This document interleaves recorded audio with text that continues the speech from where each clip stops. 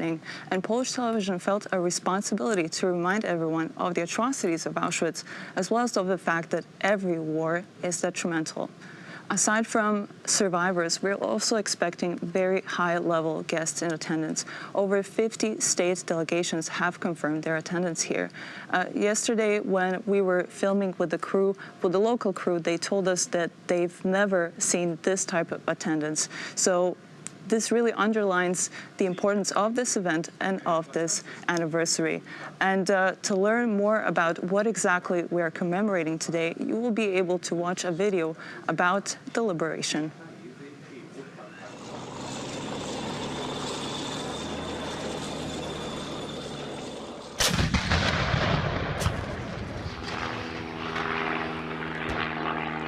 Dwudziestego 7 stycznia 1945 roku pierwsi żołnierze Armii Czerwonej weszli do Oświęcimia.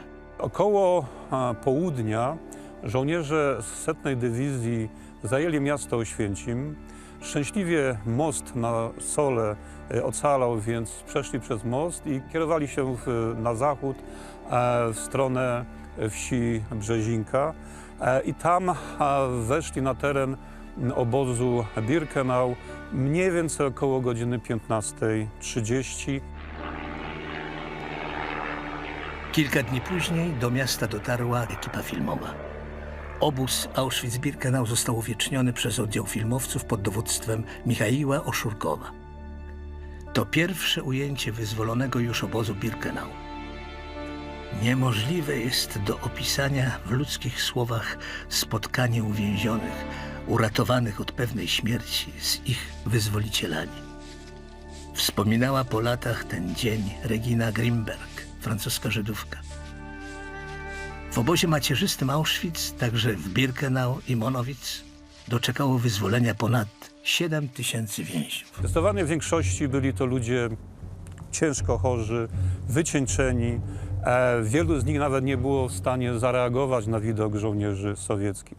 Niemniej ci, którzy byli jeszcze w względnie dobrej kondycji fizycznej, witali żołnierzy jak takich autentycznych wyzwolicieli, bowiem z ich punktu widzenia to właśnie żołnierze armii sowieckiej, w składzie której walczyli Rosjanie, ale też i w tych dywizjach było wielu Ukraińców, przynieśli im wolność. Tak ten dzień wspominał radziecki porucznik Jurij Iliński. Dzieci za drutami. To było dla mnie, dla moich żołnierzy największe przeżycie.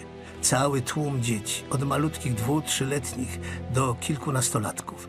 Wychudzone, obdarte, chore, głodne. Oddawaliśmy im wszystko, co tylko było w żołnierskich plecakach. Powoli do wyzwolicieli docierała prawda na temat tego, co działo się na terenie obozu Auschwitz-Birkenau. Zaskoczeniem była skala zbrodni, jakiej dopuścili się oprawcy na więźniach. Dopiero jednostki drugoliniowe, które tu przyszły w kolejnych dniach, zaczęły udzielać pomocy. Najpierw takie doraźne, taka zorganizowana pomoc rozpoczęła się od pierwszych dni lutego 1945 roku. Wówczas tutaj władze sowieckie zorganizowały 2 szpitale polowe, wojskowe, które objęły opieką chorych więźniów. Żołnierze sowieccy znaleźli ponad 600 zwłok więźniów zastrzelonych przez SS-manów w trakcie wycofywania się z Auschwitz oraz zmarłych z wycieńczenia.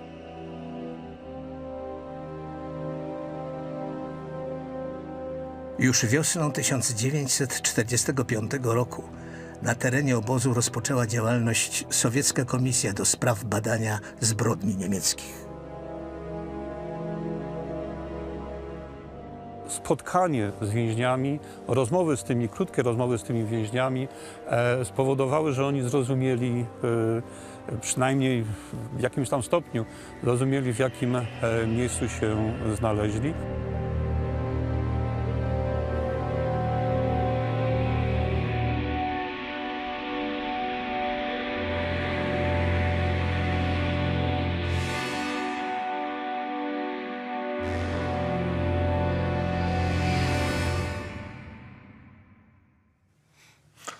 Maciej Zagalski, good afternoon.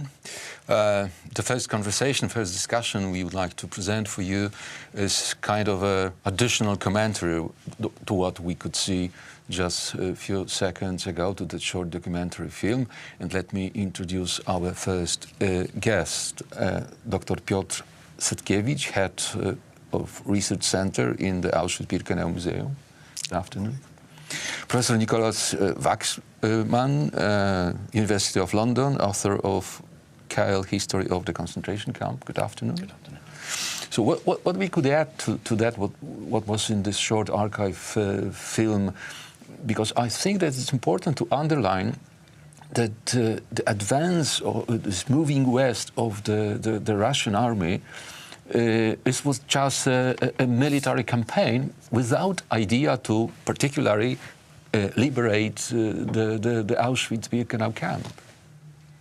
Yes, the Soviet troops concentrated the forces on two large bridgeheads on the left bank of the Vistula River, and the primary target for these forces was Berlin, simply, and that was particularly the case of the first Belarusian front that was under command of Marshal Georgy Zhukov, and the first Ukrainian front on the south that was headed by Marshal Ivan Konev. So Stalin, as well as Stavka, that was the Soviet highest command, believed that it was possible to achieve Berlin within one strong, mighty blow, and that was the primary goal of the offensive. However, of course, for the troops of Marshal Konev,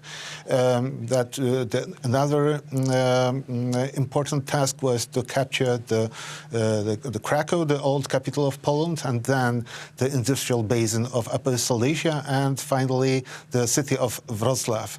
So that was more or less the plan of the Russians. Yeah, but I can imagine that the let's say, ordinary soldiers, even the commanders on the field, they didn't know anything about the camp. But what about Stalin and the leadership of former Soviet Union? No idea what's happened here? Well, most probably they did not hear much about Auschwitz. Nevertheless, they should have a certain knowledge about the concentration camps and Auschwitz, of course, because well, they have some news from the British broadcasting of the BBC about Auschwitz, and secondly, some former SS guards from Auschwitz who were transferred to the front units, and then they were taken prisoner by the Soviets, were interrogated by the Soviet intelligence. So they had to know more or less what was Auschwitz. However, as we know from the testimonies of Soviet commanders of the 16th Army, which was responsible finally for liberation of Auschwitz, these commanders on the front line, they knew nothing practically about the Auschwitz concentration camp.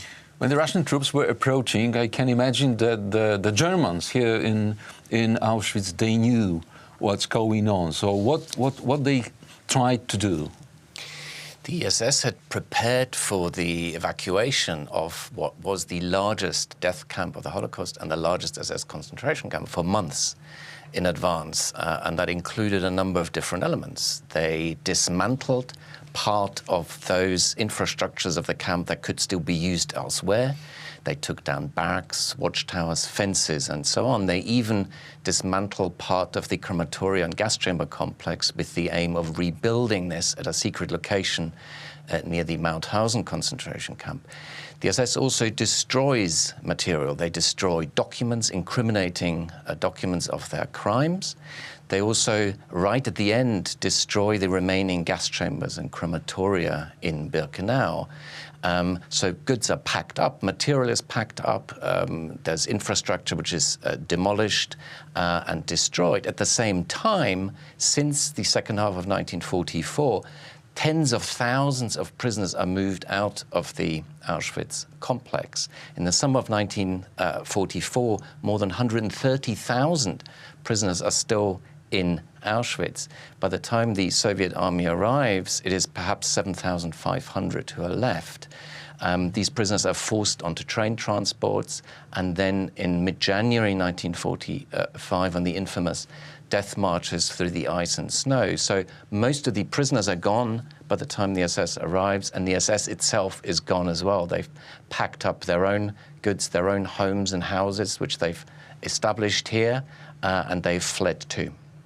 But it means that they realized that when the camp will be liberated by the Soviet ally, they can't leave any evidences of the horrible crime. So, but on the other hand, it was impossible to destroy it completely.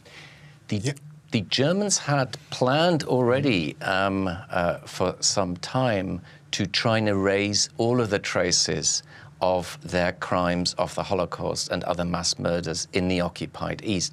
There was a special SS operation dedicated to this, not just in Auschwitz, but elsewhere.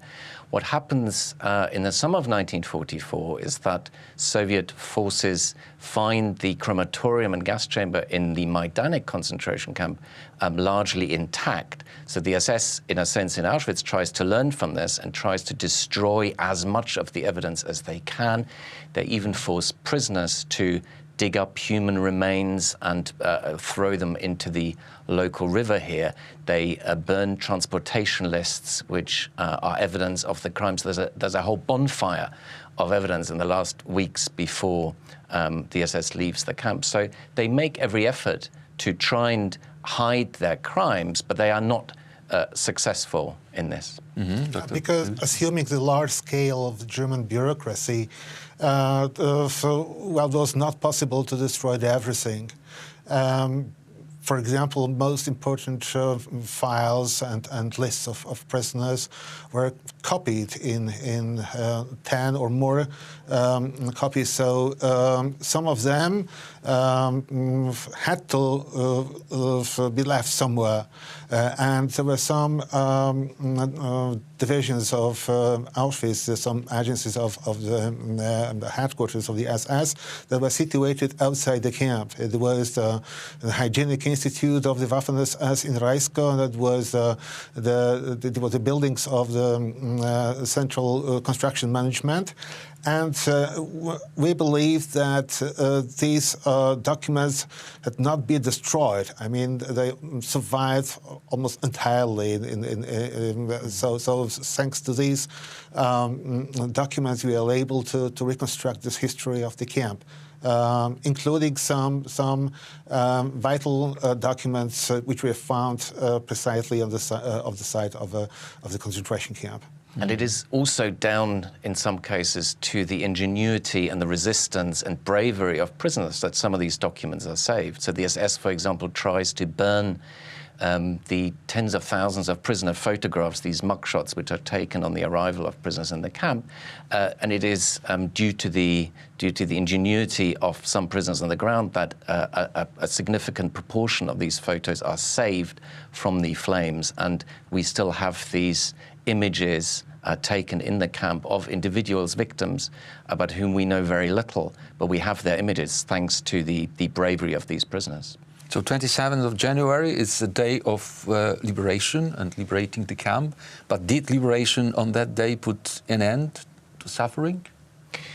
The suffering in many ways continues. We have to first of all bear in mind that only a tiny fraction of the prisoners who've been dragged to Auschwitz, an estimated 1.3 million women, men and children were taken to Auschwitz. Only a tiny proportion of them are freed here on the 27th of January. The vast majority of prisoners who are taken to Auschwitz are murdered in Auschwitz.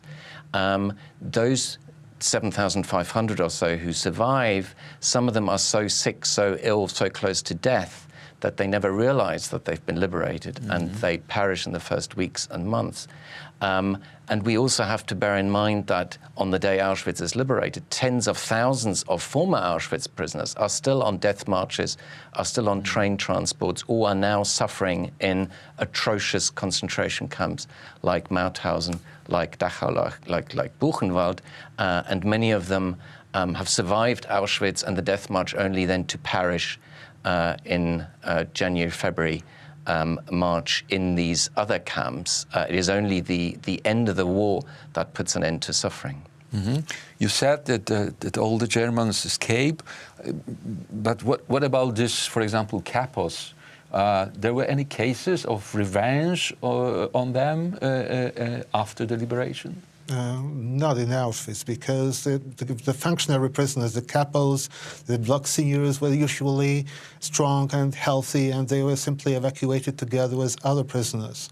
So when the Soviets approached Auschwitz, there might have been only few functionary prisoners like the physicians in the hospital, nurses, and so on. So they were not persecuted, and of course they even helped the survivors when the Russians came. Mm-hmm. And what about the medical treatment? Because I can imagine that even for those doctors from Russian army, if they wanted to help, they had no knowledge how to work with such victims of what's happening here. So what we know about this treatment? Well, that was a problem because many prisoners suffered from simultaneously from very different diseases, malnutrition, vitaminosis, tuberculosis, and so on. So sometimes the standard procedures of treatment did not work, and many survivors who were liberated by the Soviets died a few days or weeks later because of the general malnutrition simply and the hunger diseases. Mm-hmm. Yeah, you have to imagine. I mean, these are prisoners who've spent months, in some cases years, in this terrible place, being abused, being tormented, being tortured, suffering terrible malnutrition and diseases. I mean, the average weight of survivors in these hospitals, which are then set up after the war, is between 30 and 35 kilograms. And it is no surprise that many of them perish despite the best efforts to try and save their lives. We have testimonies that, for example, some nurses were unable to complain that they were unable to make intramuscular injections because the prisoners had no masks at all. So this is also what we have to remember about that wonderful day of liberation, that it was really horrible time for them. Thank you very much. Dr. Piotr Sytkiewicz, head of Research Center in Auschwitz-Birkenau Museum, was with us, and Professor Nikolaus Waxman, University of London. Thank you. Thank you so much. Thank you. And now I would like to invite you to watch the short documentary about Antoni Czortek. He won the Polish championship title 4 times before the war in boxing. And his story, because then he was the prisoner during the war in Auschwitz, his story is really unbelievable. W 1943 roku zostałem przywieziony z Pawiaka z Warszawy tu do Oświęcimia, do Brzezinki raczej, na kwarantannę. I tu z moją znajomością, którego znałem osobiście, niejakiego Kazimierza Goska, był raportschreiberem, przetrzymali mnie na tej kwarantannie pół roku. Wiedzieli, że ja jestem bokser, jak jakiś transport przyjechał do Brzezinki, od razu się pytali, kto tu jest bokserem. Jak jakiś bokser był, to go wyłowili i myśmy staczali między tymi blokami walki bokserskie. Ring taki prowizoryczny, żeśmy sobie ustawili i między sobą boksowaliśmy. Te walki to były takie pokazówki, bo SS-mani zbierali się na drugiej stronie, przy drutach był ten ring przy cygańskim lagrze, przy czeskim lagrze, gdzie sprowadzali swoje panie i te panie tak samo nas oklaskiwali. Tu właśnie spotkałem kolegę, którymi mecz zrobiłem bokserski, to było pierwsze moje wyjście do bramu greckiego Żydka, Salamon się nazywa. Ta walka odbywała się tu w tym miejscu, był stolik postawiony, tu siedział SS-man, tu siedział blokowy i z tej strony siedział blokowy. Wódka oczywiście i czarna kawka była na stole, a w tym miejscu myśmy boksowali z kolegą, którego przyprowadzili z 10 bloku. w koszuli oczywiście przyszedł zmarznięty, bo było w tym czasie zimno. SS-man wyciągnął pistolet, położył na stół i każe nam się boksować. Myśmy pierwszą rundę boksowaliśmy, ja rozbiłem koledze łuk, on mnie rozbił wargę i żeśmy nawet tak możliwie ciężej boksowali. A później już następne 2 rundy to żeśmy się zwarcił, żeśmy się przybliżyli, już na ucho mówimy, żeby lżej boksować. I w ten sposób ta walka przez 3 rundy odbyła się. Ale dla mnie to nie była walka, tylko taki pośmiech dla nich. Oni popijali sobie i śmieli się w głos po tej walce. Ja byłem na 11 bloku, miałem IL, czerwony punkt na piersiach, numer oczywiście, winkiel czerwony, polityczny i poza tym IL ins Lager. Nie wolno mi było na żadne roboty poza lager wychodzić. W międzyczasie w nocy, wieczorem, dzień przychodzi lager, komendant wziął mnie do bloku, podaje mi rękę, przywitał się i mówi: pójdziesz do Oświęcimia pierwszego, będziesz boksował, tam mamy jednego boksera niemieckiego, będziesz boksował z Walterem, tylko żebyś nam wstydu nie zrobił. W tej chwili zgłoś się do blokowego, blokowy cię elegancko ubierze i cię zaprowadzą do Oświęcimia pierwszego. Znalazł się tam masażysta, wymasował mnie i po chwili przychodzi mój partner cały, Walter, z którym miałem boksować. Ja się go pytam, jak my mamy boksować, czy naprawdę, czy mamy udawać tylko, że boksujemy. Nie, kolego, jeden Sportleute, wir müssen boxen. Bo nie znał języka polskiego oczywiście, bo to był Niemiec. I powiada, że nie, kolego, jesteśmy bokserzy, musimy boksować. Były 4 walki zapaśnicze, 4 walki bokserskie. Ring był przy bramie ustawiony, bardzo dużo ludzi było. Oczywiście moja walka odbywała się 4., ostatnia walka bokserska i wchodzimy na ten ring. Ja byłem strasznie strępowany, mięśnia odmawiały mi posłuszeństwa, wszystko skrępowane było w pierwszej rundzie. Jakoś w drugiej rundzie kibice zaczęły mi dopingować. Kajtek, nie bój się, ja miałem z wolności pseudum Kajtek. Kajtek, nie bój się, bij Niemca, doping cały czas był. W drugiej rundzie rozgrzałem się, zacząłem faktycznie boksować, posłałem go w połowie rundy na deski, do 8 był liczony. I tu przeżywałem te całe ciężkie chwile. Początek był dla mnie bardzo ciężki. Później stopniowo, jak zwykle, człowiek się wszędzie do wszystkiego przyzwyczaja, prawda? Bardzo dużo przywieźli greckich sportowców, a między nimi bardzo dużo zapaśników. Chłopi dobrze zbudowani. Oni trzymali sztamę, że sobą jeden drugiemu pomagał. Jeden miał coś do jedzenia, a drugi miał za dużo, to dzielili się bardzo. Tak przyzwoicie po przyjacielsku żyli między sobą. Pewnego razu była selekcja Żydów. Opróżnili blok pusty jeden i po tej selekcji wszystkich tych, którzy mieli do krematorium, wpędzili na ten blok. Na jedną noc. Tych Żydów greckich zapaśników dali im kije, ich postawili, żeby pilnowali tego bloku, żeby tam nikt nie miał prawa jakiejś ucieczki, bo im zagrodzili, jeżeli ktoś będzie brakował z tych selekcjonerów całych tak zwanych, to oni pójdą z nimi razem do krematorium. Nie daj Boże, to co się tu odbywało, to nie daj Boże całemu narodowi na świecie życzę, żeby to się więcej nie powtórzyło.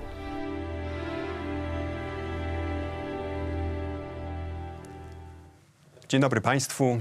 Guten Tag, liebe Zuseherinnen und Zuseher. Ich darf Sie herzlich im Studio willkommen. Ich heiße meine Gäste willkommen, Frau Hanna Lessing.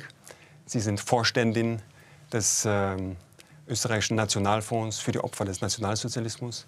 Herr Christoph Häubner, Sie sind geschäftsführender Vizepräsident des Internationalen Auschwitz-Komitees. Herr Romani Rosa, Sie sind Vorstand des Zentralrates Deutscher Sinti und Roma. Es freut mich, dass wir uns heute aus Anlass des 80. Jahrestages der Befreiung von Auschwitz-Birkenau hier finden und eine Viertelstunde Zeit haben werden und versuchen werden, uns ein bisschen mit der Vergangenheit auseinanderzusetzen und der Bedeutung, die die Vergangenheit für uns, für die Generationen seit 1945 hatte, auch für die künftigen Generationen bedeuten sollte oder könnte. Wir haben gerade einen interessanten Beitrag mit den Zeugenaussagen von Antoni Czortek, einem Auschwitz-Überlebenden, gesehen. Er war vierfacher polnischer Boxmeister und hat uns erzählt, wie das Leben in Auschwitz ausgesehen hat, für ihn und seinesgleichen. Und damit würde ich gerne beginnen und Sie bitten, auf einer persönlichen Ebene, auch einen persönlichen Bezug mit uns zu teilen. Das, was Sie machen, beruflich, aber auch persönlich seit vielen Jahrzehnten, ist mit der Erinnerung an diese fürchterlichen Verbrechen des Holocaust und die Verbrechen, die in Auschwitz begangen worden sind, verbunden. Sie haben Ihr Leben da dem gewidmet, Widerstand zu leisten und die Gesellschaften zu stärken, wofür wir Ihnen sehr dankbar sind als Gedenkstätte Auschwitz-Birkenau, aber auch als viele andere Orte des Gedenkens. Ich wollte, wie schon gesagt, mit einem persönlichen Beitrag beginnen. Und wenn ich Sie bitten darf, Frau Lessing, was steht oder was stand für Sie auch aus dem familiären Umkreis zu Beginn Ihrer Geschichte mit dem Gedenken und mit der Bildung und Erziehung? Danke vielmals für die Möglichkeit, hier an meine Großmutter zu erinnern. Meine Großmutter wurde am 16. Oktober 1944 von Theresienstadt nach Auschwitz deportiert, wo sie keine Nummer mehr tätowiert bekommen hat, sondern sie ist sofort ins Gas geschickt worden und hier ermordet worden. Und meine Arbeit im Nationalfonds ist immer wieder ihrer Erinnerung, aber natürlich auch der Erinnerung an alle anderen Opfer des Holocaust gewidmet. Und ich glaube, für uns in der zweiten bzw. dritten Generation ist es einfach wichtig, den Jugendlichen zu zeigen, worum es hier geht, was hier passiert ist. Das scheint, besonders jetzt im 80. Jahr, nur mehr ein Teil in einem Geschichtsbuch zu sein. Mhm. Und es ist extrem wichtig, dass wir ihnen mitgeben, dass diese Freiheit, die damals die Überlebenden erkämpft haben, die Widerstandskämpfer, alle Opfer, alle Überlebenden erkämpft haben, diese Freiheit ist nicht einfach gegeben. Und ich sage meistens, die Schwester der Freiheit ist Verantwortung. Das heißt, die Jugendlichen, aber auch wir jetzt als nächste Generation müssen diese Verantwortung übernehmen.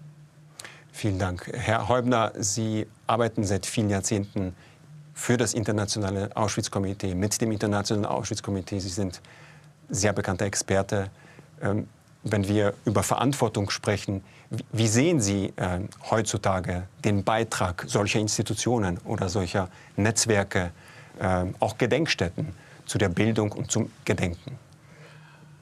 Lassen Sie mich ein wenig zurückgehen. Die Erinnerung hat immer Gesichter und sie ist sehr konkret. Und so wie Hannah Lessing von ihrer Großmutter berichtet hat, kommt mir hier mein Vater in den Sinn. Der war ein deutscher Soldat bei der Wehrmacht. Und der ist mit der Erkenntnis aus diesem Krieg herausgegangen, erstmal, dass er seine Söhne dazu erzieht, dass sie nicht zum Militär gehen, sondern alternative Formen finden. Und zum Zweiten, dass man das nie vergessen darf, was er teilweise mit eigenen Augen miterlebt hat und wofür er Mitverantwortung getragen hat. Das soll nicht wieder geschehen. So hat er uns erzogen. Und später kam die Begegnung mit Überlebenden hinzu in Stutthof, hier in Auschwitz. Und es war immer berührend und umso motivierender, dass diese polnischen Überlebenden, die Menschen aus Israel, aus Frankreich, wo auch immer, nie anklagend waren, nie fordernd waren, sondern immer appelliert haben, es geht um deine eigene Zukunft. Kümmere dich um deine Gegenwart und deine Zukunft, wenn du unsere Geschichte ernst nehmen willst. Mhm. Herr Rose, Sie haben eine Perspektive, das Opfer der Roma und Sinti auch hier in Auschwitz-Birkenau ist ein sehr wichtiger Bestandteil dessen, wie man über die Geschichte, diese schwierige Geschichte von hier erzählt. Sie haben mir privat verraten, dass Sie mit Władysław Bartoszewski, einem langjährigen Vorsitzenden des Internationalen Auschwitz-Rates, ein gutes Verhältnis hatten und auch gemeinsam dazu beigetragen haben, dass das Schicksal der Roma und Sinti hier zentral ist in Auschwitz und Birkenau. Sagen Sie uns doch bitte auch, wie Ihre Perspektive auch über die Generationen hinweg dazu aussieht, wie man sich mit Gedenken auseinandersetzt. Zunächst mal vielen Dank. Ich bin froh, heute hier zu sein. Meine Großeltern sind in Schwerin verhaftet worden, 1943. Sie kamen hier nach Auschwitz.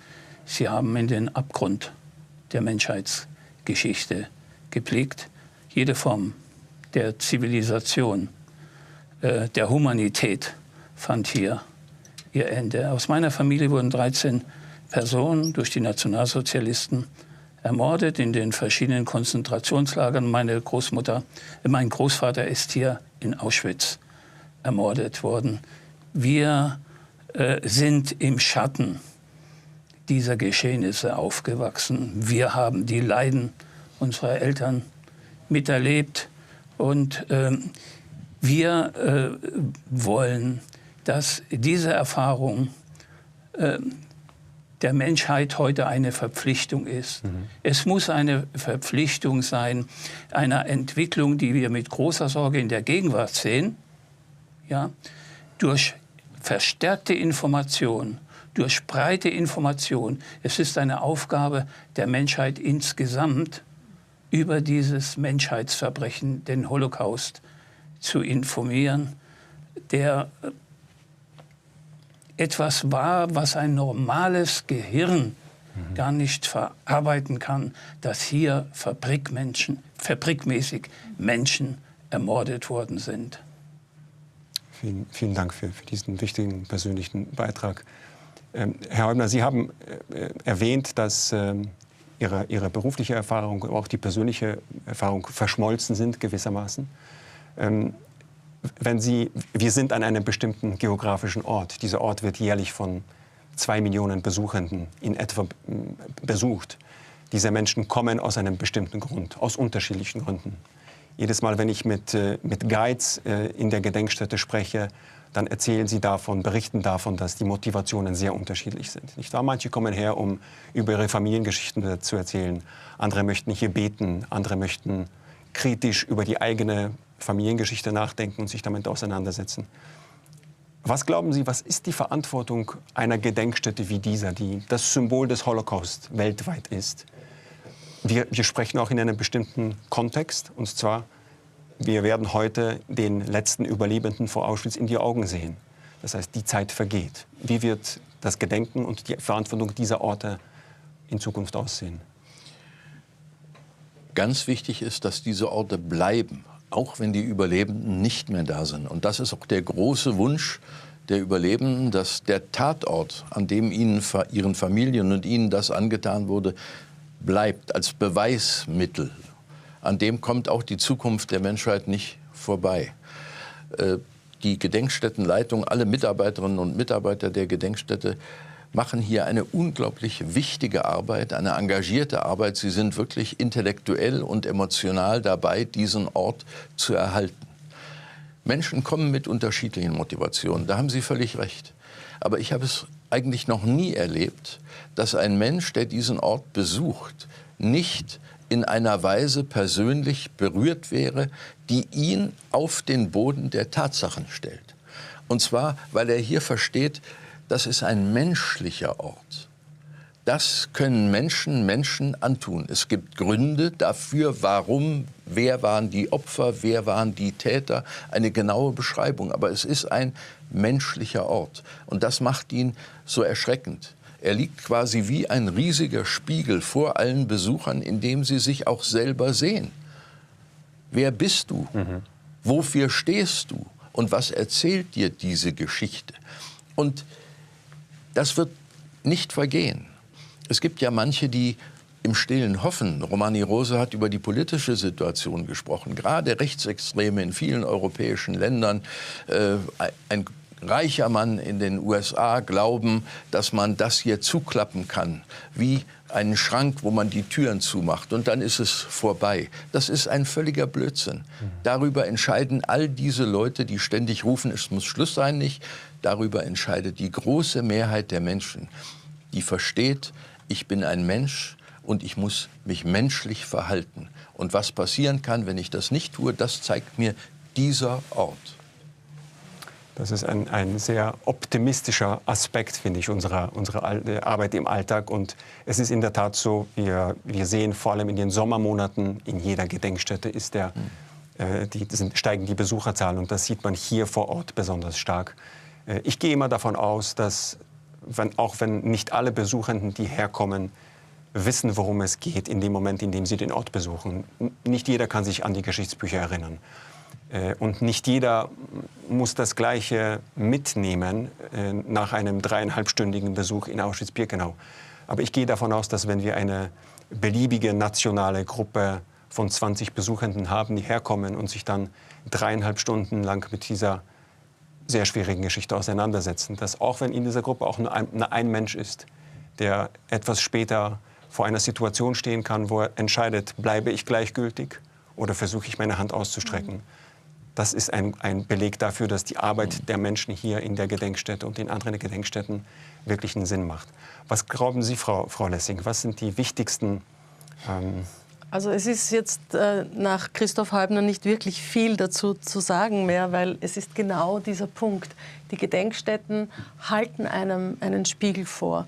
Die Gedenkstätten schaffen es, also Pierre Nora, der Philosoph, der Französische, hat einmal gesagt, Milieu de Mémoire und Lieu de Mémoire, also Erinnerungsgemeinschaften, das sind die Zeitzeugen, deren Stimme einfach immer schwächer wird.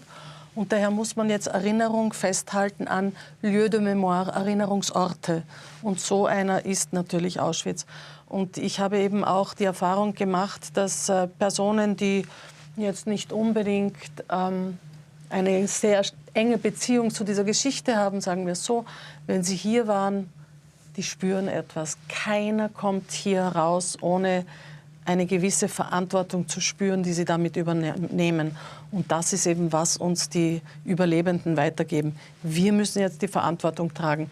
Und Zweitzeugenschaft, was wir natürlich in der zweiten und dritten Generation schon machen, ist zwar ein Punkt, aber ein Ort wie Auschwitz, der spricht für sich selber. Und daher kann ich auch nur noch einmal sagen, was hier getan wird an Arbeit und auch an Vermittlungsarbeit, ist so unglaublich wichtig, weil wir natürlich auch mit den Generationen mitgehen müssen. Jede Generation muss für sich selber wieder diese Geschichte lernen. Mit ihren Tools, sei es mit artifizieller Intelligenz, sei es mit anderen Sachen. Aber der Ort, wo es passiert ist hier. Und der spricht für sich selbst. Das ist der Unterschied zwischen Orten, an denen es geschehen ist, und anderen Gedenkstätten, die genauso wichtig sind, in der Welt verstreut und die Geschichte auch erzählen. Aber wir haben es eben mit dem Ort, mit dem physischen, antastbaren Ort zu tun, aber auch mit persönlichen Gegenständen, nicht wahr?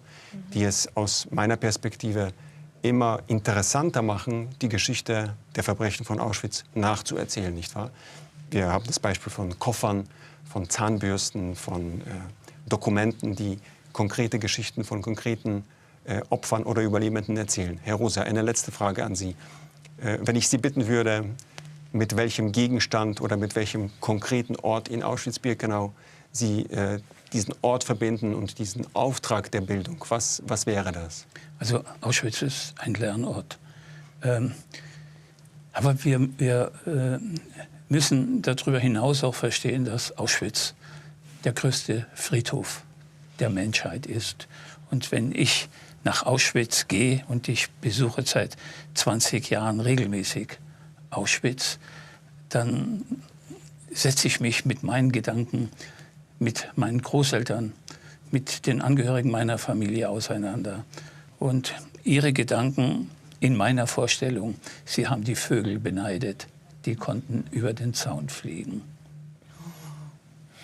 Vielen Dank, ein sehr bewegender Vergleich.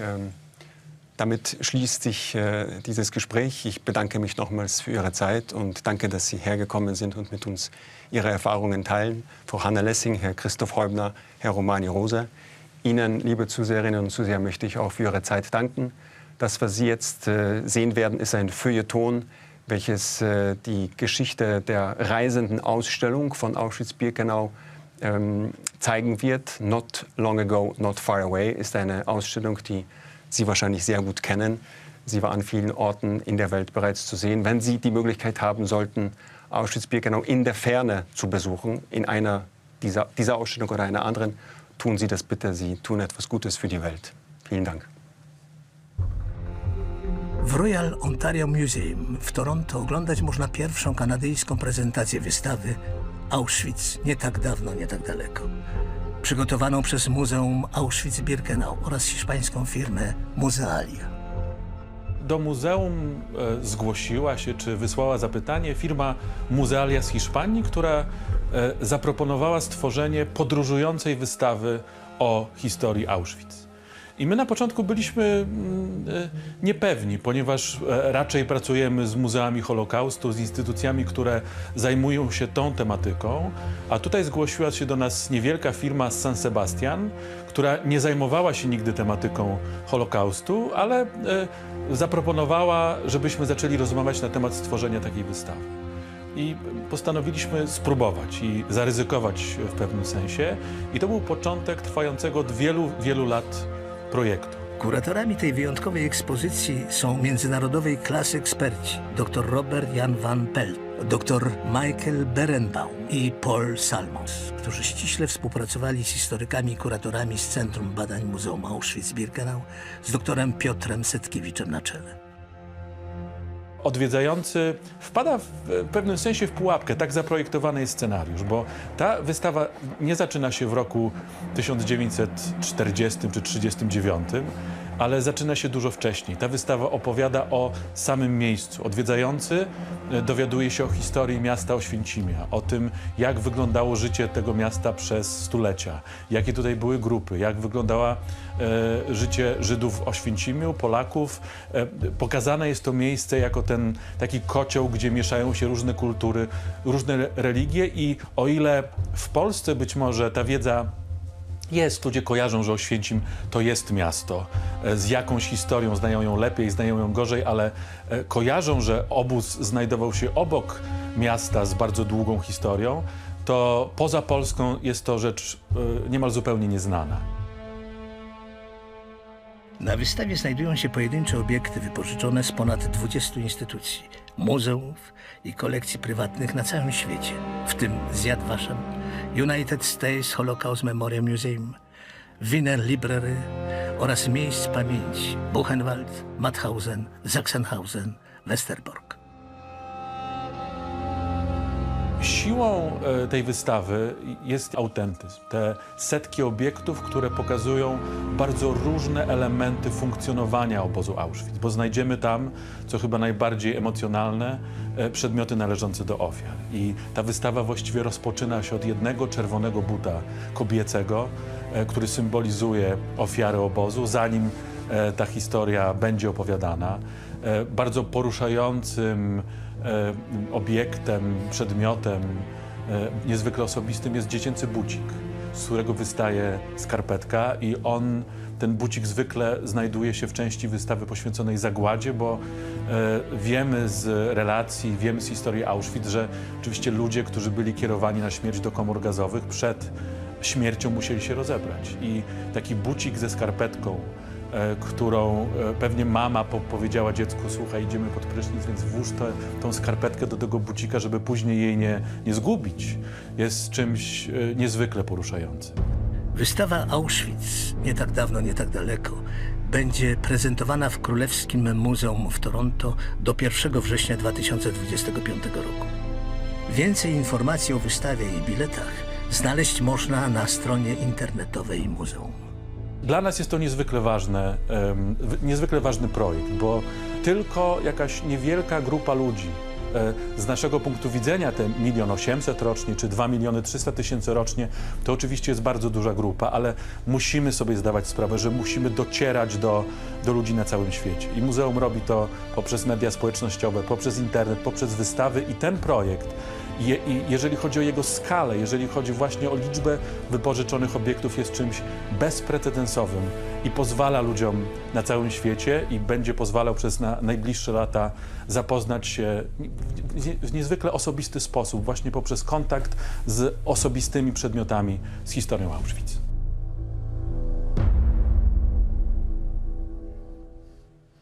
Good afternoon. You're watching TVP's live international broadcast on the 80th anniversary of the liberation of Auschwitz. And joining me now are three esteemed guests: Sadiq Khan, the Mayor of London; Dr. Maria Zalewska, the Executive Director of the Auschwitz-Birkenau Memorial Foundation; and Mr. Luis Ferreiro, Director of Musealia.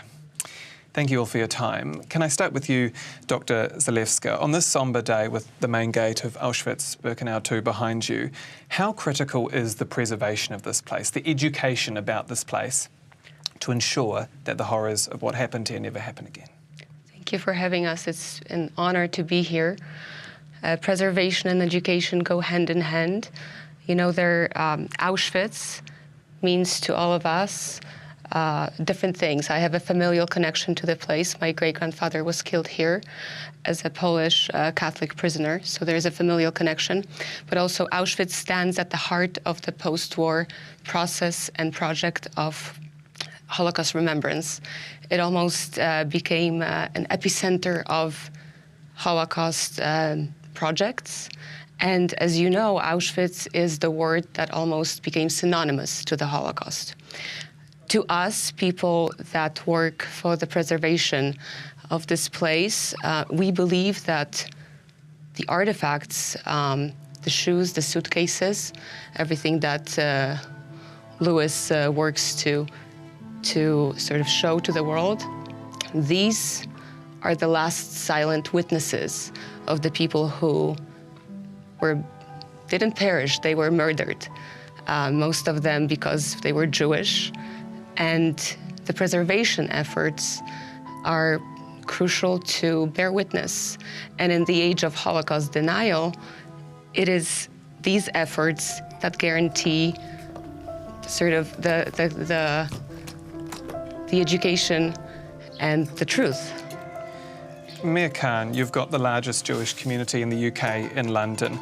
When we talk about never again, do you feel like the power of that statement still rings true? Is there the risk that its impact, its proximity to what happened here, feels a bit more distant to the younger generation?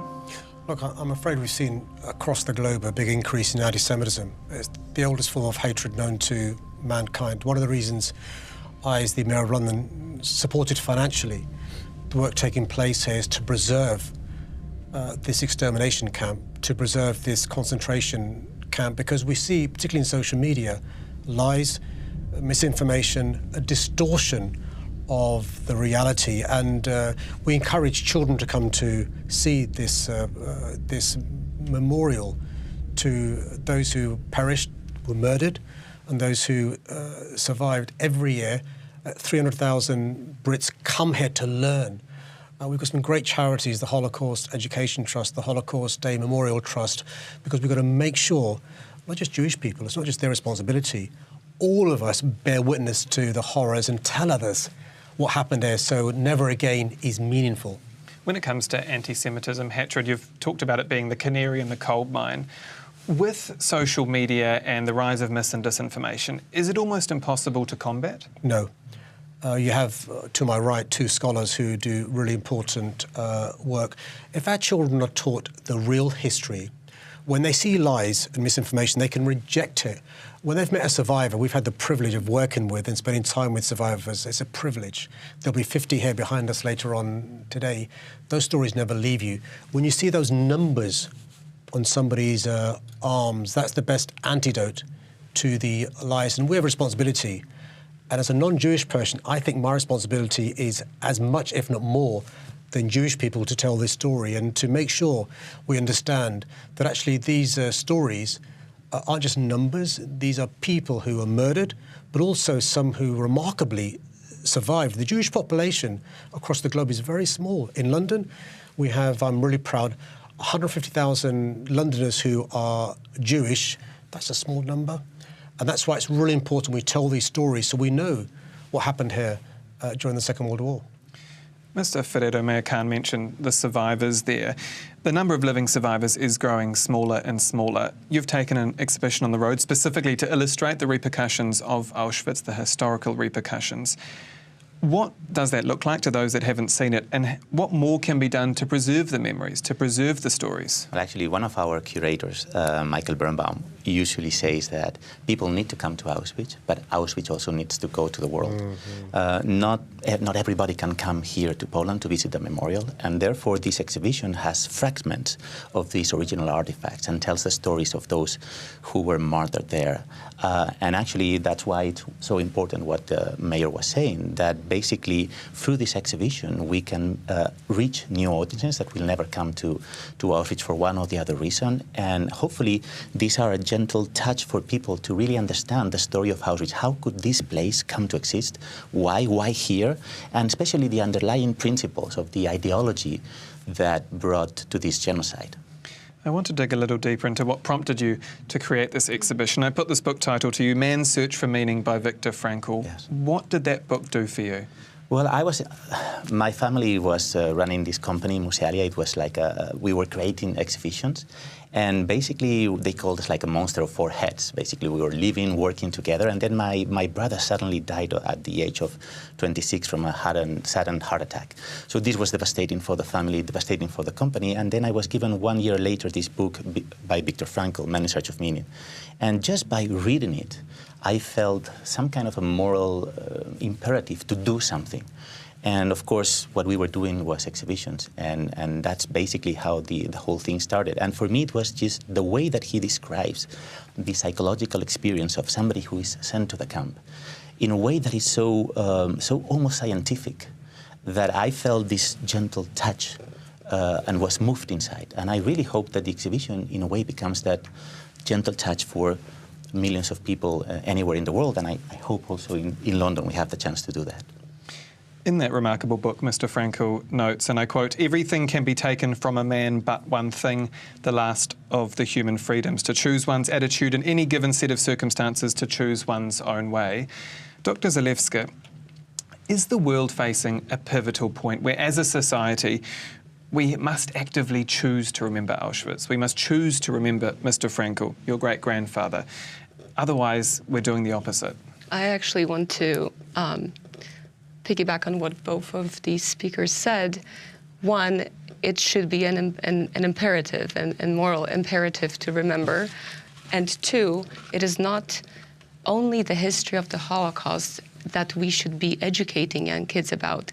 It's the history of the context, the World War II, and a certain collapse of Western democratic ideals that created a situation where Auschwitz happened. Auschwitz didn't fall from the sky, as Marian Turski said here 5 years ago, and it didn't go back into the sky.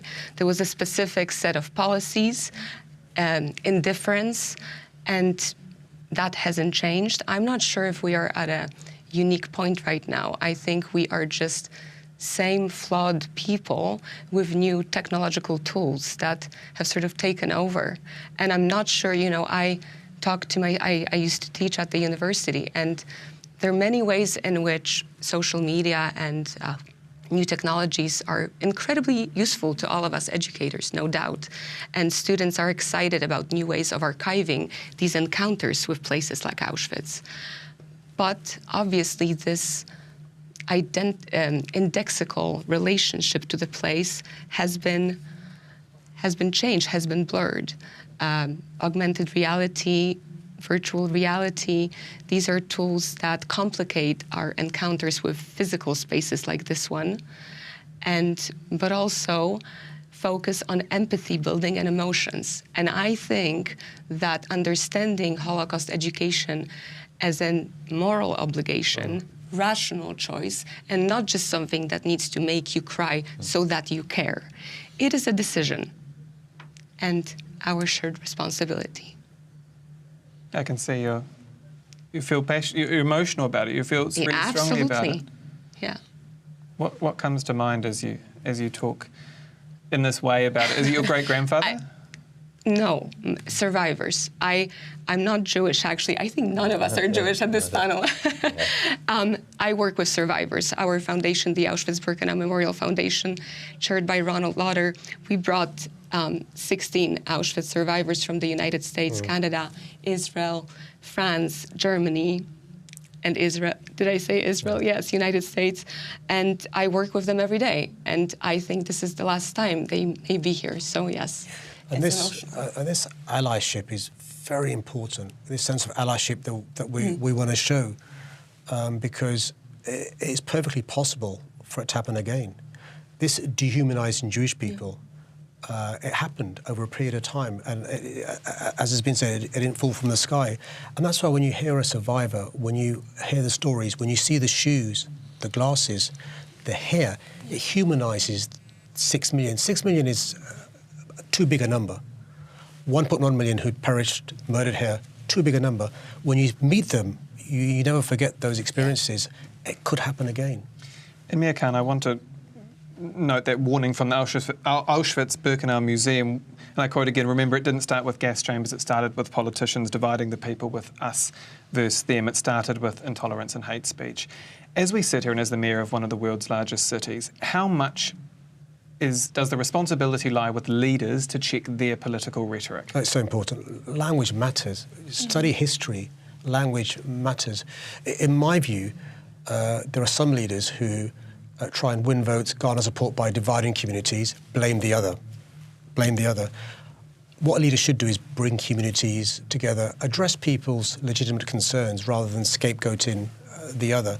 And one of the downsides of technology is a wonderful thing, is the speed with which a lie can spread and a lack of fact-checking with social media. And that's why when you've got scholars and experts telling you the real history, it's so important.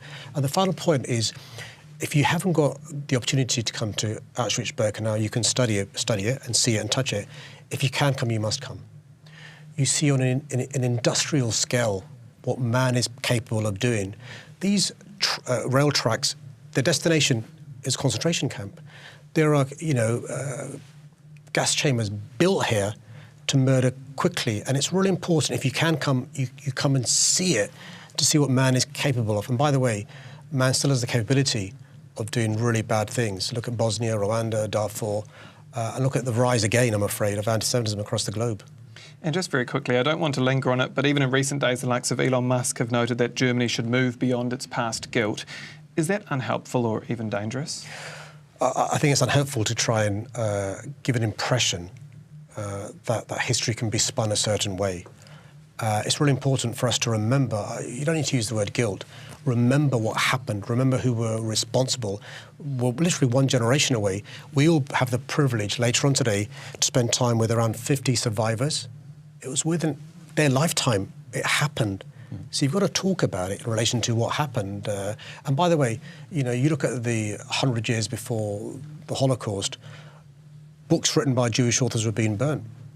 And it was, you burn books one day, don't be surprised if you burn people the next day. So I'm afraid we've got to carry on telling these stories. And, our children and grandchildren have got to remember these stories as well. And that's why keeping Auschwitz-Birkenau in its authentic state is so important. This isn't rebuilt.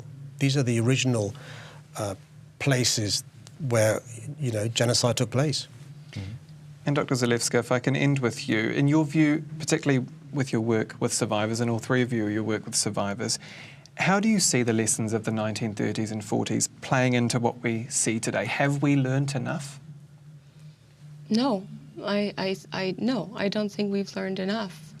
But this is an ongoing process. I mean, education, learning. No, I think when you stop learning and educating, then you're in trouble.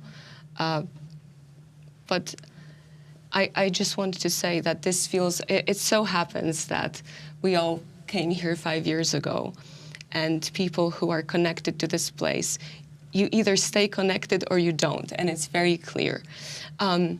This feels very different, this anniversary. One, we all sense this existential crisis of forever lost witnesses. We feel the historic significance and heaviness of tonight. But also, the world changed. And as Mayor Sadiq Khan said, the rise of anti-Semitism, I think for many survivors who I spoke with last night, and Louis was there, this feels like a very scary moment.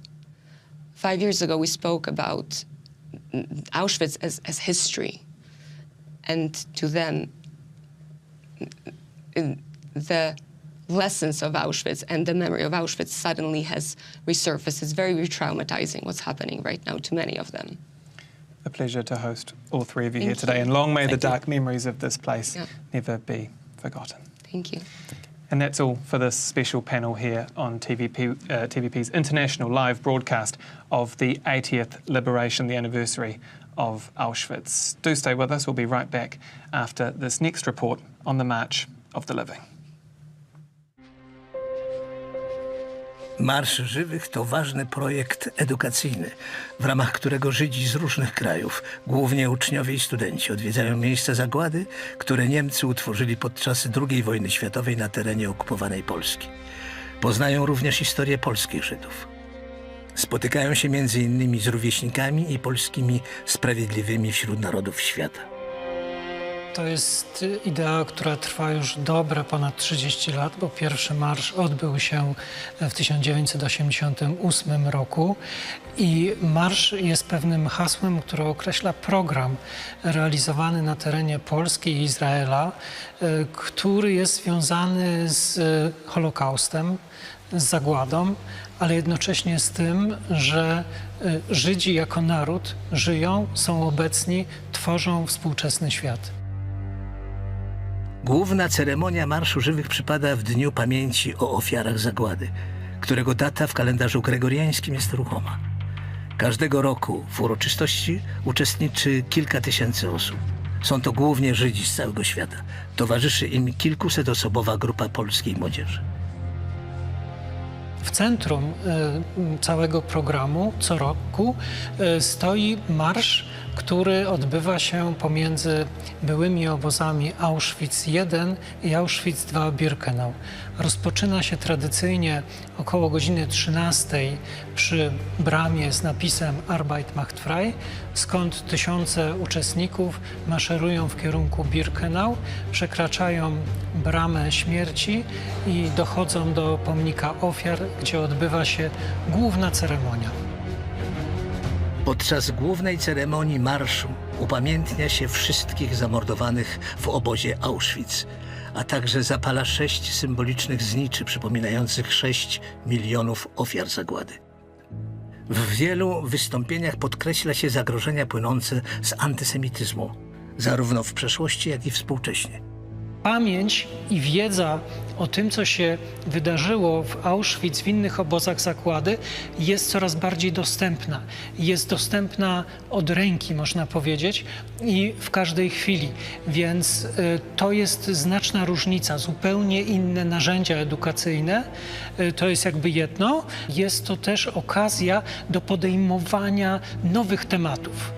Na przykład w Marszu Żywych od wielu lat uczestniczy grupa osób niewidomych. Przyjeżdżają tutaj ze swoimi psami przewodnikami. Zebrani na terenie byłego obozu, pomiędzy ruinami 2 komór gazowych i krematoriów, odmawiają kadysz, żydowską modlitwę za zmarłych.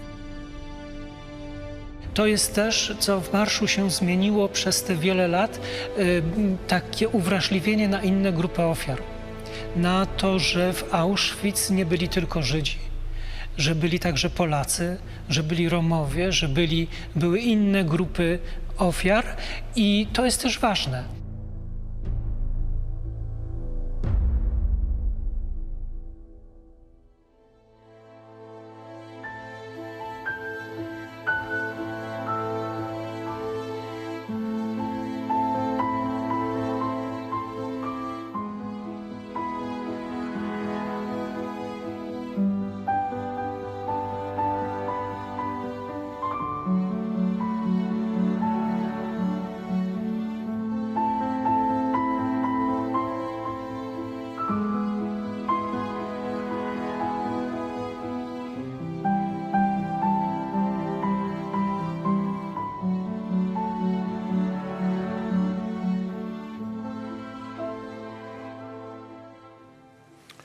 I'm joined here by people whose lives' goal is to keep the memory of what was the Holocaust, what was Birkenau and its gas chambers alive.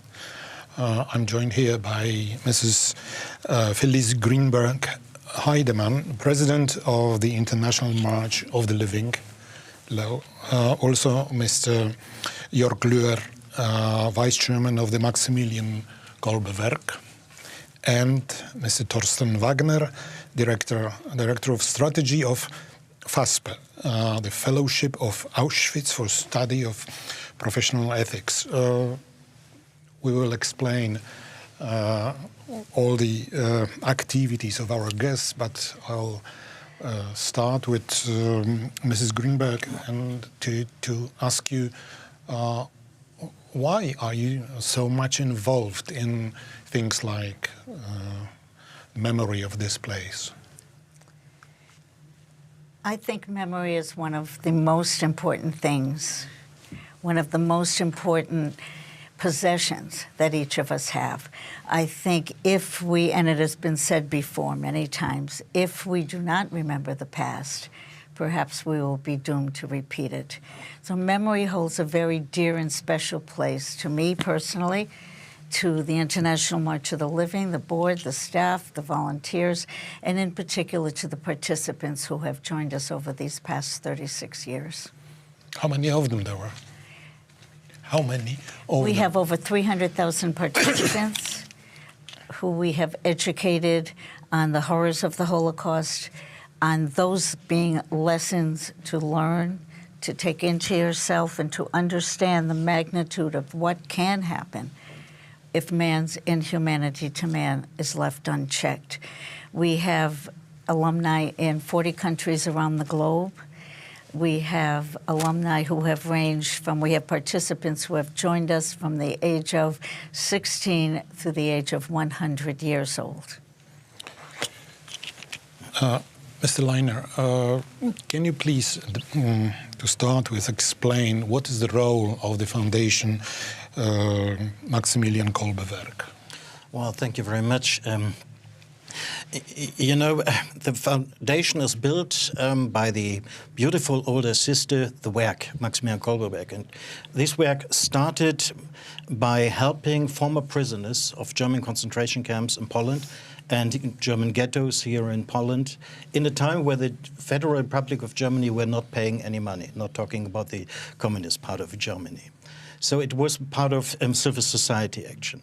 But over the years, we found out there is a certain level which is important after the survivors, and this is that we work together in order to deal with the impact of history. So therefore, we bring together people from many different parts of Europe, first of all, but also sometimes from Israel, the US, and even Africa, in order to share this history, to reflect together, to show respect together. This is about building a community, but also giving a clear sign that violence will not have the last word. Yes. Before I continue on your remarks, because the discussion about whether taking care of memory is guaranteeing that this memory is upheld, I'd like to ask Mr. Thorsten Wagner to tell us a few words about FASPE, of which you are Director of Strategy. FASPE was very much kind of founded on one simple observation, the big question, how do we take this history and the horrible things that happened here into the 21st century and also try to widen it for a larger part of the population. And the connection, the path that we chose to take was to look at the potential complicity of ordinary people. And we can see how hundreds and hundreds of people apply for our fellowships. We have now brought approximately 1,000, close to 1,000 fellows on a 2-week fellowship to Europe that very much kind of lead towards 3 days here at Auschwitz, with a focus on how the ordinary complicity of professionals like engineers and lawyers and architects and doctors very much also were part of making this place possible. And that is for us the connection, to take young people who very often are non-Jewish and do not have a direct link to this history and let them unpack and realize how viscerally experiencing this place potentially undermines their certainties, undermines the most basic premises of their existence, of our existence, and then we can start to think about what kind of potentials for complicity we have today. Yes, all of you here are talking about experiences for people who are visiting this place, and they will obviously stay deep in their memories. But you brought here 300,000 people, you brought here 1,000, probably the same number applies to you. What about the rest of the world? Is there any chance that the world does not forget?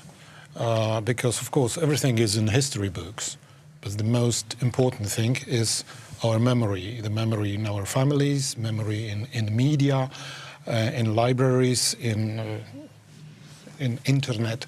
Is this memory still, well, hard to say alive or existing in some way? I think one of the motivations for the founders of this organization was to bring young people, the next generation, to the site, to the actual place where the actual events happened.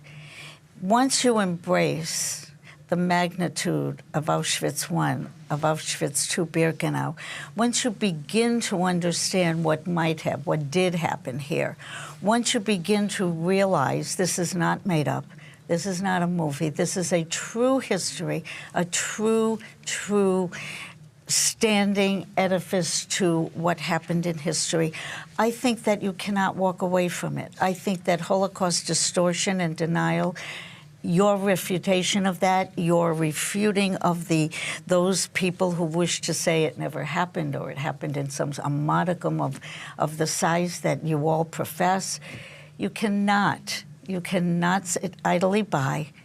You must in some capacity at some time in your life accept your social responsibility to say, yes, it did happen. With my eyes, I walked on that ground. I saw those buildings. I walked through a gas chamber and I witnessed a crematoria. So we legitimize the past. We pay reverence to those who were victims here in Auschwitz-Birkenau and in the other camps as well. By the very fact that we educate, it did happen. And if you don't stand up to the evils society is facing today, it can happen again. So you must play a role to what the young people call make a difference. You must seize the opportunity to make a difference in the global narrative, because the global narrative today is a most difficult one. It is a most distasteful one, especially for the survivors who are alive, our own family and friends who are witnessing the evils happening globally and saying how, why. We came, we lived through hell, and now you haven't learned. Now we see that you haven't learned. So we bring people here, we bring especially the young people, to show them, to teach them, and to engage them in the realities of what did happen and what can happen. Indeed. My main concern, being my age, your age, and your age, our education, our time in school, and our environment was very much influenced by the history of the Second World War, including places like Auschwitz-Birkenau. But now for young people, about whom we are mostly concerned, this place here is like, I don't know, like Roman ruins, or I don't know, some remnants of the French Revolution, whatever. I mean, it's far, far away in history, but we know that this history is again bothering us again. What can we do? Well, actually, I know what you mean by this, but my experience is a little bit different. The students have I would say, even natural reaction and a very good feeling for if one generation is just giving their life lesson to the others. And this place does not allow that. Coming here, I always say the participants have to find their own questions. And if they have questions, then we can talk about our different answers, our different experiences. So we have to provide a space for encounter yourself, encounter the place, and then encounter the others. This is most meaningful. And against the background of our experience, we can say when people come here and they get this space, they really discover quite a lot of things they were not expecting. Usually they are expecting, okay, I will be exposed to lessons from Auschwitz 1, 2, 3. They could read that. But what is really important here is to make your own experience on the place, with yourself, with the others. And then it can happen that we have come to a deeper thing of vulnerability of life. Just to share one example. 2 years ago, we had on our workshop a very intense moment with the Ukrainians. They were coming, I would say, mentally from the front lines.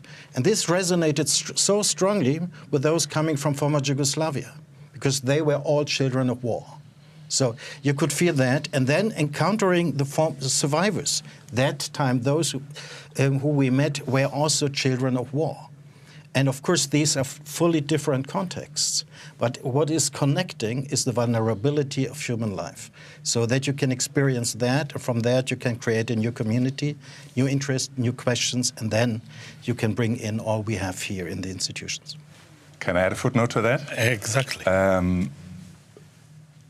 A good friend who also works as an educator here and works in the press office, Pavel Savitsky, started the tour for our fellows this year with the sentence of saying the history of Auschwitz is the history of problem solving.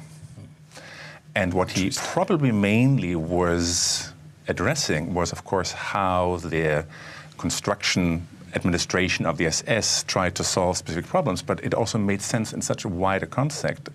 And I think that's exactly what we're trying to achieve, to make our young professionals, whether they are designers, engineers, doctors, lawyers, realize that so many of the motivations, sometimes ideological, anti-Semitic, sometimes very ordinary, is part of their reality in terms of ambition, in terms of wanting to solve technical problems. All of that is so much part of their life. And I think that is a potential way to both have the site as a site of mourning, as a site of the evidence and witnessing the evidence of the genocide here, but also to think about this as a site of learning, where we can think about these potentials as young people that our fellows are for the 21st century. What are those who visited this place, those who marched from Auschwitz to Birkenau, what do they say after the visit? I'm sorry? What do they say after doing this march? You know, I think the experience of making that march, that commemorative death march, hits different people in different ways at different times.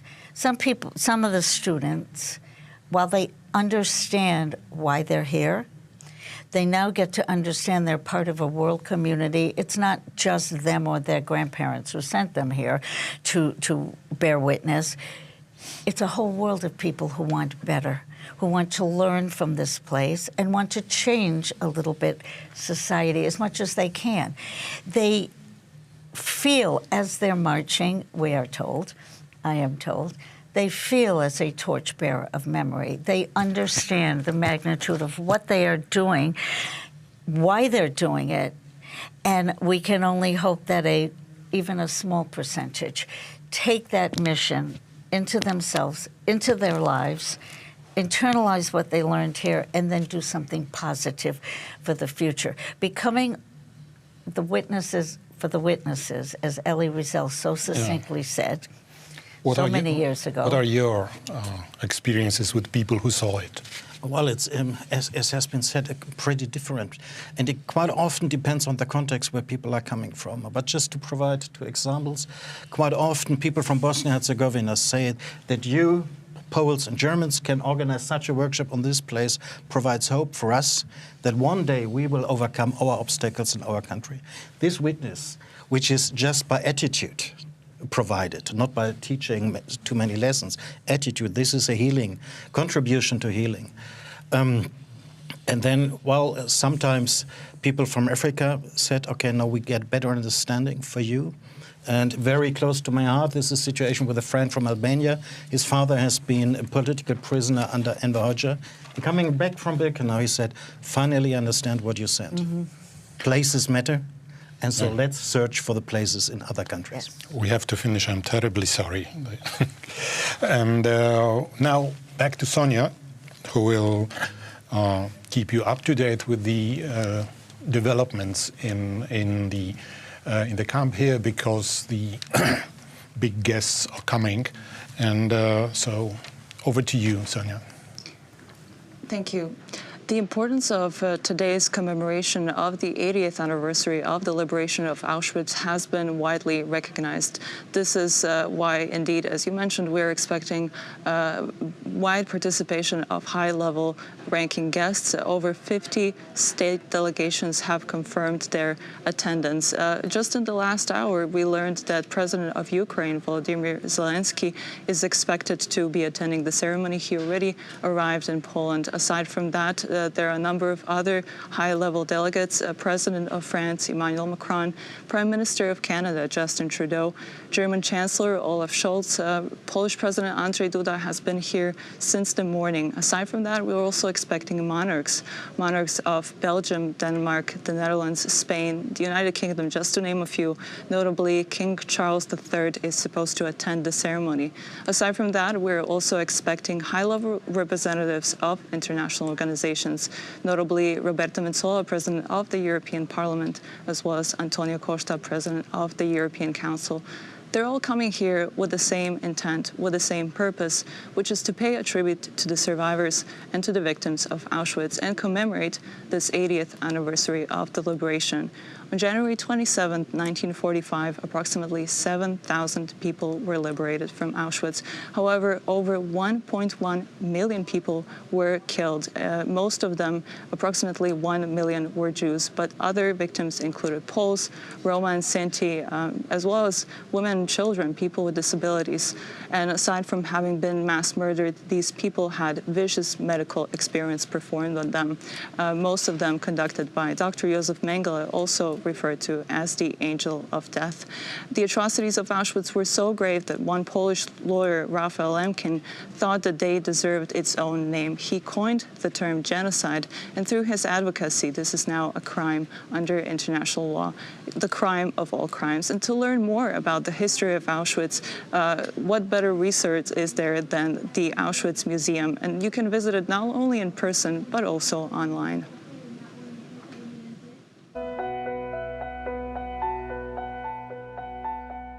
Pomysł pojawił się oczywiście w czasie pandemii w 2020 roku, kiedy okazało się, że Muzeum Auschwitz po raz pierwszy w swojej historii jest tak długo niedostępne dla odwiedzających. Zaczęliśmy się więc zastanawiać, co moglibyśmy zrobić, żeby muzeum mogło być cały czas dostępne dla każdego, nieważne od tego, gdzie się znajduje.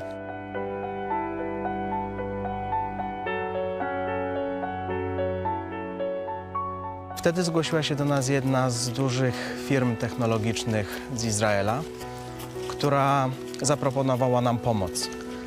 Na tym etapie ciągle nie wiedzieliśmy, co chcemy zrobić, jakie rozwiązanie wprowadzić. Natomiast ta firma zaczęła z nami rozmawiać i po około pół roku doszliśmy do wniosku, że właśnie zwiedzanie online, zwiedzanie za pomocą sprzętu elektronicznego będzie najlepszym rozwiązaniem.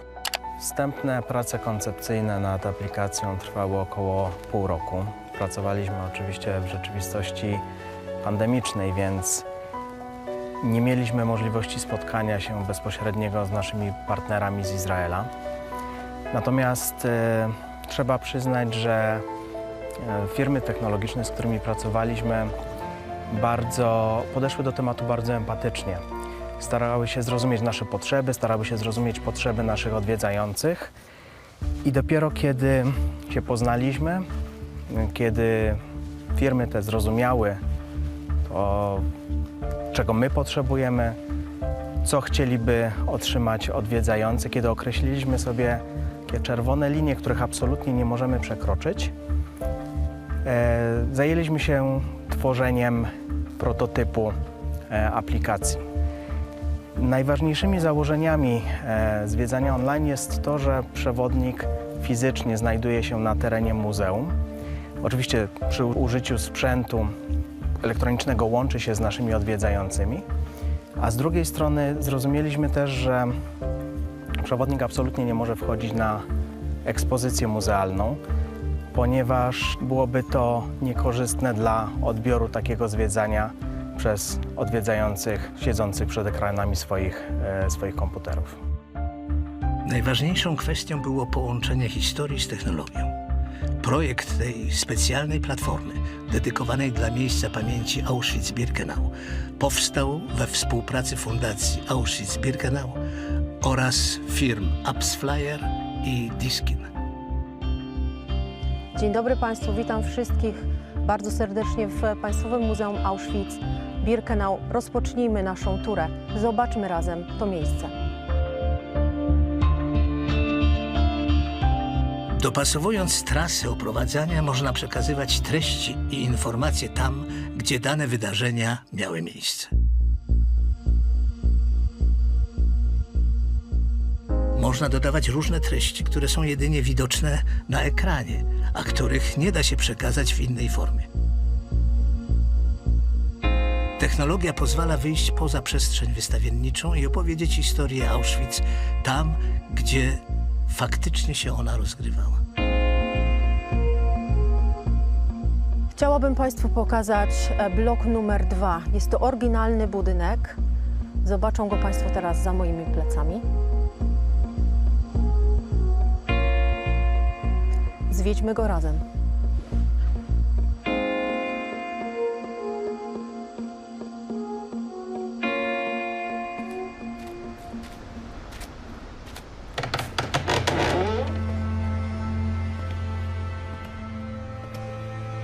Pracownik muzeum sam włącza materiał wideo, dzięki któremu zwiedzający mogą zobaczyć prawdziwe wnętrze bloku obozowego.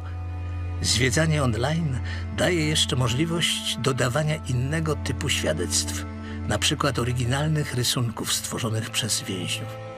Wszystko jest komentowane na żywo przez przewodnika, który wprowadza zwiedzających w codzienność obozową. Zwiedzający mają możliwość wczuć się w tragiczną sytuację więźniów obozu Auschwitz. Na przykład w takich warunkach spali po całym dniu ciężkiej pracy. Razem z przewodnikiem zwiedzający dokładnie oglądają cały blok i poznają ważne informacje o życiu za drutem kolczastym.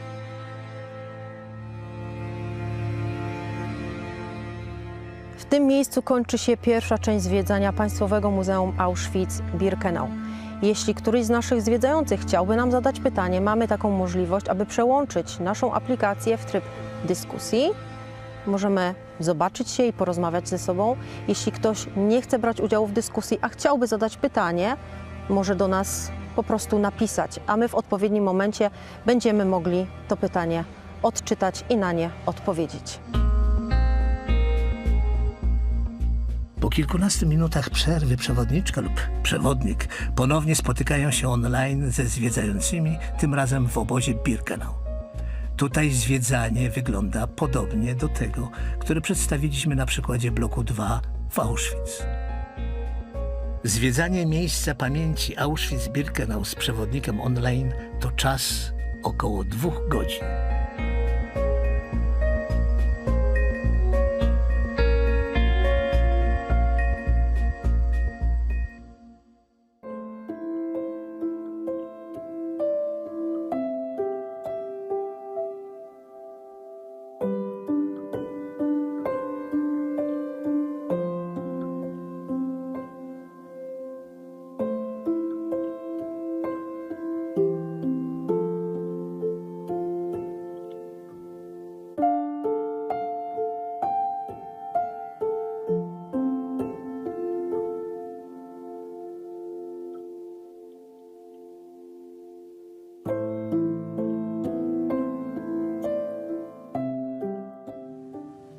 Good afternoon. Thanks for watching us.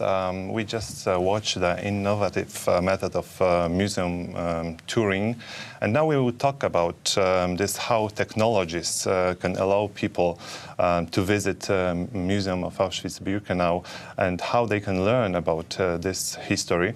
First, let me introduce our guests. So, Marie-Noëlle Jégot-Lavessière, CEO of Orange Europe. Rowan Barnett, Google Org Director, Europe, Middle East and Africa. And Wojciech Soczywica, Auschwitz-Birkenau Foundation General Director.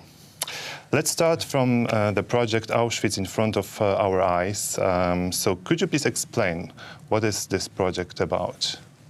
First of all, it's a huge honor to be here. I, like many people here today, had family that was killed in the Holocaust. And so to be here alongside world leaders, leaders of companies, civil society, and to join hands with the remaining survivors and say never again, it's very powerful. And we at Google have had a long-standing commitment to promoting Holocaust remembrance. And we've always believed that technology can be key in terms of preserving memory, in terms of education about the past. And so we've actually had a long-standing collaboration and partnership with the Auschwitz-Birkenau Foundation. Over a decade ago, we helped digitize first artifacts and bring those online, tell the stories about those. Preserving the history of Auschwitz is critical to preserving the history of the Holocaust. And as time now marches on, that work has become more urgent, it's become more critical. And so we've just embarked on 2 new projects with the Auschwitz-Birkenau Foundation. One is to, through Google Arts and Culture, to digitize thousands of artifacts that the foundation has and to make those online accessible to everyone using AI. How advanced is that project? So we've just started a new round of digitization. We have just released a few artifacts today online on Google Arts and Culture, so you can see a few pieces of art that have never been seen before. And we're going to be, through this year and in the coming months, we'll be digitizing thousands more pieces. The second project that we just saw, that very moving video, was Auschwitz in Front of Your Eyes, which is an incredible experience made by the foundation to make Auschwitz accessible to everyone, everywhere. And we're helping to, both with funding, providing $1 million to the foundation to expand this, but also leveraging technology to make this more accessible, translate it with live captioning and into many different languages so people can access it. What is the advantage of online touring? I think when talking about or considering the advantages and disadvantages, we need to look back at where we came from. The technology and the idea behind, as we saw in the opening material, was from a crisis. The memorial was under lockdown, like so many other institutions and museums worldwide. The difference being with Auschwitz-Birkenau that people visit usually. They come here to pay their respects, to pray, to think of their lost family members. And very early in the process, they started reaching out and demanding some form of contact. We didn't know how to do this, of course, because we had no experience. The foundation was in charge of financing the preservation process. We had no idea how to make sure that people would be able to be in touch with a memorial under very difficult conditions of lockdown. So first of all, through this partnership with AppsFlyer that was also mentioned, Diskin, Google and Orange, I think we started a new era in talking about memory and our responsibility in today's society, because without global players, it is not possible to tell this story to many, many more. Auschwitz-Birkenau is visited annually by approximately 2 million people, which is a lot. But there is 8 billion people worldwide. And in a society which is polarized, which is filled with hatred, anti-Semitism, racism, I think that the role of places like this is to reach out and to bring those painful memories to school classes, to companies, to offices, to homes also. And I think with Auschwitz in front of your eyes, we made the first step to make sure that this story can be seen from any couch at any home. You've just mentioned Orange. Of course, it's virtual, but it's still live guided. So for that, we need good quality internet, fast internet. Why did you decide to involve in that project? So first of all, it's an honor and a deep emotion to be here today, as you said, to share The museum was, having more than 2 million visitors, more than 300 guides or educators in order to talk and to discuss. So when the COVID came, the question was about to, make it still live. Yeah. What can we do with that? Yeah. But the discussion about just having a online website, letting people go, was not the right one, and that was the discussion that we had, because you need to talk with someone, you need to be accompanied. We need to have explanation. You can ask question at the beginning, you can ask question at the end. So the question was how to have that interactivity. It's not a normal website. So we finally find the idea together with the appliers to have a strong connectivity, fiber, 4G, 5G, with the camera and a lot of connected devices that you can feel being in Auschwitz, and you have that capability all along your visit. To discuss whether you are a group of people or alone with the guide, and you can ask your questions, and it makes a difference. Because the human discussion is there, so it's absolutely mandatory. So it has.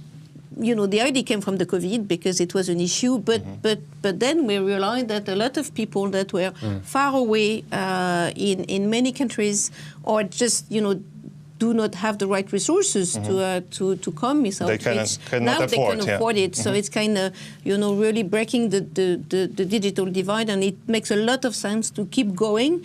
And we are there on a long-lasting journey to accompany the foundation. And it's for all of us also a huge proneness to do it. And I remember when we've been signing the collaboration, then we went back to the office, and one young lady, talked to us and say, "I'm so proud to work in my company. My grandfather was there, and she has the number." It means a lot. So it's just people, making sure that we can all be all together and help a little bit. How did you both convince your companies to invest in that project, and how do you convince your staff, colleagues, to visit Auschwitz online? So, as I mentioned, Google has a long-standing commitment to Holocaust remembrance, and so for over a decade, Google Arts and Culture has helped many museums around the world, from Yad Vashem to the US Holocaust Museum, to digitize their archives, to bring this online and make it searchable. And that's what technology can do. It's so incredibly powerful. If you think about the thousands of artifacts, of testimonies that have not yet been read, if we can open those up and bring those online and make it searchable, students, teachers, historians, and also people that have, looking for background, for information about family they may have lost. So, I think this is really core to Google's mission. I mean, our mission is to organize the world's information and make it universally accessible. I can't think of a more beautiful and powerful expression of that mission than helping to organize the information about the Holocaust and making that accessible to everyone. How about Orange staff? It sounds, it was, natural. Our mission is to connect people, to make sure that, we can, limit the digital divide everywhere in the world.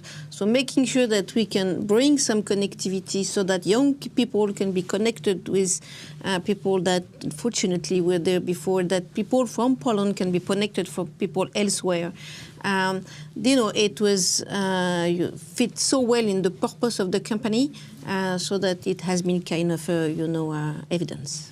What do you think about next step? For example, AI copy of the museum. Do you think it's doable, or it doesn't make sense because you still need some live guides in this case, in this specific place? Well, certainly the fact that Auschwitz in front of your eyes is based on a human experience, as you mentioned, is central. This is not a regular museum where people come to look at art, to interact with art. People come for emotions. So from early stages of the process, we knew that it is absolutely central to have human guides who are walking and accompanying others, because they are not just here to tell us. They are not only storytellers. they also take care of our emotions. And they're skilled and they need training. And this is one of the areas which, together with Google, we're trying to take care of and support guides, 350 of which are working here and guiding in 21 languages. Because with this new method of guiding and interacting with the world, with people who never had the chance to come here, and most likely will never be able to come from both Americas, from far parts of Asia, Australia, this is the only way to interact with Auschwitz-Birkenau. And guides need a new set of skills. They're excellent. They're really the best ones. They work with commitment, with dedication. But they also say, if you're walking on site with a camera, which is your personal mobile phone, you need to know how to behave. You need to look at your posture. You need to know how to speak very clearly and also interact, because the experience is interactive. So you need to speak in short sentences and also how to react to potential radical content. It's a different thing if you have a group here where you have one person who might behave in an unconventional way and might have radical purposes. It's a different thing if you have a group which is online. You need to know how to react. So we are looking at various ways, and I'm very thankful to Google to also making possible the training of guides, which is only strengthening them in their mission to tell the story of the Holocaust and the crimes of Auschwitz over and over again. Okay, thank you very much for this discussion. Marie-Noëlle Jegot-Lavessier from Orange, Rowan Barnett from Google, and Wojciech Soczywica from Auschwitz-Birkenau Foundation. And now let's see how the museum staff takes care of the buildings, of the exhibits, so that both virtual visitors and these on-site visitors can have access to all these things here.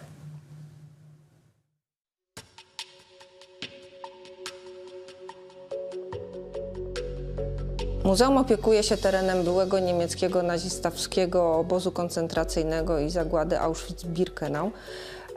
Jest to obszar byłego obozu Auschwitz I i obszar byłego obozu Auschwitz II Birkenau. W sumie to prawie 200 hektarów terenu, na których zachowało się 155 historycznych poobozowych budynków, jak również infrastruktura w postaci na przykład rampy wyładowczej, ogrodzeń, historycznych rowów oraz historyczna zieleń, którą również konserwujemy.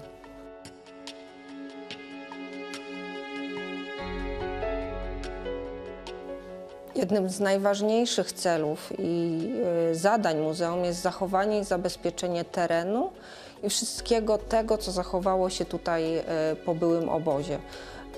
A metodą do zachowania tego wszystkiego jest konserwacja, czyli zajmujemy się tutaj konserwacją wszystkich pozostałości po byłym obozie, zarówno budynków, terenu, jak i muzealiów czy historycznych dokumentów.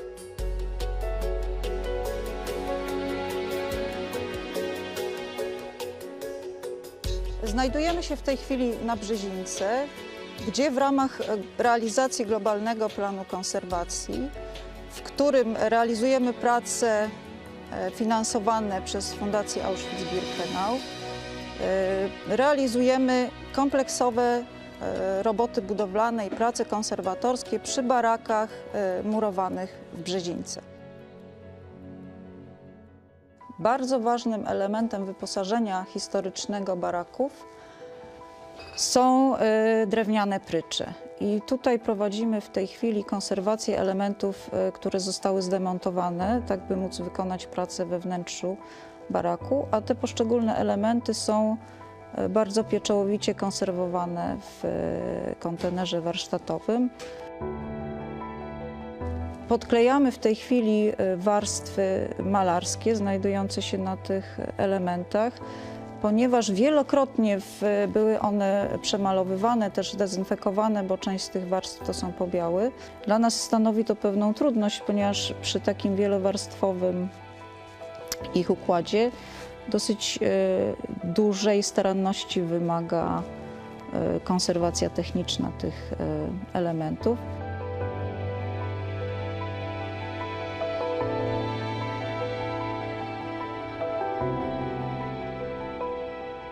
My jako zespół pracowni jesteśmy odpowiedzialni za konserwację wszystkich obiektów ruchomych, które znajdują się w zbiorach. Tak naprawdę wszystkie obiekty które należały do ofiar i zostały znalezione po wyzwoleniu na terenie obozu, ale również obiekty, które były związane z funkcjonowaniem obozu, obiekty związane z samym procesem zagłady.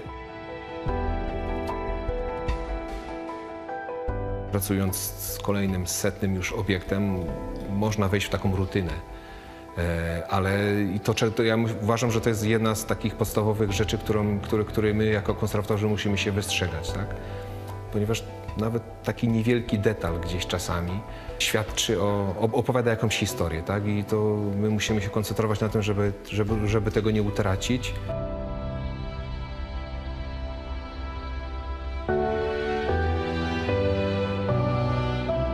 W tym momencie prowadzimy projekt konserwacji bucików dziecięcych, które obejmują całość butów eksponowanych i jest to 8000.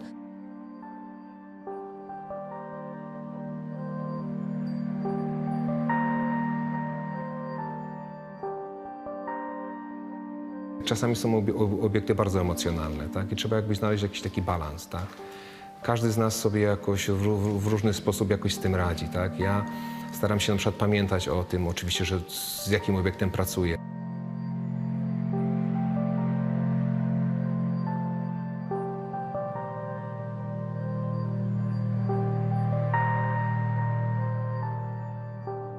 Można powiedzieć o takiej pracy jako lekarza, tak?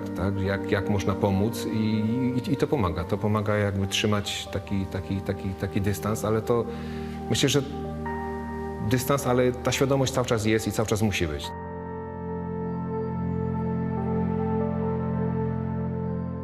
Kilka tysięcy waliz znajduje się w zbiorach muzeum, także to są bardzo duże ilości obiektów, i przez to nasza praca też jest bardzo trudna, ponieważ właśnie ta ilość jest ogromnym wyzwaniem. To wszystko trzeba zaplanować, zapewnić zespół, środki i to jest cały proces, niejednokrotnie wieloletni.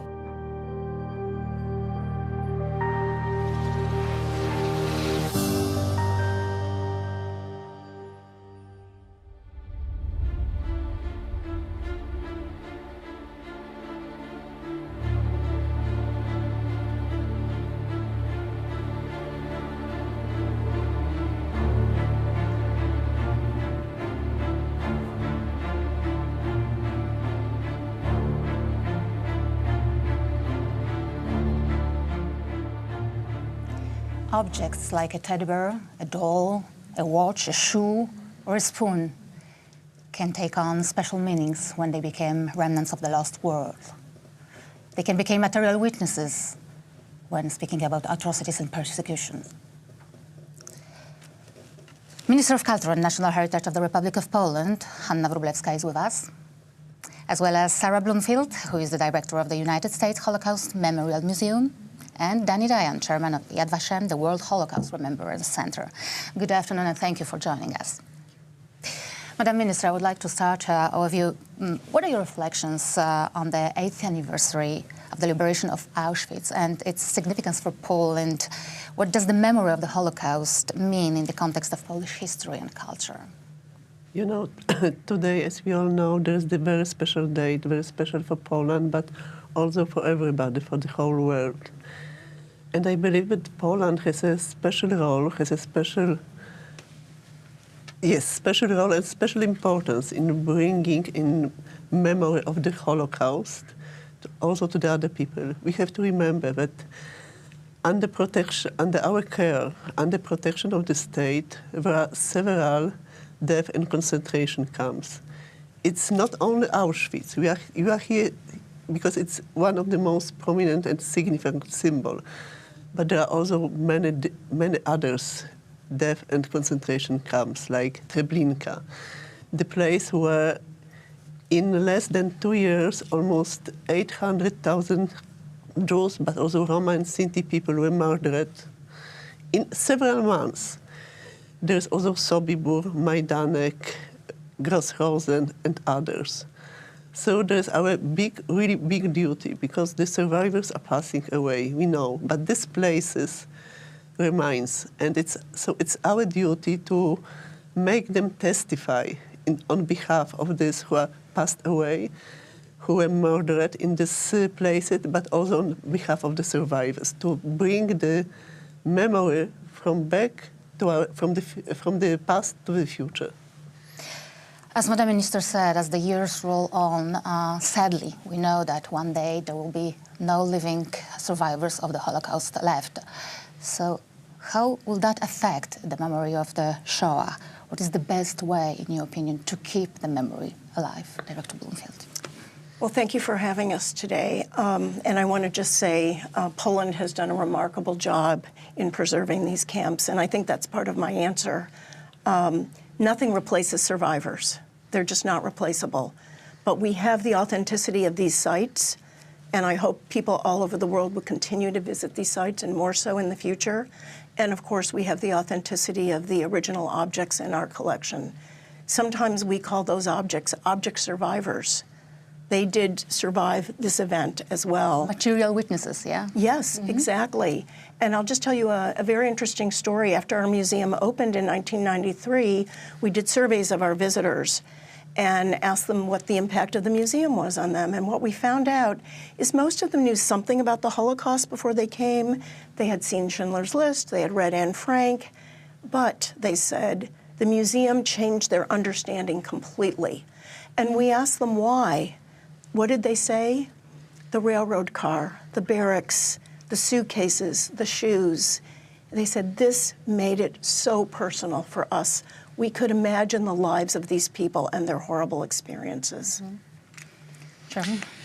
Although we are different sides of the ocean, I agree completely with my colleague Sarah Bloomfield. I think that there is no substitution to the survivors. You know, the formative experience of our generation in Holocaust education is to sit in front of a survivor and listen to him or to her without any intermediaries.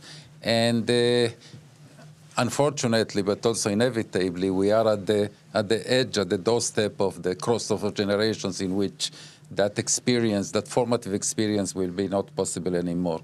Survivors are a kind, in my view, a kind of bridge. That one side of the bridge, one end of the bridge is in our living room, in our classroom, and the other side of the bridge is in Auschwitz. There is no substitution to that. And the key word, I agree completely with Sarah, is authenticity. But that doesn't mean that the fact that there are no substitutions, that doesn't mean that we will do nothing. For instance, one of the things that we are doing now in Yad Vashem, we just opened a new project that we call Touching Memory, which is a theater. We opened a theater in Yad Vashem, which 4 different monodramas. Each monodrama crystallizes the story of one artifact in our collection, an authentic artifact in our collection, in an engaging way, in a way that is also good for young generations. So we will have to think very out of the box in order to replace the irreplaceable. In this short footage, Madam Minister, we have seen artifacts, objects, everyday items that can be seen here in Auschwitz. Do you believe that objects can tell us about people who are no longer here with us? If I may say something very personal, in my previous life, I was deputy director of Warsaw Ghetto Museum, and I had the chance, I had this privilege to be present during the archaeological excavation museum conducted at Miła Street, so at this famous place of the bunker of the last leaders of the Warsaw Ghetto uprising. And I remember these emotions. I remember this emotion of excavation where the everyday items were brought out of the oil. And it was my emotion, but it was also emotion of the people working on this site. But there are also a lot of the emotion of the people, residents of this district. So I think that authentic objects are very important. But you know, they bring also, they arise also a lot of a question how to use them, how to present them, not to abuse the memory of these owners, of these people. So it's not so easy. They are very important, but we should know how to present them. And so the objects are very important, but very important are also the people. So we need this object, this authentic object, but we need also the people like the educators, like the museum professionals, restorers, archivists, who can deal with these objects on our behalf. So the presentation is also very important of this object, Director. Yes, actually, it's very interesting what the minister said.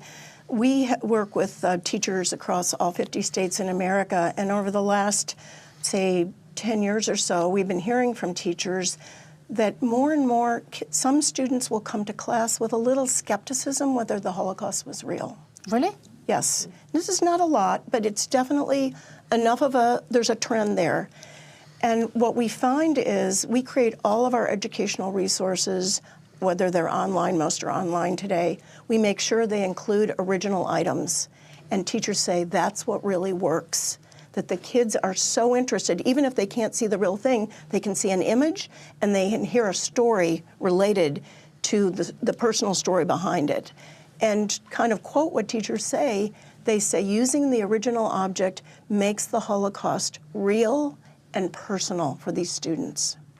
So we have objects and we have also storytelling, yes? Which is another key to the success when speaking about preserving history, preserving memory, historical memories. Yeah, I think we have 3 layers of work, and we cannot neglect any one of them. The first one is the data.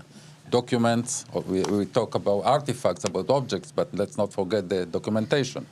People ask me sometimes, why do you continue to search archives all over the world? You have 200 million pages of documentation. What's the difference between 200 million and 300?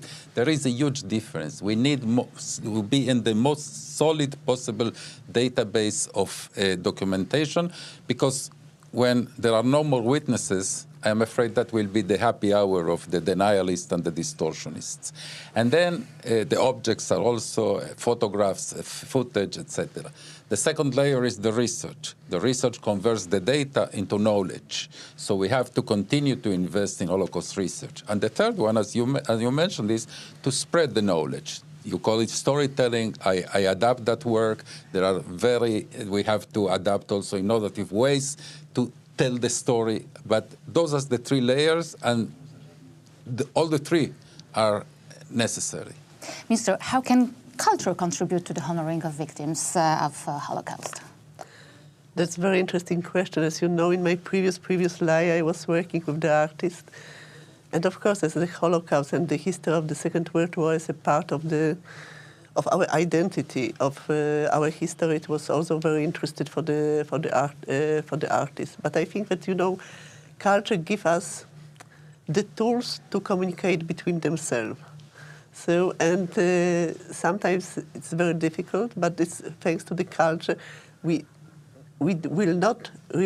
still remember about the Holocaust, and we try to find our own language to speak about that. And of course, this is not easy, what Dana said about negotiations and so on. So it's the reason why the international cooperation is so important for all of us. International cooperation between cultural institutions, but also between the archives, universities, and international cooperatives of the scholars. It's you know, yesterday we have a special thing at a special ceremony at the Polin Museum, because there was established, 10 ministers or representatives of ministers signed a special declaration about fixed international body, ERIC, International Holocaust Research Consortium. It's, you know, it's a fixed body, is subsidized by European Union, which allow institutions to cooperate between themselves. It's also about the open access to archives. It's about digitalization. It's about creating a special, you know, special committees and interdisciplinary teams of the scholars just to focus on the Holocaust. You said, Chairman, we have to go out of the box. So what are, in your opinion, the key challenges when speaking about teaching new generations and how to utilize new technologies and AI? So I'll be a little bit of a contrarian here. I agree we have to go out of the box. One way we're trying to really change our approach to education based on a lot of testing is we were used to talk a lot about what happened during the Holocaust, and now we're trying to add to that how and why it happened. So that really changes your storytelling, which you mentioned, which is absolutely essential. And the reason we're trying to do that is because we want people to become critical thinkers and to ask themselves questions of this history, how to understand and want to know more. And that's why the generation of new knowledge is so very important. If you saw what happened on American campuses in the past year, you know there's not a lot of critical thinking among our youth. And using primary sources does help promote critical thinking. I will say something else about technology. We have a film that we produced 35 years ago of survivor testimony, very short nuggets, 90 seconds on one story, but they're little stories. They're not their whole experience, but they're stories, and they're all around choices and ordinary people. They deal with resistance, rescue, liberation. That old technology is still one of the most popular things in our museum because people love a good story, and these are all from the survivors, so it gains authenticity as well. Chairman, your point of view? We should never forget that technology is a tool, and it is not the goal. And, you know, AI, artificial intelligence, gives us a lot of opportunities, but also a lot of dangers. And we should be well aware where to use it and where it not. Artificial technology can be also used to deepfake films, and we are sure that we will use we can use artificial intelligence in a very accurate way, but I don't want to be in a situation in which we have to compete with another person that uses, a body that uses artificial intelligence to manipulate Holocaust survivors' testimonies, etc., etc. But in research, in storytelling, yes, there are things in which we can use, but we should be extremely careful what we should do with AI and what we shouldn't do with AI. Thank you very much. Yeah, so critical thinking is the base of everything. Thank you very much. It was a pleasure to host you. And now let us explore the early years of Auschwitz camp.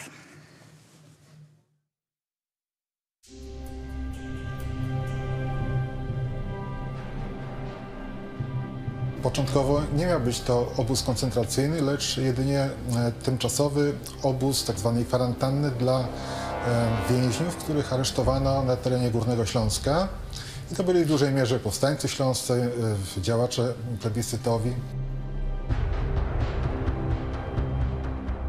W 1940 roku wszakże okazało się, że potrzebny będzie nie tylko tymczasowy obóz dla terenu Śląska, ale nowy obóz koncentracyjny dla całości okupowanych ziem polskich.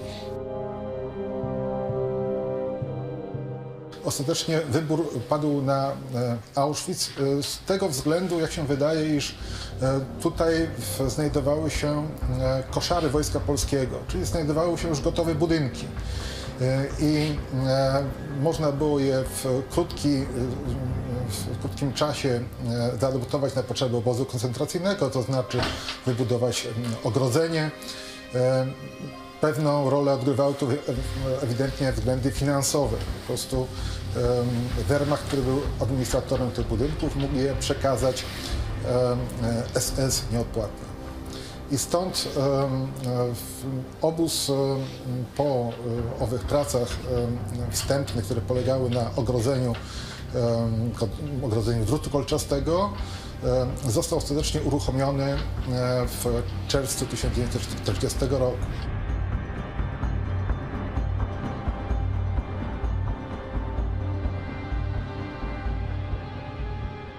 W momencie, kiedy obóz powstaje, zapadła już wcześniej decyzja o zwiększeniu jego pojemności do 30 000 więźniów. Co jest o tyle interesujące, iż było to więcej niż ogólny stan wszystkich więźniów obozów koncentracyjnych w Niemczech przed wojną. Także od początku miał być to duży obóz. Po drugie, w pierwszych planach tego obozu przewidziano też budowę stacjonarnego krematorium i to znowu było pierwsze tego rodzaju krematorium w historii obozów koncentracyjnych w Niemczech i miało mieć ono początkowo zdolność spalania do 100 zwłok dziennie, co było wyraźnie wyższą wartością niż śmiertelność panująca przeciętnie w ówczesnych obozach koncentracyjnych w Niemczech, co sugerowało od razu, że będzie to obóz szczególny.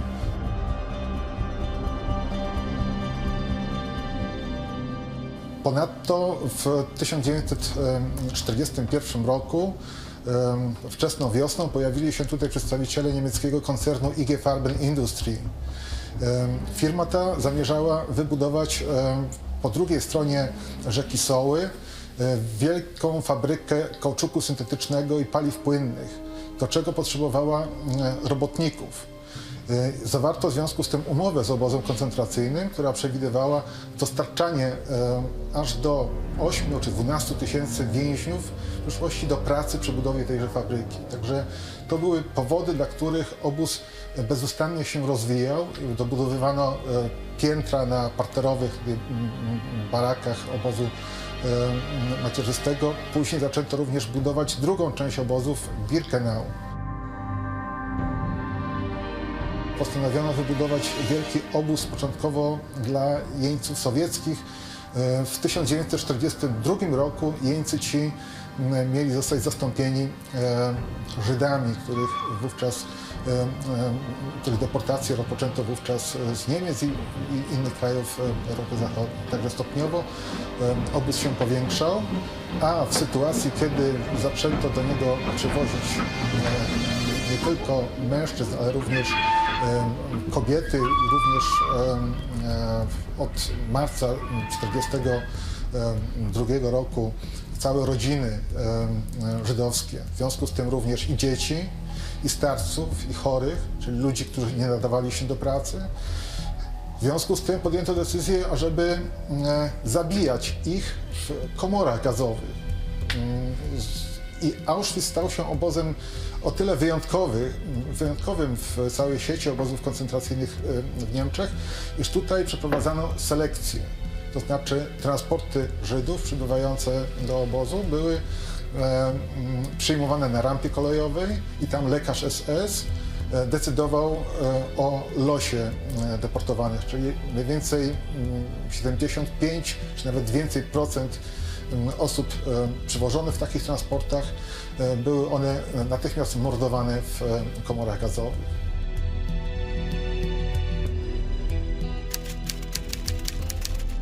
Wedle szacunków niemieckiego biura budowlanego obozu w wszystkich tych krematoriach można było spalić znacznie ponad 4000 zwłok w ciągu doby. I odtąd właściwie możemy mówić, iż Auschwitz zaczyna funkcjonować jako z jednej strony obóz koncentracyjny, w którym więźniowie przebywają w barakach, w którym pracują, ale również miejsce zagłady, czyli obóz taki jak Treblinka czy Bełżec-Sobibór, takie jakie powstawały we wschodniej części okupowanej Polski.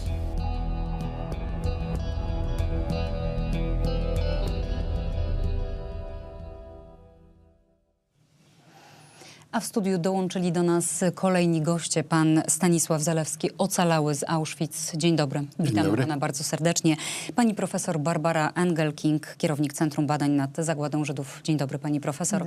Jest z nami także pan profesor Dariusz Stola, historyk, przewodniczący Międzynarodowej Rady Oświęcimskiej. Także serdecznie pana witamy. Bardzo państwu dziękujemy za czas, za spotkanie w tym wyjątkowym dniu. Emocje, które budzi w nas pamięć, to jest temat naszej rozmowy. Od pana, panie Stanisławie, chciałabym zacząć. Wielokrotnie wracał pan do tego miejsca i te emocje, te odczucia z pewnością się zmieniały. Co czuje pan dziś i jak te emocje się zmieniały?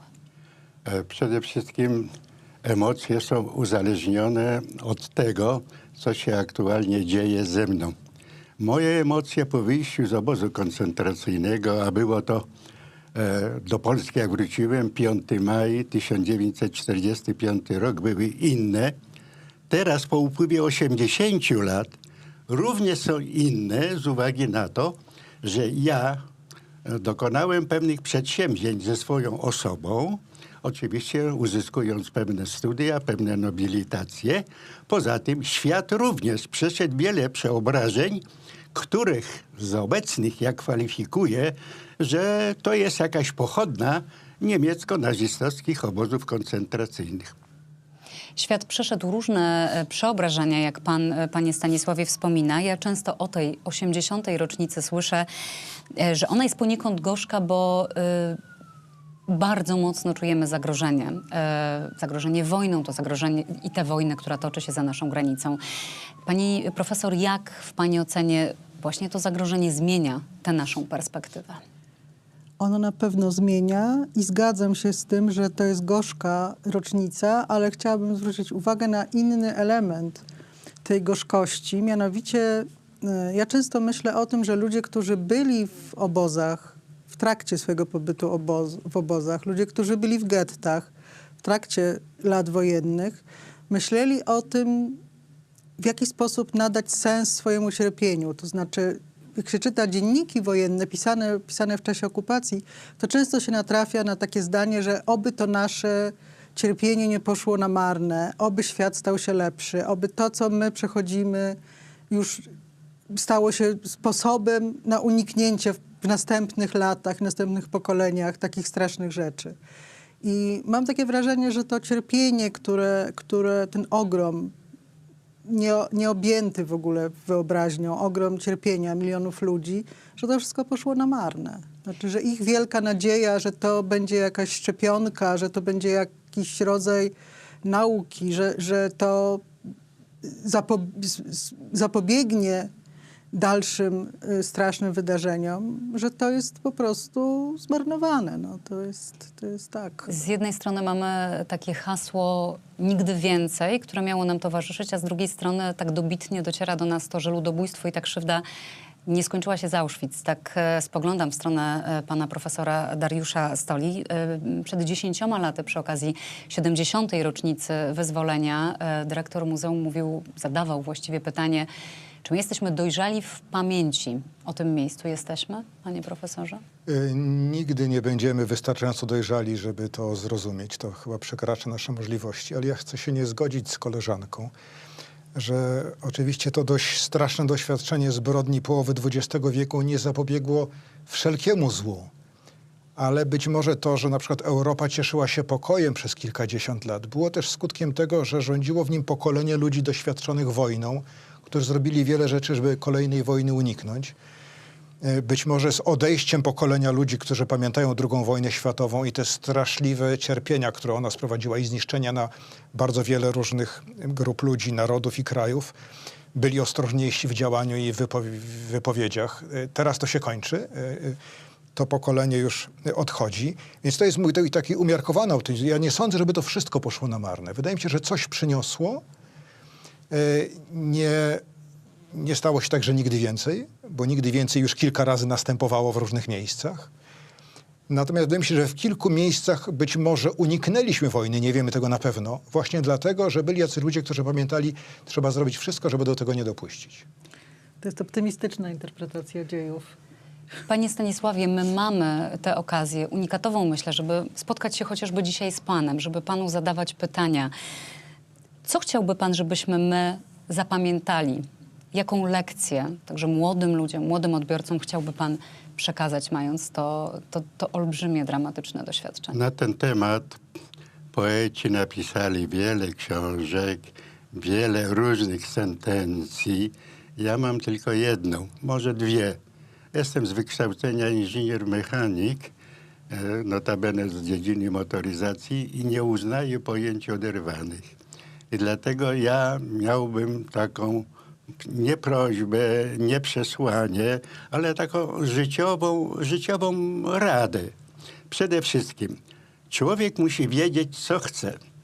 I druga sprawa, człowiek musi wiedzieć, co może dać bliźniemu z tego, co on uzyskał ze świata. Poeci mówią bardzo ładnie, miej serce i patrz w serce. A ja mówię co innego. Miej dostatek w życiu i patrz tym dostatkiem na drugiego człowieka. Niezwykłe słowa, które my tu możemy także od pana usłyszeć, ale skoro rozmawiamy o emocjach, Tak, jakie to... jeżeli można mówić o emocjach, ja swoje emocje wyleczyłem się. Mianowicie zapakowałem je do wodostrzelnej skrzynki, przywiązałem sznurek i rzuciłem do wody. I od tamtego czasu żyłem, skończyłem studia, specjalizacje, uzyskałem nawet tytuły, ale jeżeli jest taka sytuacja jak na przykład dzisiaj, to idę tam do tej wody, wyciągam tą skrzynkę, otwieram i mówię o jej zawartości. Ale jak skończymy, z powrotem do skrzynki, chlub do wody i normalnie żyję, normalnie pracuję, nie obciążony balastem tego, co przyniósł mnie pobyt w niemiecko-nazistowskich obozach koncentracyjnych. A była taka próba w pana historii nierozmawiania o tym, co się wydarzyło? Bo są różne grupy osób, które przeżyły. Są takie, które dzielą się tym swoim dramatycznym doświadczeniem. Są takie, które czasem słyszało się o tym, że nawet wśród najbliższych nie chciały o tym rozmawiać. Przepraszam, ja może powrócę do swojego dzieciństwa, bo czym skorupka nasiąknie, to mnie jakoś trąci, prawda? Ja jestem wychowany w Warszawie na Pradze nad Wisłą i należałem do Ferajny. Proszę nie mylić Ferajny z Grandą. Ferajna to była grupa młodzieży, która miała pewne zainteresowania. I dla przykładu powiem, że wcieleniem do Ferajny było przepłynięcie Wisły z brzegu praskiego na warszawski i z powrotem. I w Ferajnie panowały zasady. Możemy robić wszystko, co nam się podoba, ale pamiętajmy o drugim człowieku. Naszym zadaniem jest zrobienie dla człowieka czegoś dobrego. I było przykazanie, że każdy z członków Ferajny musi w ciągu roku zrobić coś pożytecznego dla bliźniego. Jedną tylko dobry uczynek. No i z tego powstawały piękne rzeczy. Tak, ja myślę, że to też był taki bardzo ważny i pozytywny taki bagaż, który też potem potrafił sobie, pomagał poradzić sobie z bardzo trudnymi doświadczeniami.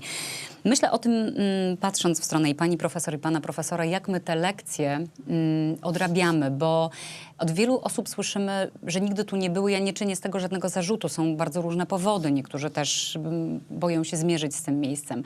Ale bardzo często, chociażby uczniowie, jeżdżąc na wycieczki na południe Polski, są bardzo często takie połączone wycieczki Kraków, Wieliczka i to miejsce na dosłownie 2 godziny. Nieobudowane żadną większą historią. Czy my potrafimy wyciągać wnioski, czy my potrafimy przekazywać tę historię młodym ludziom, żeby oni ją rozumieli, pani profesor?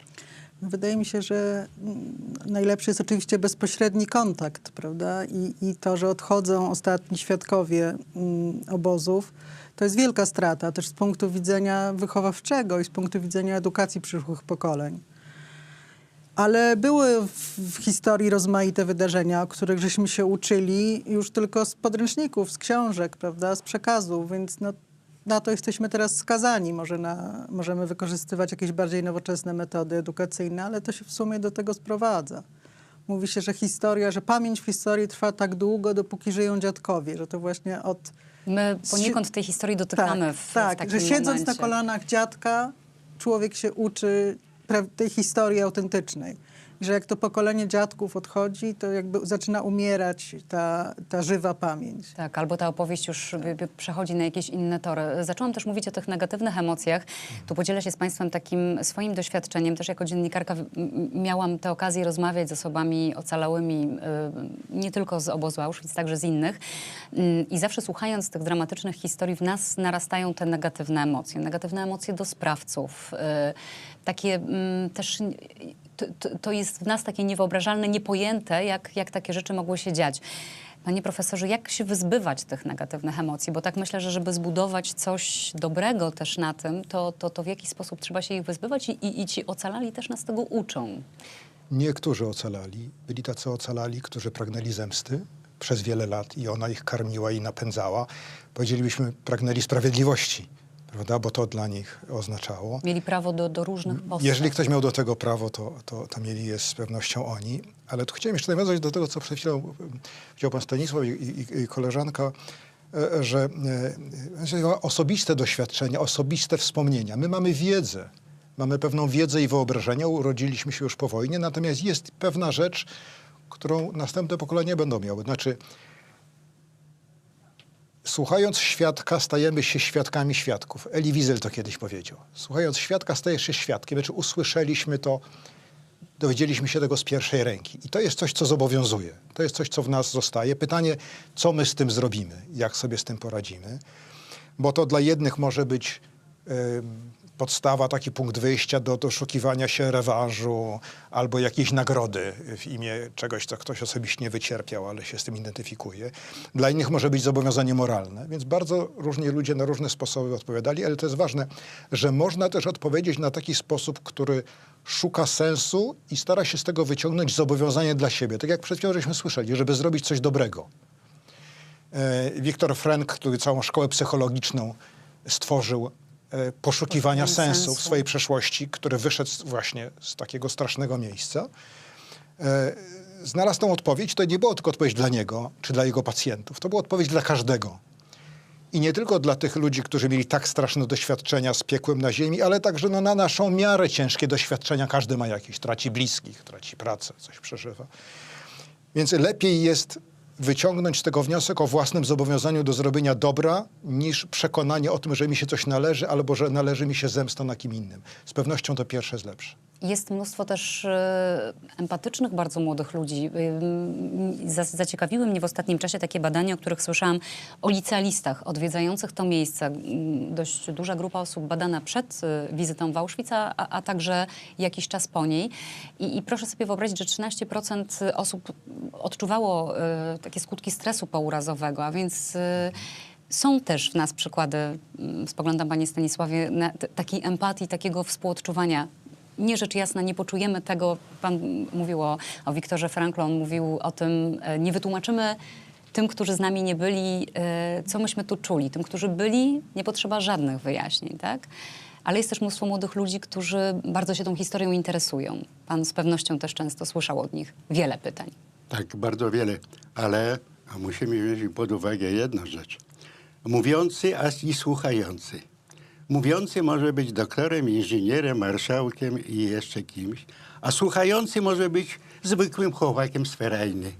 I teraz jak przekazać temu człowiekowi młodemu prawdę o tym, co było naszym doznaniem? To nie jest łatwa sprawa.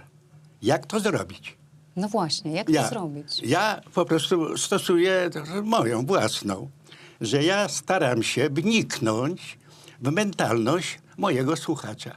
Kim on był, co robił i tak dalej. Bo ja jako inżynier, u mnie nie ma pojęć oderwanych, ale jeżeli to będzie dziecko literat, czy piszący wiersze, no to ma zupełnie inną wrażliwość. I trzeba znaleźć ten pomost pomiędzy mówiącym a słuchającym. Tutaj nie damy rady ogólnej, bo to są indywidualne zadania i to zależy od mówiącego i od słuchającego. Swego czasu też głośna była taka dyskusja dotycząca tego, czy powinna być na przykład granica wieku, od którego powinniśmy odwiedzać muzeum. Pojawiały się informacje takie, być może 14 lat to jest dobry moment, żebyśmy w jakiś świadomy sposób mogli do tego miejsca się wybrać. W ocenie pani profesor tak powinno być? Powinniśmy to w jakiś sposób regulować? No, oczywiście, że tak. No, przecież nie bez powodu się ustala te granice wiekowe, od których różne rzeczy są dopuszczalne, prawda?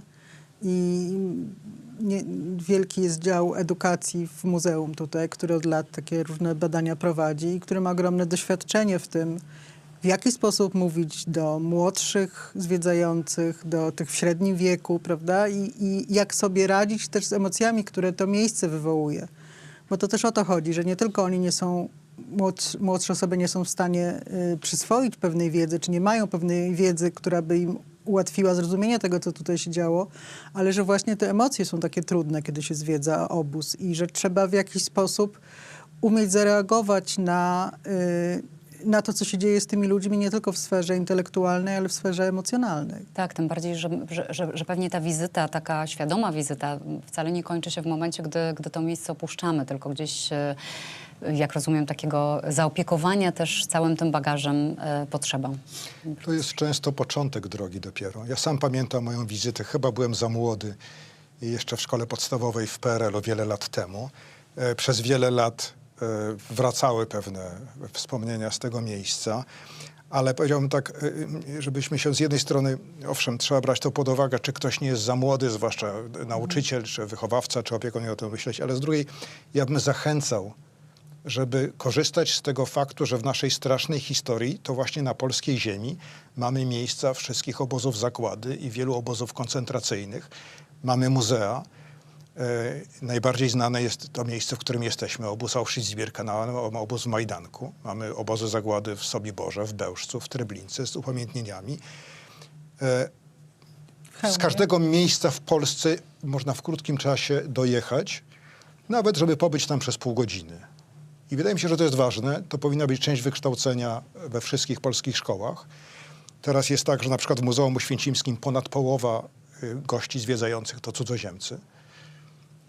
Wydaje mi się, że byłoby dobrze dla wszystkich, powyżej pewnego wieku, to prawda, żeby takie miejsce odwiedzić, przypomnieć sobie, że to nie było tak dawno temu właśnie. To jest pokolenie, żyli już moi rodzice, dla młodszych dzieci będą dziadkowie, może pradziadkowie, ale że ani w przestrzeni, ani w czasie to nie są miejsca odległe.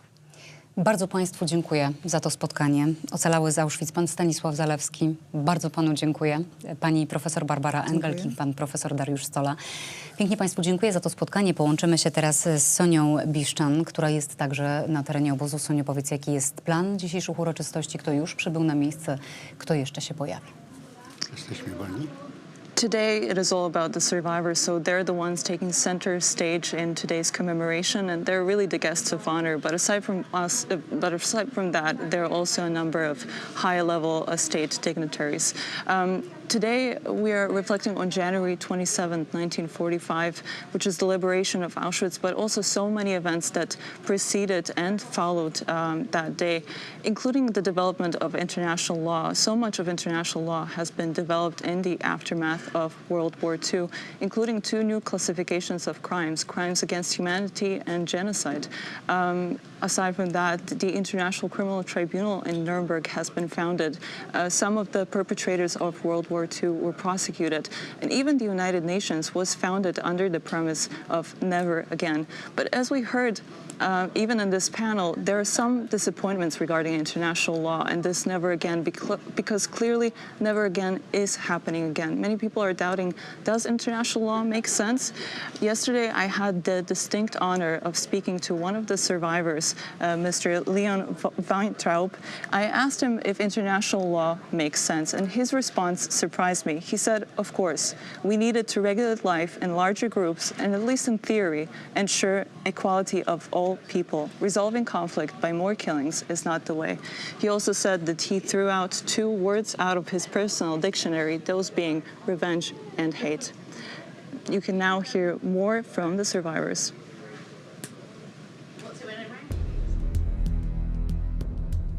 Miejsce, w którym się znajdujemy, obóz, jest to dawniejsze koszary, jakieś jednostki wojskowe w Oświęcimiu. Wobec tego pozostały tylko 4 bloki, a resztę trzeba było budować nowych bloków. To była moja pierwsza praca, ale mnie zależało na tym, żeby od razu gdzieś znaleźć możliwości albo kontaktu na rodzinę, prawda? I w związku z tym szukałem ludzi, żeby z innymi ludźmi gdzieś nawiązać kontakt.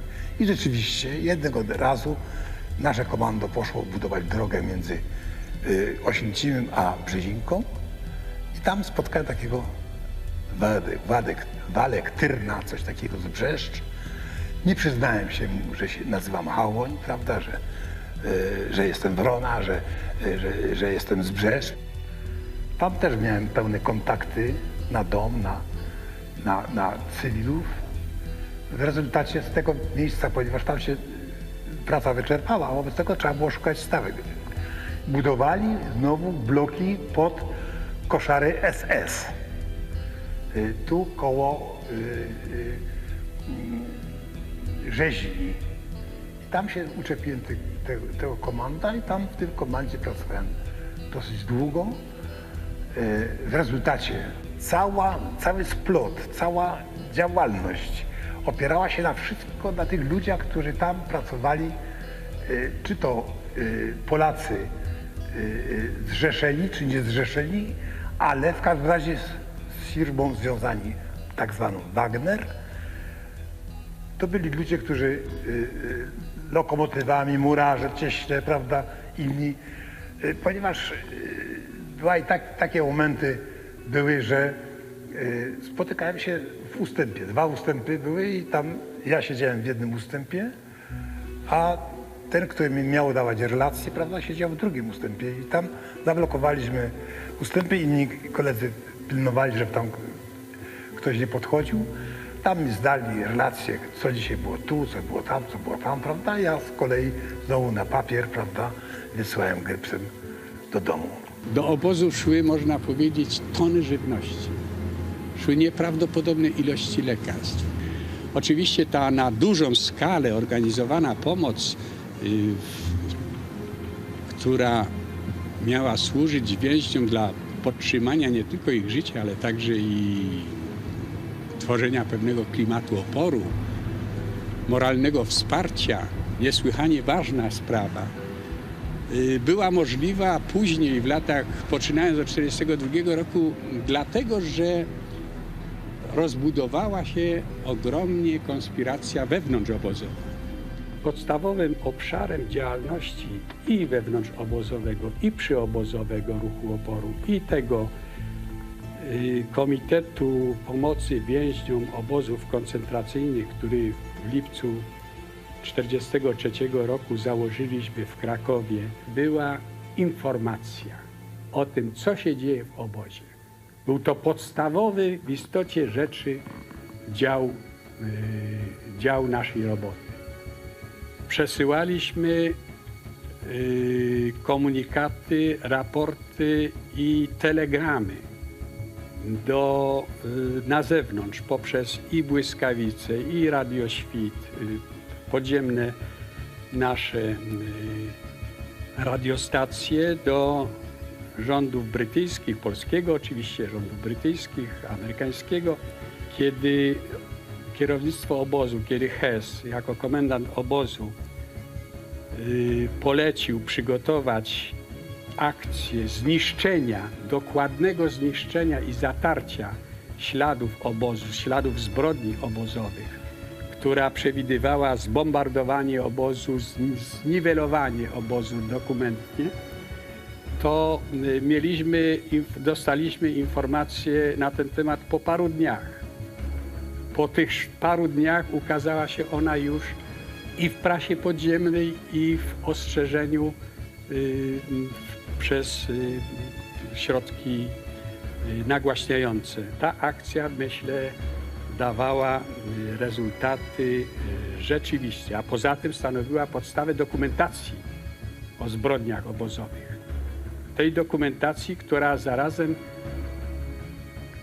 z jednej strony świadczyła o zbrodniach, ale z drugiej strony świadczyła o tym, że obóz oświęcimski nie był tylko obozem ludzi męczonych, mordowanych, ale był obozem ludzi walczących. Był to niezmiernie ważny element w naszych działaniach.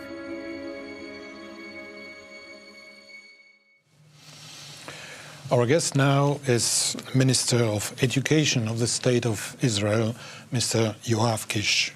Welcome. Good afternoon, welcome. Good afternoon. Minister, it's a very tough time for Israel, and it's very important that High Representative of Israel is coming here and to confirm that we remember. But nevertheless, as Poland's renowned film director Agnieszka Holland says, this Holocaust vaccine has lost its strength, it's beyond its expiration. What now? I think it's very difficult, as long as time goes by and generation changes, to people, especially in the young generation, every time to really understand what happened 80 years ago. The most horrific crime against humanity.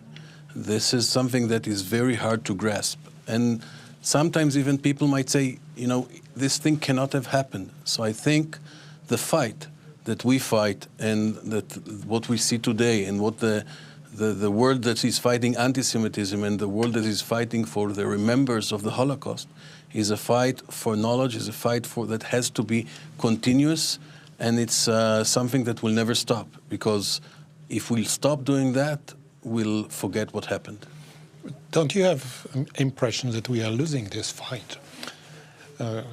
Because there are so many terrorist states who are just taking advantage of the fact that the world is not remembering anymore. This is, I wouldn't say we're losing. I think we need to keep on working and fighting it, because there will always be people who will try to keep the anti-Semitism and the hatred for Jews because of being Jews. And we see it, especially nowadays. We saw it even happening in the universities in the US. So this anti-Semitism is something that is there. We thought we might have won, but we haven't. It's still out there. And I don't think that we have the privilege to give up. We have to continue to make sure. We have to make what Poland government and the Poland people is doing here in Auschwitz and today's event. I think this is exactly the things that we need to keep on doing and keep on showing and keep remembering that what the Nazi did here on the Polish soil is something that we cannot forget, and everybody should know and learn from it to the future. After the war, the word genocide was forged, and it was a new word, but with a very, very concrete meaning. And this word is now, I would say, abused, among other things, against Israel. Don't you think that using the word genocide is not a way of diminishing the importance of what happened, for example, in Birkenau here, Auschwitz, and in general during the Holocaust? I think that the world haven't seen, and hopefully will never see again, something like the Holocaust. It's the magnitude, the millions of people who've been murdered, and the preparation and the exact target of doing things in clear target to have a genocide of the Jewish people. This is something that has never been, and will, you don't see it. But people try to say on every conflict, and every army conflict, every war, every action that people are fighting against terrorists, that there's and trying to use this word of genocide. Genocide should be used only in the connection where there is a targeted plan to destroy a nation, and this is not what's going on, I think, in any of the wars around us. And there's no war that can be even compared in the magnitude of what we had in the Second World War. And I think this is something that we all need to remember. Even us, we suffer from what we had, the massacre of October 7th, 2023, by the Hamas terrorists. They came into our houses, crossed the border, kidnapped our wife and daughters, and raped them and burned them. And this was a massacre, a horrible massacre. But if you look at the magnitude, I mean, again, Israel is a strong country. We managed to stop it, and we'll maintain what we need to do in order to get back our hostages. But the thing is that if you compare what happened even in Israel on the 7th of October, it's like one day in the Holocaust. The Holocaust was something that it cannot be even grasped today in the context of what we had as a thorough plan to destroy the Jewish people, and this is what genocide is all about. Those Israeli youth, young people, who don't have already their grandparents to remember what happened here 80 years ago, how do they learn about it? What is the program to tell them about what was the Holocaust, what was Shoah? So we studied it, of course, in schools, and we have also a voyage to Auschwitz, for the teenagers, like the age of 16, 17, and they learned about what happened here, and I think the best thing for them is to come, and we thank the Polish government for cooperating with us. I think it's very important to have youth exchange programs. We also let the youth know and learn about Poland today, which is, we're talking about different things, but it's important that they will meet their counterparts, and we're trying to create this connection because we see a very important relationship between Israeli youth and Polish youth. And of course, once they come here, they learn about what happened with the Nazis. And I think for them, it's there's nothing can be compared to really a voyager coming here and seeing for themselves in their own eyes what happened here, even though their grandfathers, as you said, are no more among us. So we've seen this trips here for several years now. You are saying they are very important, but are they going to be continued? Because I remember there were problems with them recently. So we solved the problems and we started again, and then the war started in Israel, and it was kind of a slow motion in the sense of wanted to see what's going on abroad, but we solved all the security issues, and we have envoys of youngsters coming in, I think, on a weekly basis, and even in the tens of thousands of numbers. So I think this project, which is very important for us, is keep on going, and it should keep on going. Thank you very much, Minister. It was a pleasure to have you here, and I hope this event will bring you some hope rather than only bad memories. I think that we need to remember it's crucial that we'll have these kinds of events in order to maintain the knowledge and the awareness, and I thank everybody in the Auschwitz Museum and then the Polish government for having this very important event. Thank you very much. Thank you very much. Well, soon after the war, there were hundreds of former officers and guards from here in Auschwitz and Birkenau. They were being sent to Poland for being tried in normal courts. But there were also some trials at which were standing those who committed biggest crimes, like, for example, Rudolf Hess, who was tried here in Auschwitz, and then he was sentenced to death and hanged here in the midst of the gas chambers in which he was killing people. Here's a story about it. W latach 1945-1949 Wielka Brytania, Francja, Związek Radziecki i Stany Zjednoczone postawiły nazistowskich liderów dyplomacji, gospodarki, polityki i armii przed Międzynarodowym Trybunałem Wojskowym w Norymberdze. Na tym procesie jako świadek pojawił się też były komendant obozu Auschwitz-Birkenau Rudolf Hess.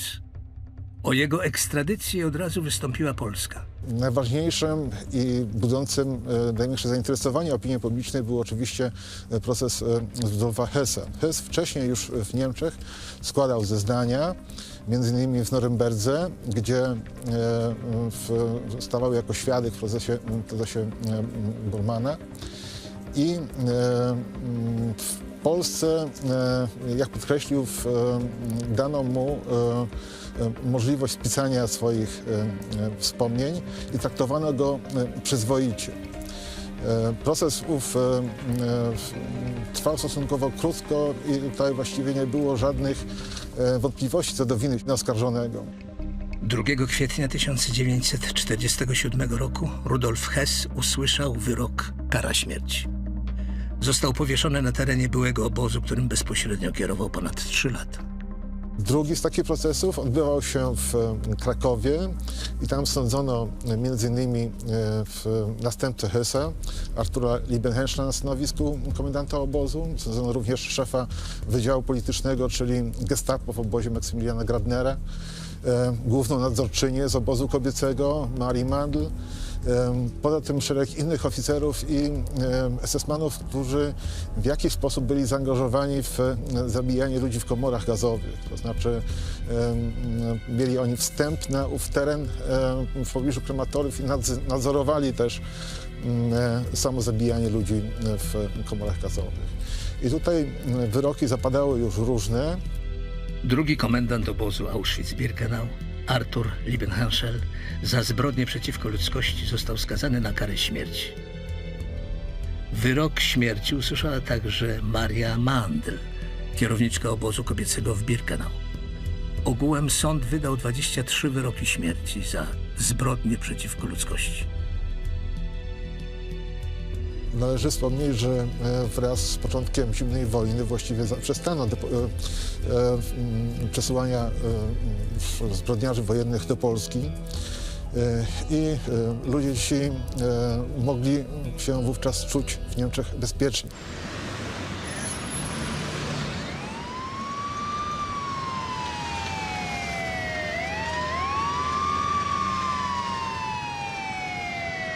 Sytuacja ta uległa zmianie dopiero w końcu lat 50., na początku 60., kiedy to w Niemczech zaczęły się podnosić głosy, zwłaszcza tutaj w prasie, takim profilu lewicowym, powiedzmy, czy wśród młodych ludzi, którzy zaczęli zastanawiać się, dlaczego ci winni zbrodni wojennych, których można spotkać na ulicy, wychodząc rano z domu, dlaczego ludzie ci nie zostali osądzeni.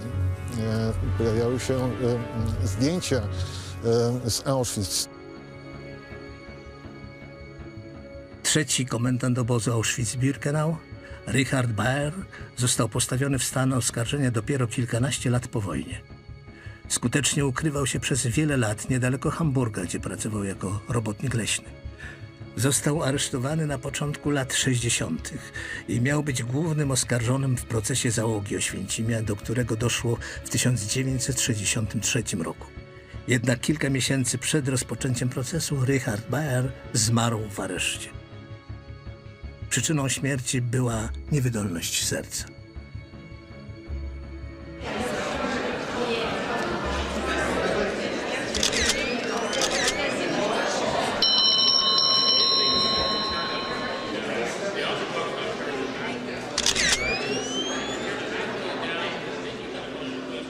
Ostatni komendant Auschwitz uniknął sprawiedliwości. Ale mimo jego śmierci proces innych obozowych oprawców ruszył w grudniu 1963 roku. Najwyższym rangą oskarżonym był Wilhelm Boger, jeden z zastępców szefa obozowego gestapo Maxa Grabnera. Pomimo licznych dowodów popełnionych zbrodni i przeprowadzenia oględzin samego obozu przez skład sędziowski, wyroki, jakie zapadły we Frankfurcie, były dość łagodne. Jedynie 6 wyroków dożywocia wywołało protesty wśród opinii publicznej, a szczególnie wśród byłych więźniów obozu. Czy można powiedzieć, że sprawiedliwości stało się zadać? Prawdopodobnie nie.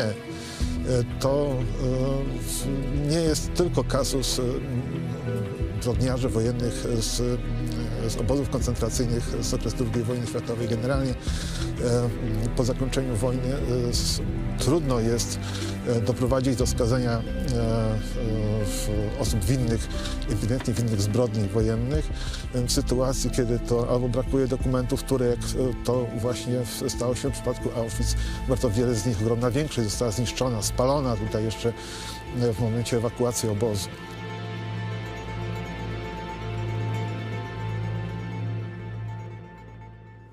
Thanks for watching us. We are in the studio with our special guest, Holocaust survivor Frank Lowy, an Australian-Israeli businessman and philanthropist, Jewish, Slovak, Hungarian origins. Pleasure to meet you here. The wagon which was under the tent, which is under the tent, and we can see it behind us, It is a centerpiece of the ceremony that we are going to have today. It was a project of your life, initiated and arranged to be here in a permanent fixture in Birkenau. So what is this wagon for you? What it has made a connection between me and his soul. And every time I come for a visit, I'm shaken by core, just like I was there a few moments ago, and I said the Kaddish for him and for me, and to remember, to know that there was a man like my father among the millions of Jews who have perished, but he didn't agree to be taken away from him his talit and tefillin. And for that, he sacrificed his life. The belief in God and the belief in the Jewish people has created in him, and I inherited that pain and also the pride that he has done this heroic thing among the millions of Jews that have perished in Auschwitz-Birkenau. So this is the personal part of this story, but it's also to commemorate like the 400,000 Hungarian Jewish people who were murdered here. Yes, of course, it is a memory to all of the people, but in particular to that group of people who were deported here from Hungary. And I wanted to make a connection between me and him and Birkenau. And I was looking for some connection between me and him, and suddenly I thought that maybe he could find a wagon and we can put it in the place where he was murdered together with the Hungarian arrivals, that it will give me some connection. And I come here often, I pray, I say Kaddish for him, and I think of him, what made him to be so brave as to resist all the forces of the might of the Nazi machinery, not to separate himself from his talit and tefillin. And I lived that throughout my life, and I will carry it to the grave. My life has changed since I have lost him, because he disappeared into ether when I was a 13-year-old boy. And I do remember in Budapest standing at the window on the first floor for days on end, waiting for him to come back. Well, he didn't come back. What do you feel here in front of the wagon, and do you feel like any kind of connection with your father? And how do you think he would feel to know about you, about your career, about your family, about your about next generations of your family? I think I have 12 grandchildren and 13 great-grandchildren, and it's all because of him. So I've carried a torch for his family in growing a Jewish family and remembering him and his action that gave us, me, and the family courage, remembering and carrying on, because that sacrifice that he has made for his talit and tefillin, I live it. I think about it, and I live it, and I pray to it. And it has given me a connection to him. Otherwise, had I not found out, I wouldn't have known what happened to him. Can you imagine how many people have got no idea of what happened to their parents or father? But in a way, I have a connection to him through that wagon that I was able to put here. And that is like a stake with him in Birkenau here. On the wider level, what can the story about wagon teach us about denying the Holocaust or worries about anti-Semitism? Well, what we can learn from it, how bad and how terrible anti-Semitism is and has become. We need to respect each other, whether they are Poles, Hungarians, Catholics or Jews. We are all people of God. He brought us here, and we need to respect each other. And unfortunately, the world has not developed to that effect. But those of us who have been hurt so badly have to remember, and have to remember those who have been hurt so badly. And of course, I am a marked man since I was a little boy. Because of him But the knowledge of his resistance has given me reason to live. And I have a nice family, a Jewish family. We believe in the Jewish religion. We believe in Israel. I am now living in Israel. And all it is because every move that I make about my religious beliefs is connected to him. And that's what gives me strength. Often I just sit and cry, just like when I was standing near the wagon and I said the Kaddish, I broke down. But often I just stand and proud how brave my father was. And his religion, his talit, his tefillin, meant more to him than life itself. Most of your life you spent in Australia. Why did you decide to move back to Israel? Well, I mean, it's a very long story, but I was born in Czechoslovakia, as you know, and early in my life, after the war, when Budapest got freed, I immigrated to Palestine. And I joined Israel, joined the Israeli army. And meanwhile, my parents, my mother and brothers moved from Slovakia to Australia. So I went to join them. We were only left 5 of us, and we were longing for each other. And then in Sydney, the family got together. But as I got on to life later on, I have been a very busy man. I've done a lot of work, and a lot of people worked with me and for me. But when I sold the company, I found myself kind of empty-handed, and I needed to make a change. So I decided overnight to move to Israel. I kept my house in Sydney, and I still have my house, but my residence now is in Tel Aviv. And I love it there. I belong there. We are going through a very tough time. Obvious reasons, I don't need to enumerate them. And we will not give up. We will be victorious in our land and be a home for the Jewish people forever and ever and ever.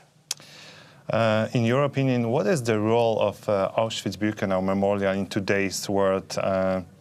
What impact is needed here to educate younger generations? Well, we must remind the world of the evil that has happened here. If for no other reason, then it should not be repeated. And I think it's very important what you are doing here in Auschwitz-Birkenau, in having this huge function and having thousands and thousands of people come, and you bring the issue of hatred to the fore. And anybody who comes here and sees what hatred can do, hopefully those people will turn not to hate, but to tolerate. I don't talk about love, but to tolerate each other in this beautiful world of ours, which we can make it better for most of us, most of the time. And I think it's an obligation that we have, those of us, well-off people, to make the world better. And at the same time, not to forget what has happened. Because if you forget it, you don't value it. I do remember my father when I was a little boy. And when I come here often, and I say a prayer in front of the wagon, and it keeps me connected with him. So, in a way, I am still part of him, and he's part of me. And my family also do the same. So it keeps a connection to our religion, to our heritage, and to teach us not to hate. Thank you very much, Mr. Lowy. It was a pleasure to meet you here. Thank you very much. Thank you.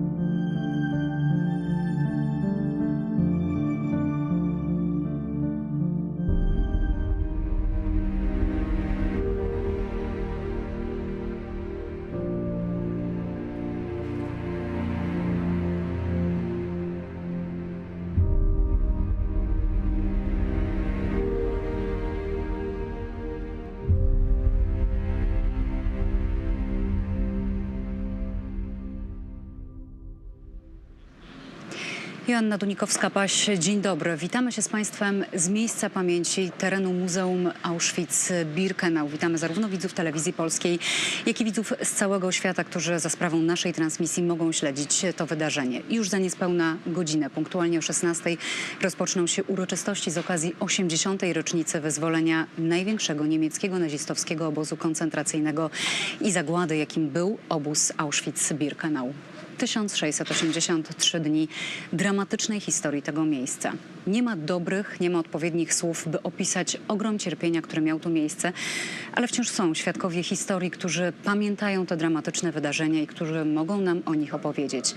Jak sami mówią, dla tych, którzy byli tutaj z nimi, nie potrzeba żadnych wyjaśnień. Inni zaś nie zrozumieją ani tego, co czuli wtedy, ani tego, co czują teraz. Ale tym wspomnieniom, tym słowom będą przyglądać się przedstawiciele ponad 70 delegacji państwowych, a także organizacji z całego świata, które chciały wziąć udział w tym wydarzeniu. Nad bramą wjazdową do obozu Auschwitz-Birkenau został ustawiony specjalny namiot. Jednym z symboli, stojącym bezpośrednio przed bramą, wagon towarowy. 27 dzień stycznia 1945 roku. Wyzwolenia doczekało około 7 000 więźniów, ale do tego momentu, do tego dnia życie w tym miejscu straciło około 1 100 000 osób, więźniarek i więźniów tego właśnie miejsca.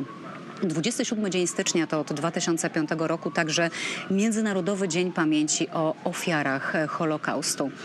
Lekcja Auschwitz, jak ją pamiętamy, jak ją odrabiamy, czego nauczyliśmy się od świadków historii, to są ważne pytania, na które kolejny raz dziś próbujemy odpowiedzieć. Tak z pewnością będzie także w rozmowie, która za chwilę przed Państwem Michał Broniatowski będzie rozmawiał z czeskim prezydentem Petrem Pawlem.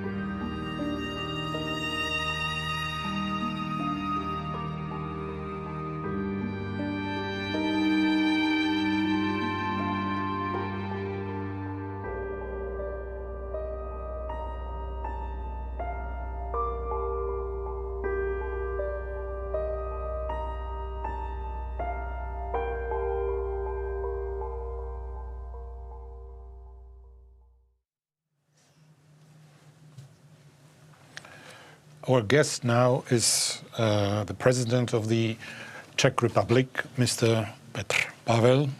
Good afternoon. Welcome.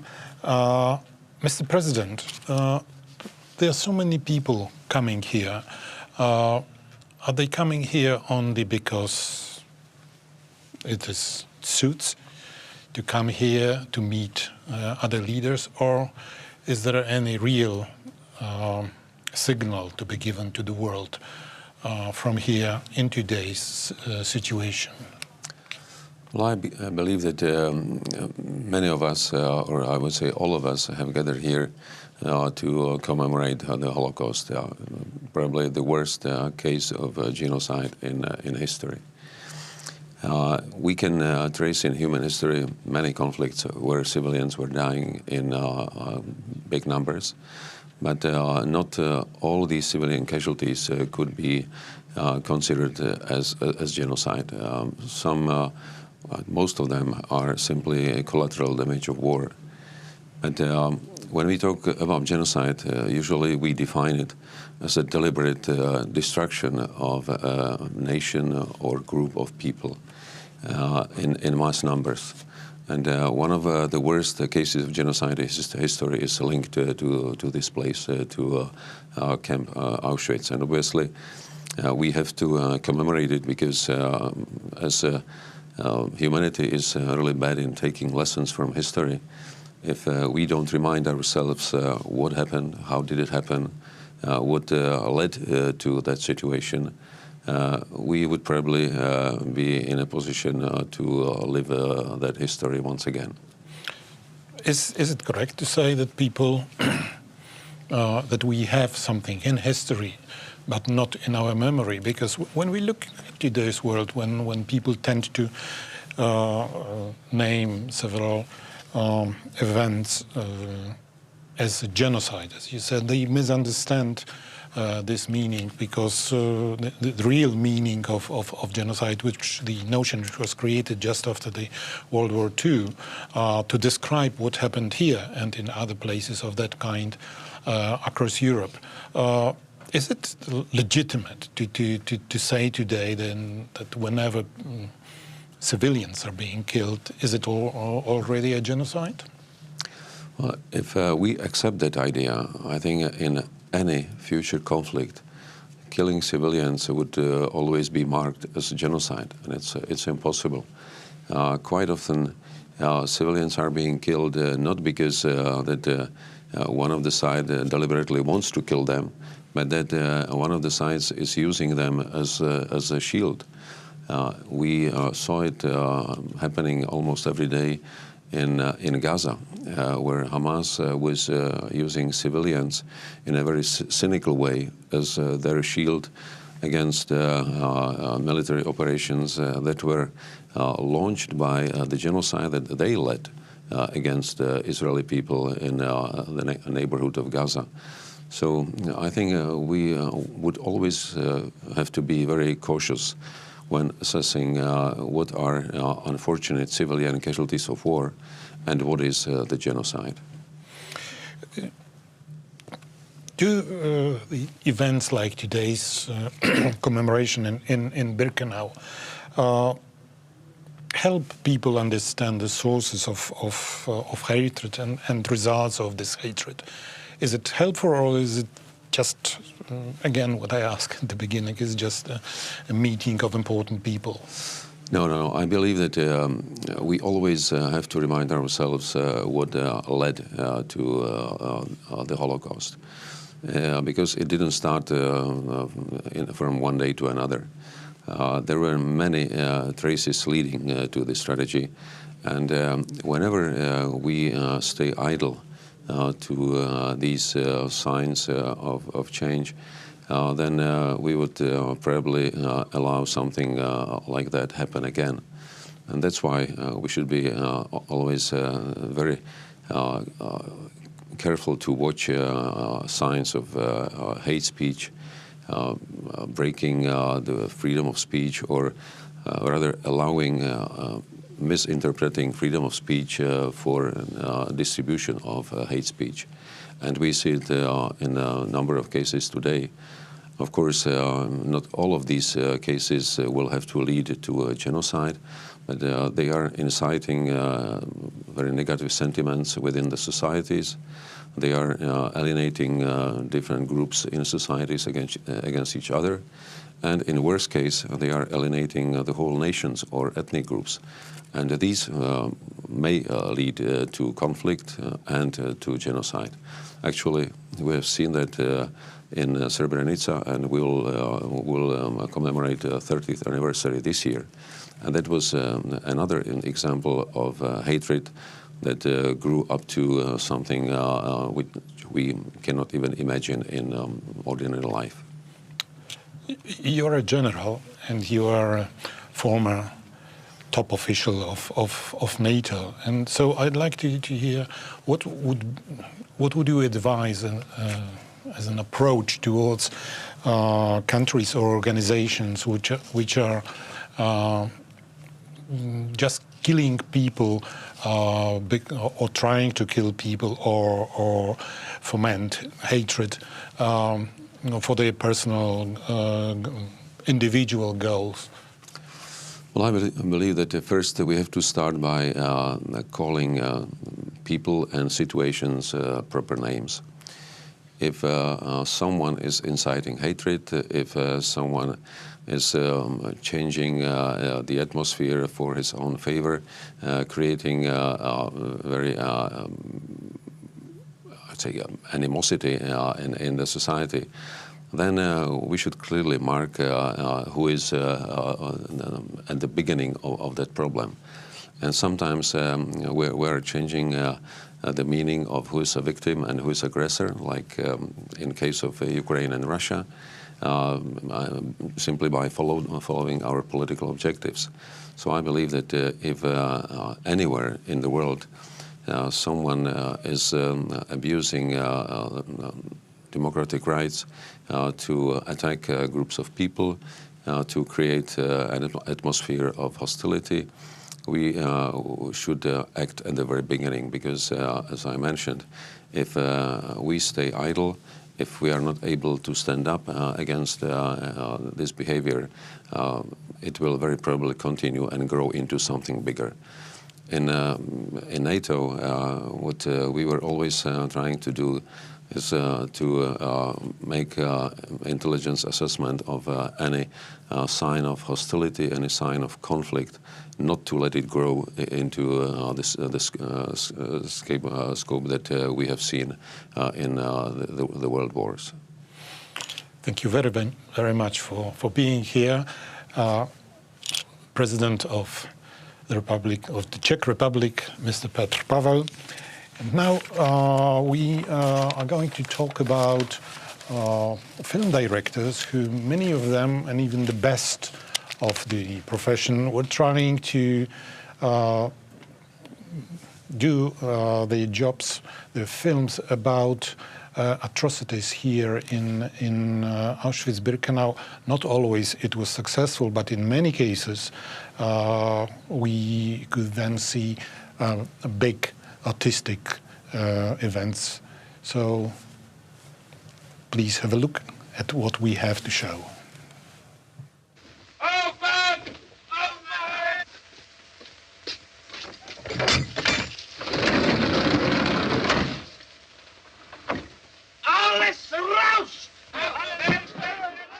Mimo upływu 80 lat od zakończenia dramatu więźniów obozu Auschwitz-Birkenau, temat ten w kulturze masowej wciąż jest obecny. Najważniejsi twórcy filmowi stawiali i nadal stawiają sobie za cel zmierzenie się z tematem zagłady. Bez ostatniego etapu Wandy Jakubowskiej filmu, który powstał już w 1947 roku, nie może obejść się żadna polska historia kina. Ani ta ujęta w encyklopedyczne opracowanie czy dyskusje akademickie, ani ta mówiona. Zobaczycie, że oni nas tu wszystkich pozabijali. Uspokój się, mamo. Ten pierwszy film, który tworzyła była więźniarka, pani Wanda Jakubowska, w scenografii obozu zaledwie 2 lata od momentu, kiedy on przestał funkcjonować, mając żywą pamięć świadków i teren, który praktycznie rzecz biorąc przez te 2 lata nie uległ niewielkim zmianom, mamy wszelkie atuty, ażeby pokazać ten obóz w sposób perfekcyjny. Natomiast wydaje mi się, że pewną słabością filmu Ostatni etap jest to, że ta fabuła, która była, powiedzmy, stworzona, ona nie była jakoś bardzo spójna i nie miała jakiegoś takiego głównego motywu przewodniego, który wiązałby widza z konkretnymi postaciami.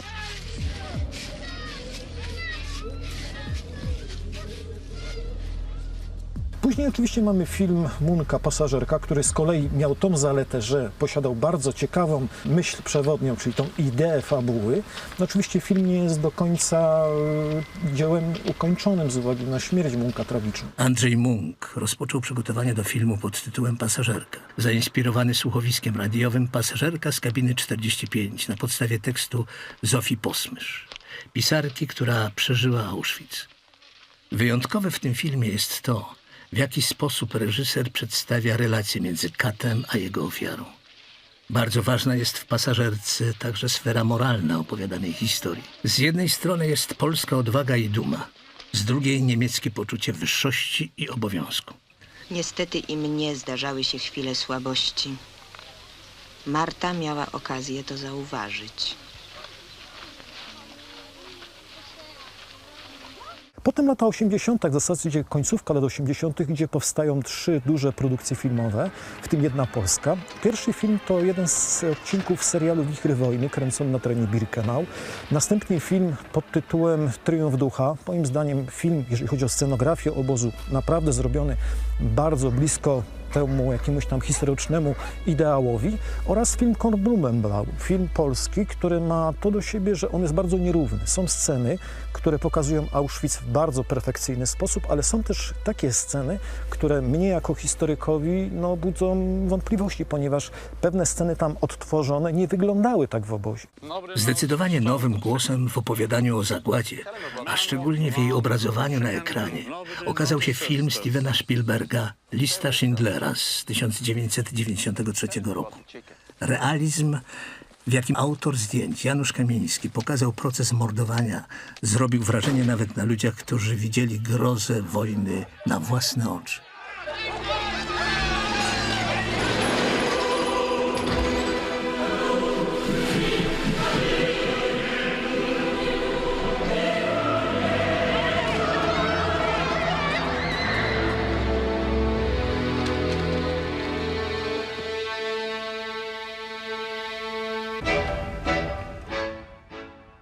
Wydawało się, że lista Schindlera tak daleko przesunęła granice realizmu w pokazywaniu zagłady, że nie da się już pójść dalej. Jednak węgierski reżyser László Nemes udowodnił swoim filmem zatytułowanym Syn Szawła, że prawdziwa sztuka nie ma żadnych granic. Węgierski reżyser patrzy na zagładę niemal dosłownie oczami kogoś, kto trafił do samego jądra jej piekła. Film Syn Szawła, który ja osobiście oczywiście od strony historycznej oceniam jako film, który wymagałby wielu korekt, jeżeli chodzi na przykład o stroje więźniów, ich oznaczenia, pewne realia historyczne, ale z drugiej strony ten film jest o tyle cenny, że on jako pierwszy przywraca ludzkie oblicze więźniom Sonderkommando.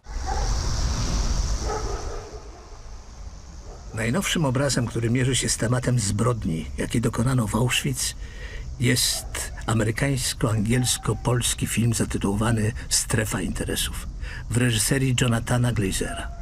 Film stara się patrzeć na proces zagłady oczami sprawców, a konkretnie oczami komendanta obozu Rudolfa Hessa.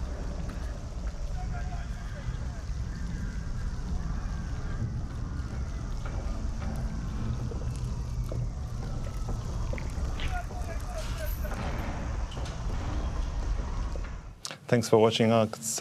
We are here with our guests, but we just watched a clip about the Zone of Interest movie, which tells the story of the life of the Auschwitz camp officer family who lived just behind the camp's wall.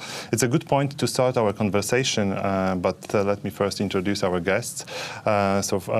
Jack Fairweather, a British journalist and author, including the book The Volunteer, which tells the story of Witold Pilecki. Piotr Setkiewicz, a Polish historian, researcher, and a leading authority on the history of Auschwitz-Birkenau and the Holocaust, and Jonathan Glazer, a British film director, screenwriter, and a visual artist whose film The Zone of Interest won 2 Academy Awards. Pleasure to have you here. So let's start from the movie. Did you ever imagine that this film could have made in another location? How important was that location for you? It was most. I mean, it was nothing was more important really than setting the film as close to the camps as I could. I think once I'd decided to make a film, I had no prescription about what I wanted to make. Originally, I came to the camps. I met Mr. Sienkiewicz and others, and very open arm to say I don't know really what I want to make, but I feel like I'm going to make something. I'm not sure exactly what my approach will be, and I was very, very struck by the proximity of the Hoss house, the commandant's house, to the camp itself, and I felt like that really was the centre of my film. And really, I decided then and there that I had to make it as make it as much of a simulation as I could. And so we looked around other parts of Poland to try and find ways of doing it using sort of, the smoke and mirrors of film production. But I kept coming back here. I kept feeling like there was no film unless I could do it here, really, that I could believe in. You knew the novel about this story, and that was the first thing you thought about this story, that you have to do it here, or what was your first impression about that? Well, the book, Martin Amis's book, I think it was the point of view that I made a decision about because of what he'd written, because it was something I found very courageous about taking on that perspective. So that was the first stake in the ground for me, as it were, and then second to that, obviously, were and then I was travelling to the museum many times. And my investigation started, really. But it started with the book, started with the perspective, the perpetrator perspective. Obviously, there have been many films made about the victims of the Holocaust, and rightly so. But I felt that I was going to approach it from another. I wanted to come at it from a different point of view, and Mr. Amis's book gave me that point of view, which I then came to make my own discoveries. What was your first impression after seeing this house, like a regular house, but really close to the? Yeah, I mean, well, it really ended up being the reason why I made the film. I was devastated by the proximity of it.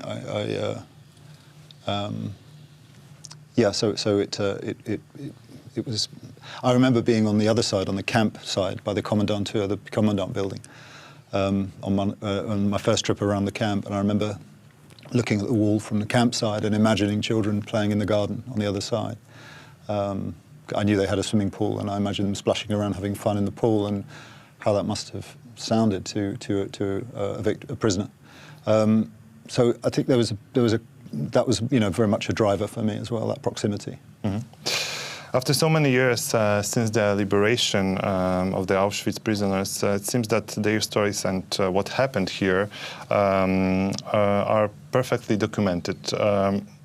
When working on the book about Witold Pilecki, did you ever struggle with the fact that you have so many sources and maybe some of them not reliable?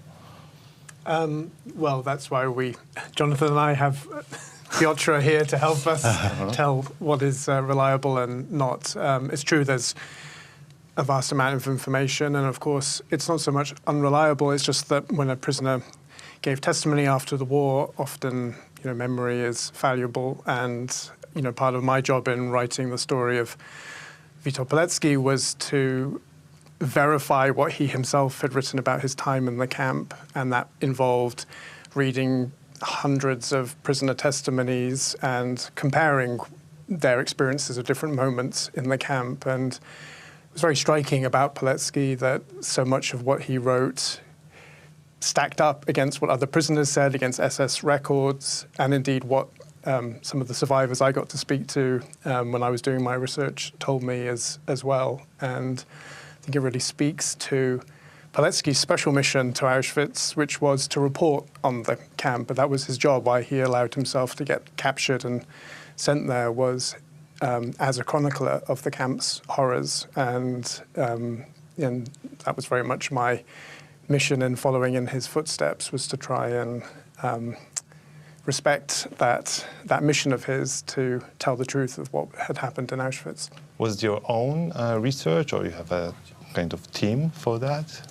Well, I had two wonderful researchers, Polish researchers who helped me and bothered Piotr all the time with questions that would come up during the research, and it really was a team effort, which I'm very grateful to Piotr for all his support over the years. Likewise. When someone starts working on a film or a book, what should he or she do first as a research? First of all, I believe that it is necessary to make a survey, the basic research and the sources, which are usually viable in a different way. For example, these might have been the testimonies by survivors, but also the documents created by the German bureaucracy of the camp. And usually there is a number of common points in this two kinds of narratives. For example, when we discuss with Jonathan about the question of why, what Hus could think when he heard that he's going to be promoted to Berlin and to send from Auschwitz to the senior command position in the Inspectorate of concentration camps. So on the one hand, there's a testimony, but there is also a document in which Hus tried to ask his friend, Martin Bormann, to intervene on his behalf because he actually didn't want to leave Auschwitz when he felt like the king.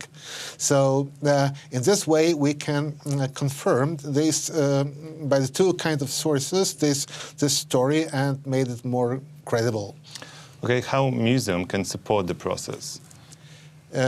Yeah, well, we can help in different ways. For instance, there's possible to ask us for our opinion about certain pieces of such work, about the movie, about the chapter of the book, or to give some advice, certain advice, how it should be done, how it would be arranged, and so on. But however, we do not, and we don't like to help in recreating the Auschwitz in the way that had very little to do with the reality of the camp. When intentionally the author has his own idea, is sometimes, very romantic, for example. There's always a story of love between a young and beautiful girl and a handsome German officer, something like that. So we don't want to be engaged in such kind of fiction. Mm-hmm. In many films or books, we can see like a lot of stories from Auschwitz.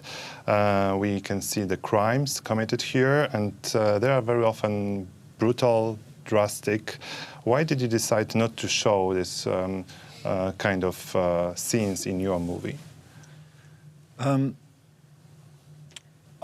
mean, for me, I didn't want to reenact that violence and having people dress up to be victims or dress up to be perpetrators. But that was also truth from the camp. That was also truth. The truth of the camp. Yeah. But it's for me. I didn't feel there was. I think there are boundaries. I find when I took this on naturally. I don't think there are boundaries to any subject. Actually, I think every subject should be there to be explored for us to understand more about who we are as human beings. But there are boundaries. I think the ethics of representation, I think, very important in this particular with this particular subject. And I simply didn't feel for myself that I wanted to reenact these horrors. That I also felt that we had seen done extremely well, and I think a lot of that imagery people have I think that imagery is in us. We understand that imagery, and I felt I felt like I didn't want to reenact that. I didn't want to do that again. I wanted to, also because my film was very much about the commandant and the family. I wanted to stay on, sort of rigidly on that side of the wall, and I wanted to evoke everything through sound, so that the horrors that were being enacted were not they were out of sight, but they weren't out of mind ever. Was it the voice behind the wall stronger than like the real sense from the camp? Well, for me it is. Yeah, for me, I felt that was the right execution. Okay, since we are already talking about this specific place, who is the current owner of the house and what's going on with this place? And have any survivors ever been inside? I don't think so. Well, I haven't heard of that. Well, this was simply the private house. We must remember that it was built before the war by the family of a sergeant of the Polish army, Mr. Soya. So after the war, he was given back to the right owners, legal owners. But it had never been part of the exhibition. I think that the museum had no idea what to do with the building, which is situated very close to the camp on the one hand, and it has his very dark past. The villa that was housed by the commander and of Auschwitz and his family. So, well, we'll see what was going to happen. There's a certain foundation who decided to buy the house and to use it somehow for some reasons. I would believe that the cooperation with museum and this foundation will be possible, but I'm not sure. I don't know simply the details now. Probably during your research work, you became experts in your topics. So can you see some errors from another publishers, from another movies that you can see them watching the movie or reading a book? Yes, of course. Yeah, like what kind of? Well, you know, there's obviously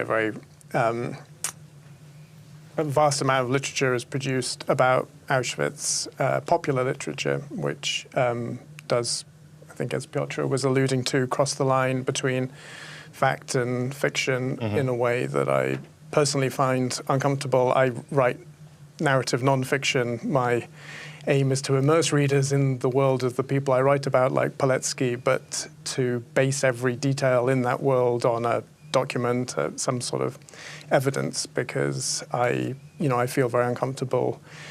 I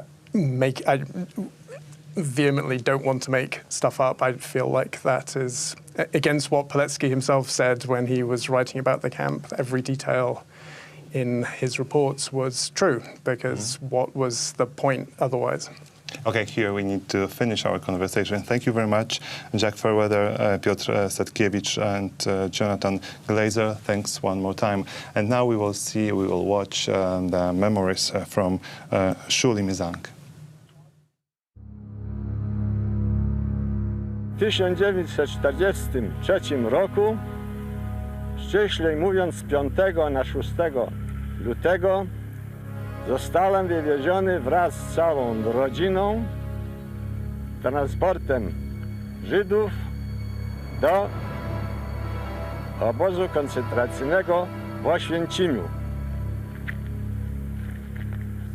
Po opróżnieniu wagonów stanął przed nami jeden SS-man i ogłosił, że mężczyźni, kobiety, starsze ustawiają się po lewej stronie, młode kobiety, które nie chcą się pożegnać z dziećmi, też stają po lewej stronie, kalecy też stają po lewej stronie i jeszcze kilka tam wymienił. Po prawej stronie ustawiają się mężczyźni młodzi, fachowcy, którzy nie są kalekami i którzy mają odpowiednie zawody. Ja oczywiście byłem z szwagrem tam jeszcze i z 2 kuzynami. Ustawiliśmy się po prawej stronie. Natomiast ojciec, matka, siostra z małym dzieckiem, chociaż była młoda, siostra 13-letnia po lewej stronie. Ci, którzy ustawili się po stronie lewej, zostali załadowani do samochodów ciężarowych i odwiezieni zostali do krematorium. Dalej przywieźli nas pod Laźnię. Przed Laźnią, mimo mrozu wielkiego, musieliśmy się rozbierać. Niektórzy, nie wytrzymując nerwowo, rzucali się na druty z wysokim napięciem. Niektórzy nawet weszli na baraki, które tam obok były i zrzucali się z tych baraków. W tej łaźni robili z nas kpiny, ze wszystkich, którzy tam byli. Powiedzieli, że my pójdziemy też na stracenie. Pójdziemy też do krematorium. A po kilkudziesięciu minutach jednak wyprowadzeni zostaliśmy boso na tym śniegu. Wyprowadzeni zostaliśmy z tej łaźni. No i stamtąd zostaliśmy doprowadzeni do baraków, gdzie dalej mieszkaliśmy. Jeśli chodzi o barak, to barak był drewniany, policzony gdzieś na około 200 więźniów. Łóżka były potrójne. W początkowym okresie nie dali nam ani siennika, ani poduszki, nic. Tylko później, po jakimś tygodniu. Ci, którzy nami się interesowali, to w czasie pracy to byli kapowie, kapo, a na baraku blokowy. Ogólnie rzecz biorąc, to ci oprawcy, bo tak można ich nazwać, rekrutowali się z różnych narodowości. To byli Niemcy, Polacy, Żydzi, Francuzi, Czesi i tym podobnych. Odnosili się do nas bardzo wrogo, bo nawet nie chcieli dopuścić myśli, że my kiedyś z tego obozu wyjdziemy na wolność. W całym okresie pobytu w Brzezińce głodowałem. Ściślej mówiąc, na dobę dostaliśmy 25 deka chleba, zupę, prawie woda, bo w tym było tylko trochę ziemniaków z lupinami. A wieczorem dostawaliśmy tak zwaną culagę. A culaga, w tej culadze to było czasami kawałeczek, plasterek kiełbasy albo kawałeczek margaryny do tego. I to wszystko miało starczyć na całą dobę. Więźniowie, którzy przebywali w tym baraku, byli do takiego stopnia wycieńczeni, że ten najstarszy więzień, mając na uwadze przebywania w obozie, który przebywał pół roku, o własnych siłach się poruszać już nie mógł. A poza tym pozostali, którzy byli miesiąc, 2 i 3, też byli mocno osłabieni. Pomyślałem sobie, że skoro tu jeden przebywał pół roku i źle chodzi, to ja ze względu na to, że pochodzę z biednej żydowskiej rodziny, ojciec miał gospodarstwo rolne, a sam byłem sportowcem, ciężarowcem byłem, pracowałem jako stolarz, jestem młody, będę mógł wytrzymać rok. A o tym, że będę 2 lata przebywał, to nigdy o tym nie myślałem.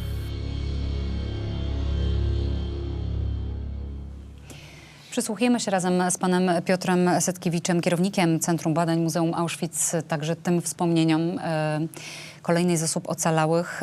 Coraz mniej mamy tych wspomnień, które jeszcze możemy usłyszeć i właściwie mamy takie 2 grupy osób, nie wiem, czy pan się ze mną zgodzi, takich ocalałych, którzy po jakimś czasie zdecydowali się, żeby tu wrócić i zmierzyć się z tym swoim przeżyciem, ze swoją traumą i taką grupę tych, którzy powiedzieli albo wypierali to ze swojej pamięci, albo nigdy do tego miejsca nie wracali.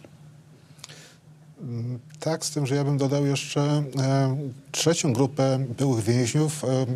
Mam na myśli tutaj tych, którzy mimo wszystko po wojnie dość chętnie i dość często uczestniczyli w różnego rodzaju programach edukacyjnych, którzy spotykali się z młodzieżą, którzy pisali książki, pojawiali się w telewizji. Także te reakcje byłych więźniów są bardzo różne, aczkolwiek rzeczywiście bardzo wielu z nich nigdy nie nawiązało kontaktu z muzeum i to wynikało z kilku powodów. Na przykład wyjechali gdzieś na drugi koniec świata po wojnie do Australii i po prostu nie mieli okazji do nawiązania takiego kontaktu, albo rzeczywiście traumatyczne przeżycia z czasów obozu były tak silne, że nie chcieli o tym rozmawiać nawet z najbliższą rodziną. Tak, często to, o czym pan wspomina, że bliscy być może wiedzieli o tym, że ta osoba była w obozie, ale tak naprawdę nie wiedzieli nic więcej. Natomiast to, co dla mnie było uderzające, to też poczucie w tych potomkach takiej traumy, która też się w nich pojawiała. Do rozmowy z panem Piotrem Setkiewiczem będziemy wracać. Za moment Maciej Zakrocki porozmawia z przewodniczącą Parlamentu Europejskiego Robertą Metsolą.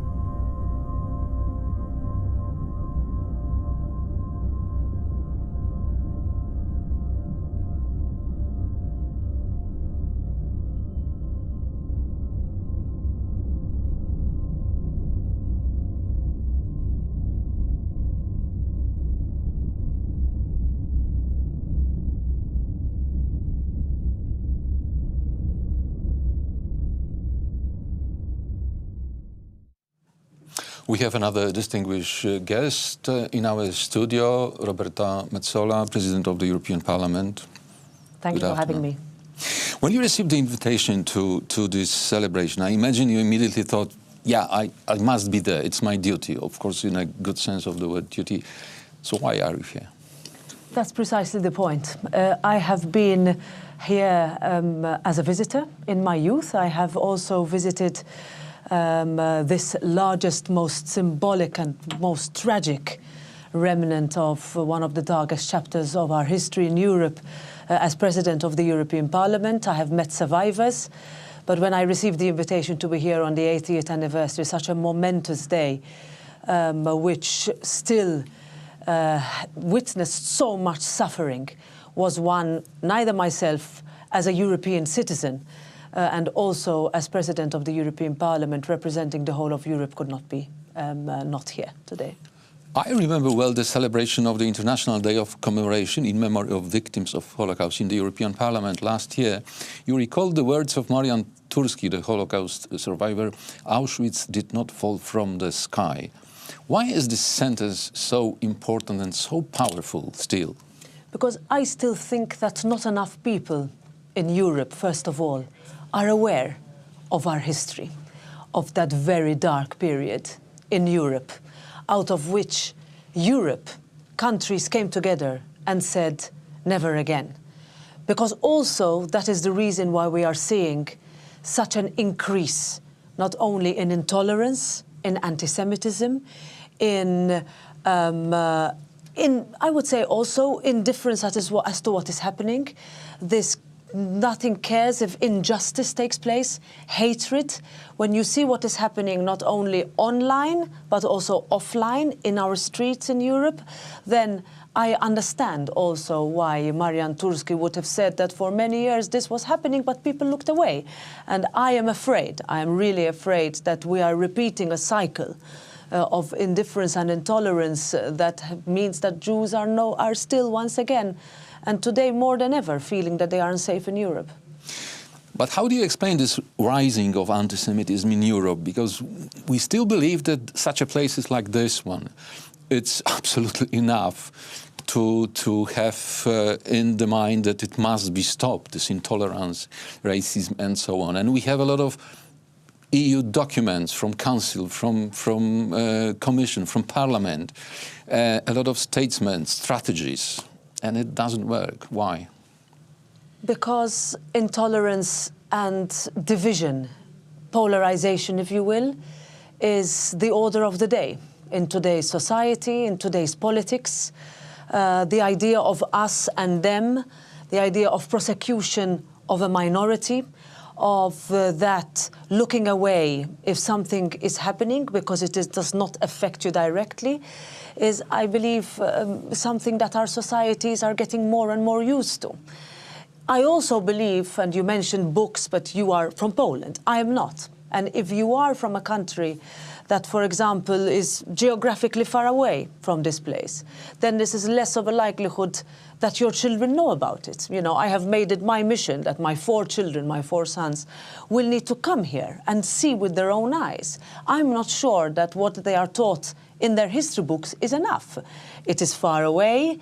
We are sadly the last generation of having the privilege of getting to know Holocaust survivors. That's why I insist that the European Parliament every year commemorates this very difficult day, because I want new members of Parliament from all 27 member states to go back home and say, how are we treating the Jewish people in my country? How are we dealing with such indifference? How do we deal in the face of intolerance? This is how do we deal when it comes to religious freedom? How do we deal with what we thought is fundamental when we look at the pillars of our democracy and what Europe was based on? Today is 2025, 80 years later. Are we in a better state than we were 10 years ago? I'm very worried. Yeah, you are right, because this, what you call it, privilege to meet with the survivors here. But on the other hand, we know, it's sad, but we know that it's probably the last big anniversary we can celebrate together with them. So what do you think, what must be done that the memory of what happened here does not disappear with the passing away of these last witnesses? I think every name, every life, every story needs to be shared.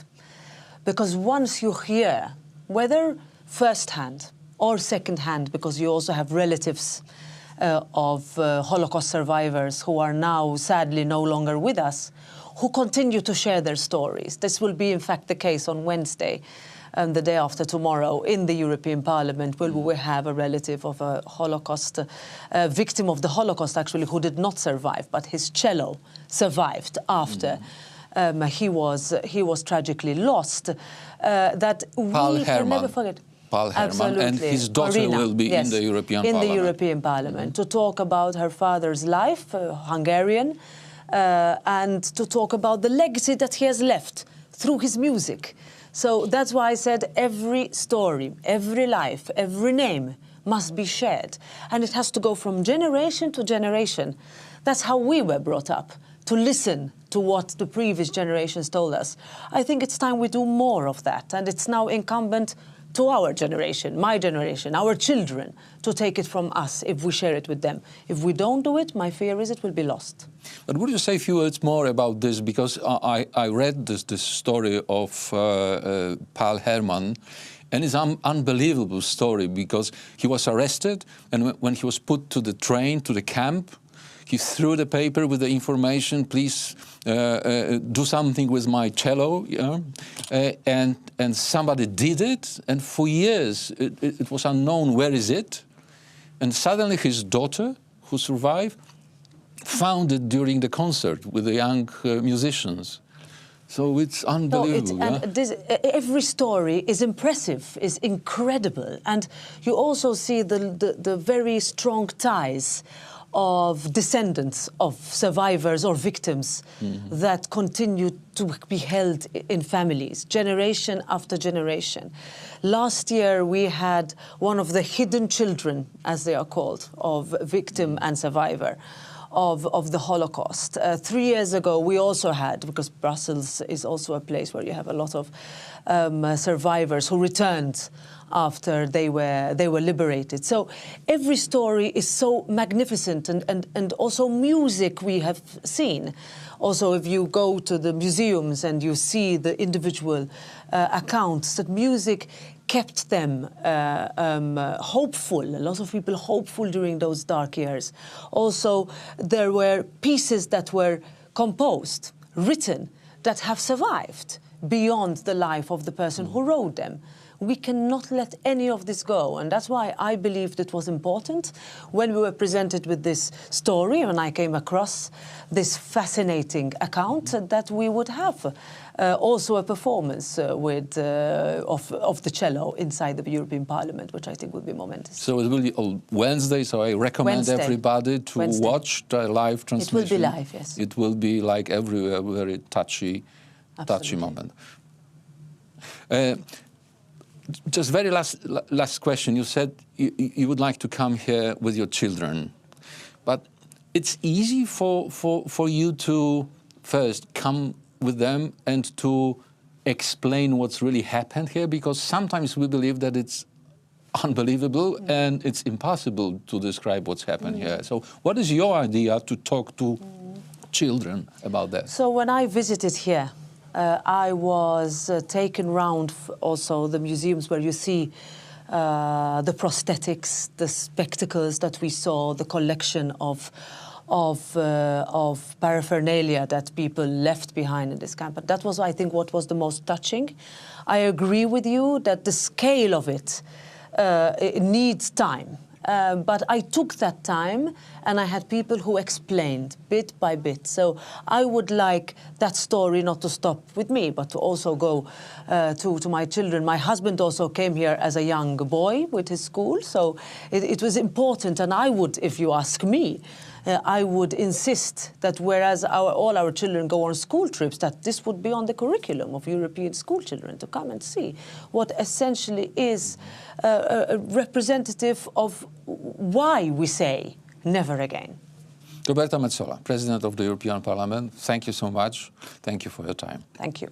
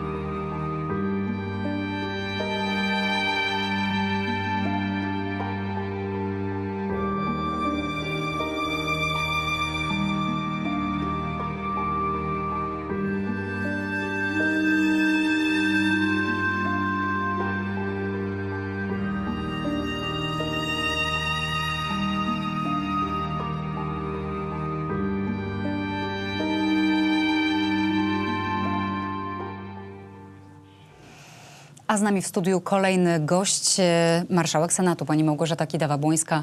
Dzień dobry. Dzień dobry, witam panią, witam państwa. Bardzo dziękuję pani za to spotkanie w dniu 80. rocznicy wyzwolenia Auschwitz. Rozmawiamy także o naszej polskiej roli w tym, jak pamiętać o tych dramatycznych wydarzeniach, jak ostrzegać przed tym, by takie wydarzenia nie miały miejsca. Jaka jest ta nasza rola, jak powinniśmy o tym opowiadać? Musimy dbać z całych sił, żeby o tym miejscu, o tym wyjątkowym miejscu na ziemi, na świecie, ludzie pamiętali. Ja mam takie wrażenie, że w ostatnich latach zapomniano, co tutaj się wydarzyło. Jaka wielka tragedia, co człowiek potrafił zrobić drugiemu człowiekowi z powodu nienawiści, pogardy, chęci panowania nad światem. Jeżeli ludzie o tym zapomną, że są w stanie doprowadzić do takich podłości, będą na to obojętni. Profesor Turski kiedyś powiedział, że nie można być obojętnym. 11 przykazanie, tak? Bardzo ważne. Nie możemy być obojętni, a ostrzegać możemy ucząc historii, przypominając o tym miejscu i o tym, co tu się stało. Odchodzą ostatni, ocalali i my musimy przyjąć ich rolę, żeby edukować i mówić, co tu się wydarzyło. Co powinni ludzie robić, żeby do takich dramatów, właściwie takiego piekła na ziemi już nigdy nie doszło. Więc rola edukacji, wychowania, informowania, odkłamywania rzeczywistości jest bardzo ważna. Wspomniała Pani o ocalałych, w ich głos tu wsłuchujemy się najbardziej.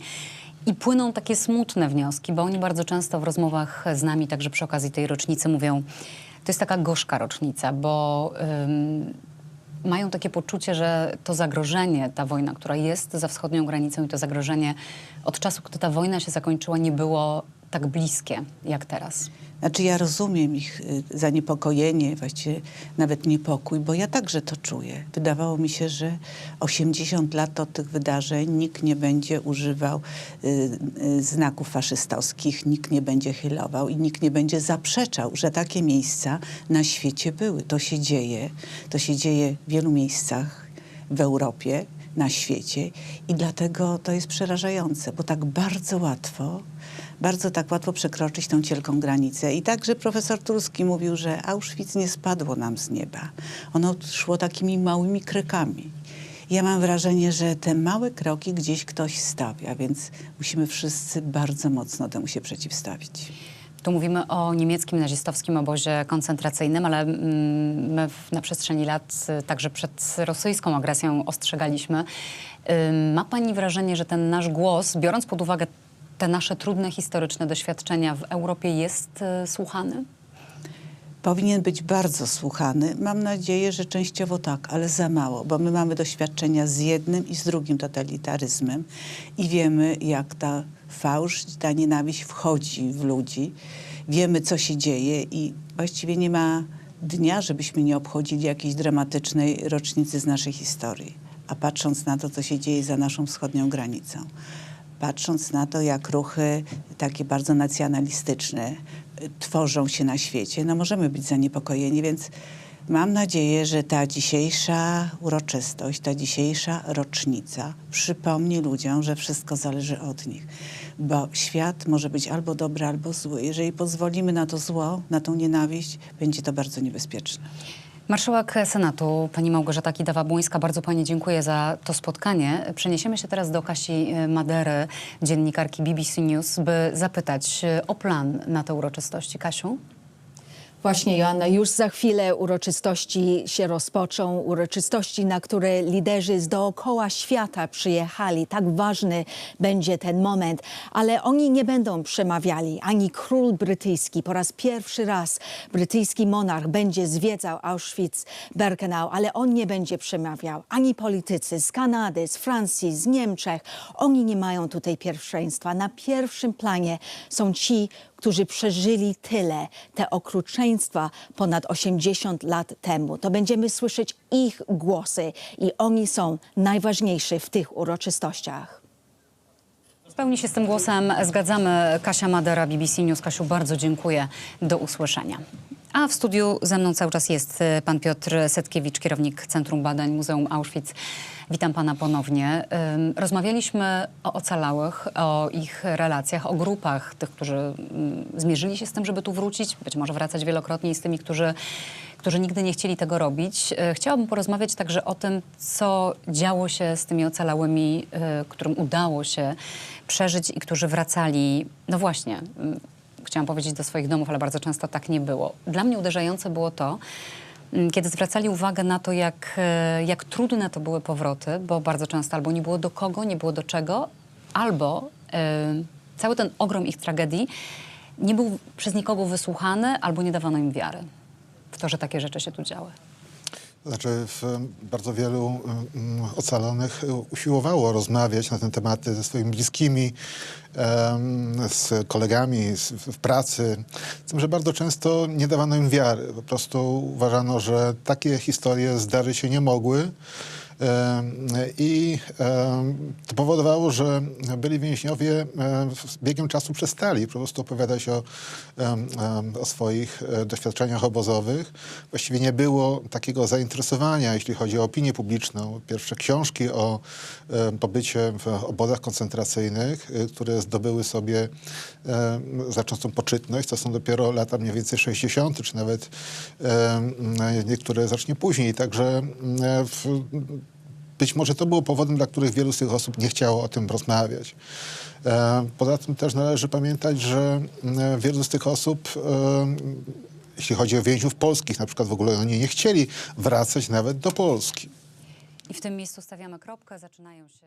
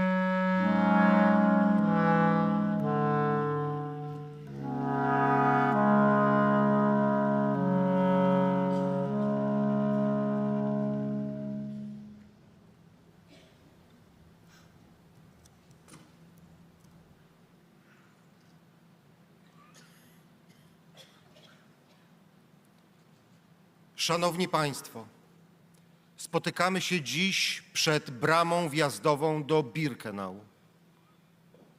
Przed nami stoi wagon symbolizujący cierpienie wszystkich ofiar obozu koncentracyjnego i ośrodka śmierci Auschwitz, a w szczególności dramat żydowskich transportów z Węgier z 1944 roku. Apogeum funkcjonowania tego strasznego miejsca. Został on postawiony 15 lat temu jako symbol na tejże rampie, dzięki wsparciu Franka Lowiego. Niech milczącą pustkę tego wagonu wypełni nasza żywa pamięć o wszystkich ofiarach Auschwitz.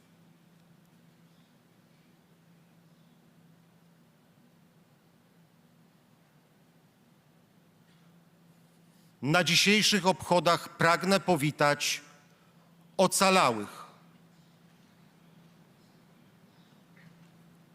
Witam głowy koronowane, prezydentów, premierów i wszystkich przewodniczących delegacji państwowych. Witam przedstawicieli Parlamentu Polskiego oraz parlamentarzystów z Europy i świata. Witam przedstawicieli korpusu dyplomatycznego. Witam darczyńców, którzy wsparli Fundusz Wieczysty Fundacji Auschwitz-Birkenau, filary pamięci. Witam przedstawicieli kościołów i wspólnot religijnych, w tym wspólnot i gmin żydowskich, a także społeczności romskiej. Witam przedstawicieli władz regionalnych i samorządowych.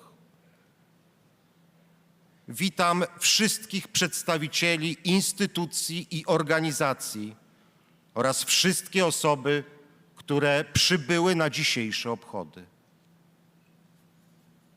O słowa powitania w imieniu ocalałych proszę Mariana Turskiego, ocalałego z Auschwitz, członka Międzynarodowej Rady Oświęcimskiej.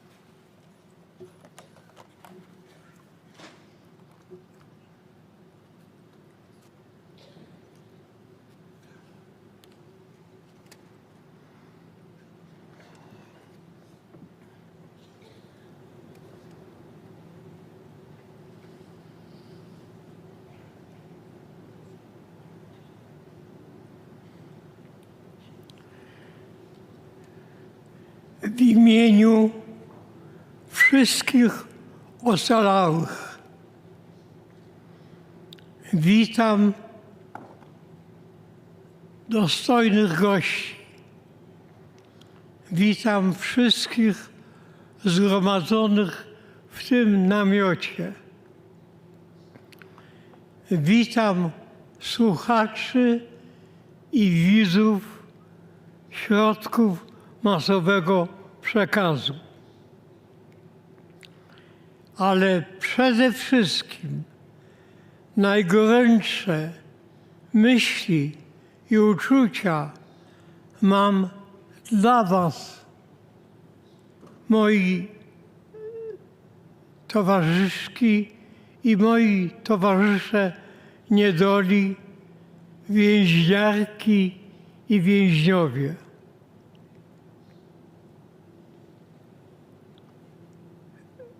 Dziś obchodzimy Międzynarodowy Dzień Pamięci o ofiarach Holokaustu. International Holocaust Remembrance Day. Jest rzeczą zrozumiałą, nawet oczywistą, że ludzie, że media do nas się zwracają, do tych, którzy ocaleli, abyśmy podzielili się z nimi wspomnieniami. Ale nas była zawsze maleńka mniejszość. Nas, którzy przeszliśmy w swoim czasie pozytywne selekcje,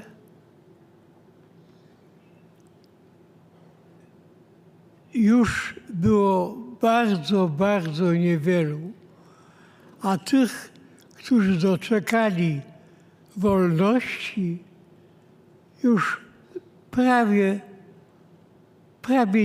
zupełnie niewiele. A teraz została tylko garstka.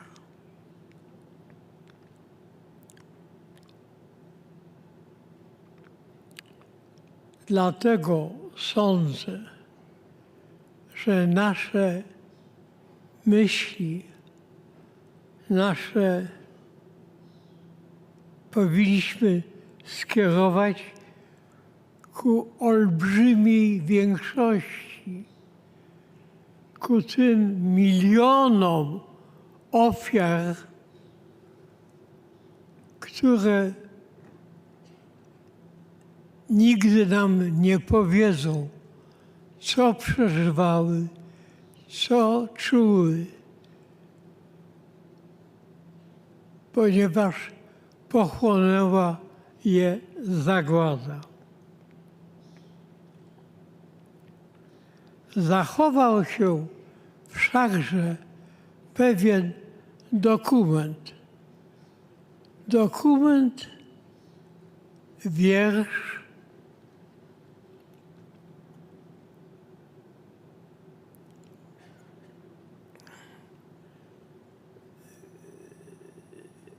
który w jakimś stopniu coś tam mówi nam o tych właśnie ludziach. Jest to, zapamiętajcie Państwo nazwisko, Henryka Łazowert. Henryka Łazowert.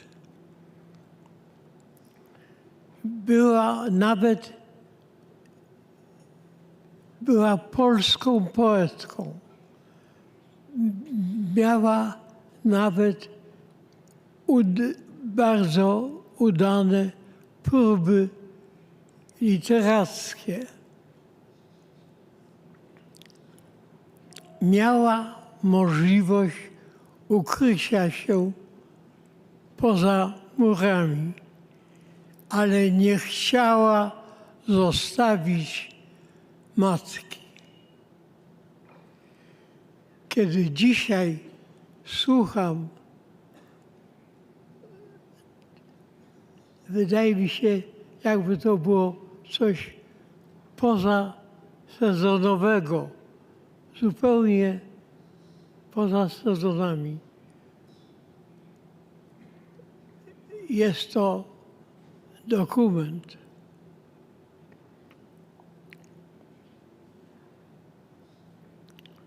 Mamy jej zdjęcie. Była urodziwą kobietą. Miała lat 33. Była już uznaną poetką polską. Pisała po polsku, ale jako Żydówka skazana została na zagładę. Miała szansę ukrycia się po tak zwanej aryjskiej stronie, ale nie chciała opuścić matki. Napisała list, wiersz do swojego przyjaciela. Zacytuję ten list.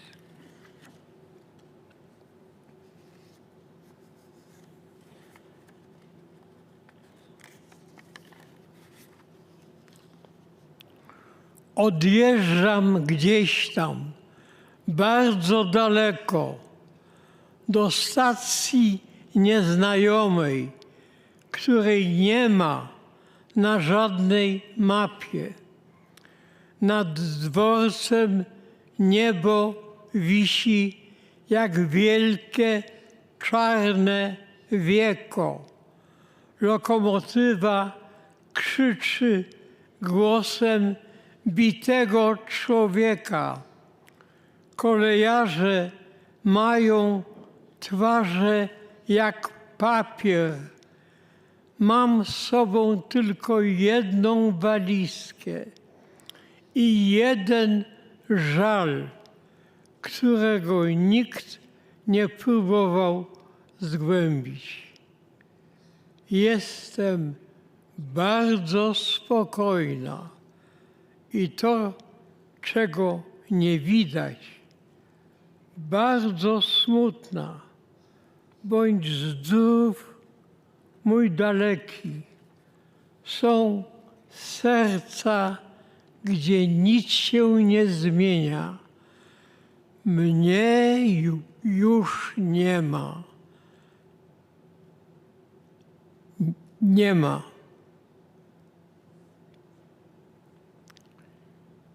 Poproszę obecnych o powstanie i minutę milczenia.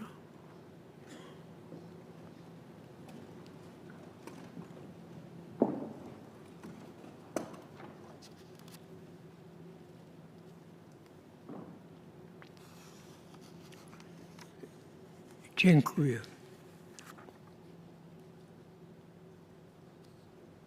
Dziękuję.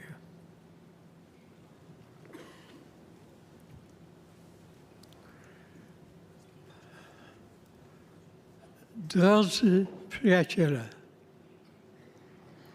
od co najmniej 2000 lat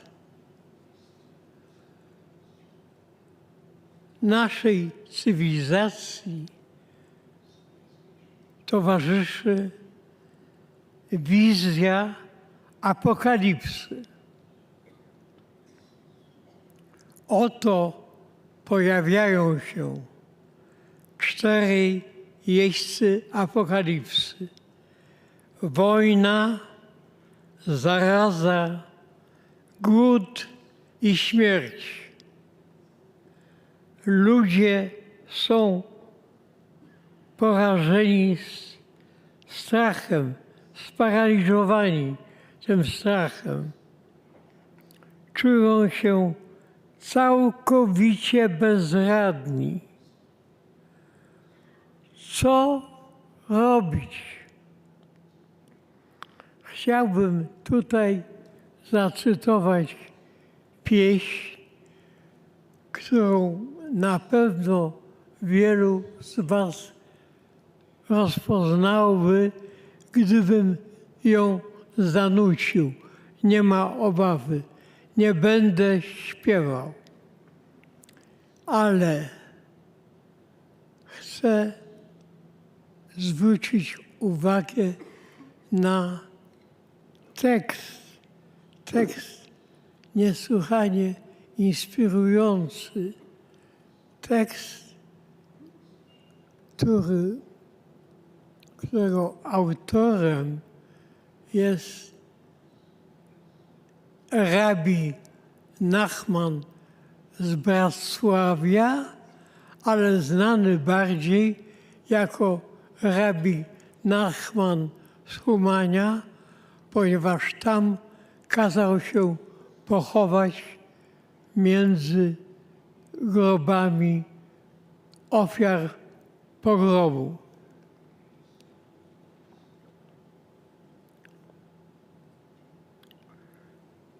Kol ha'ulam kulo, cały nasz świat, nasz świat. Gesher car מאוד jest niczym bardzo wąski pomost. wychai kar, a co najważniejsze, lo lefachet klal, nie bać się wcale.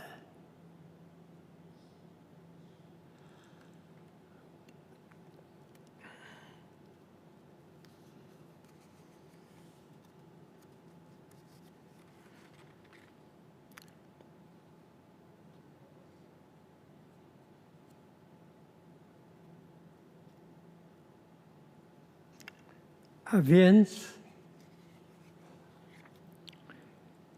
nie bać się. Widzimy w świecie współczesnym dzisiaj, teraz wielki wzrost antysemityzmu. A to przecież właśnie antysemityzm doprowadził do Holokaustu. Deborah Lipstadt nazwała to tsunami antysemityzmu, a to właśnie jej odwaga, jej uporczywość i wytrwałość w walce z zaprzeczaniem Holokaustu, czyli denial of the Holocaust,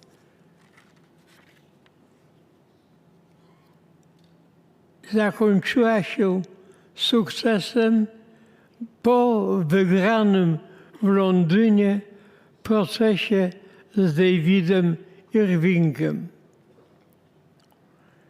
Nie bójmy się wykazać takiej samej odwagi dzisiaj, gdy Hamas czyni próby zaprzeczania masakry 7 października.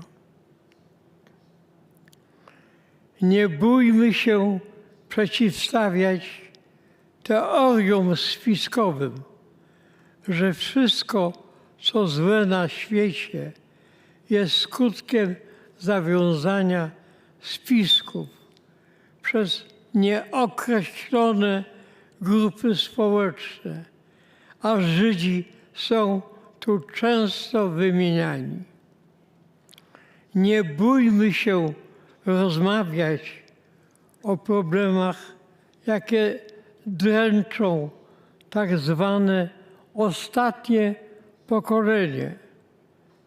Naruszają, co prawda, ci młodzi ludzie nasz porządek społeczny, nasz system prawny, ale sędzia, który wydał wyrok, wypowiedział znamienne słowa. Być może dziś skazują jutrzejszych bohaterów. Nie bójmy się przekonywać samych siebie, że można rozwiązywać problemy między sąsiadami.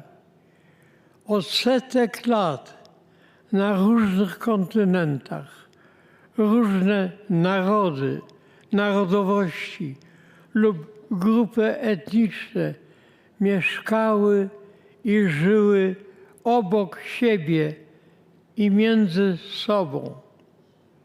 Uprzedzenia wzajemne, hejtowanie, nienawiść doprowadzały do konfliktów zbrojnych między tymi sąsiadującymi narodami i grupami etnicznymi.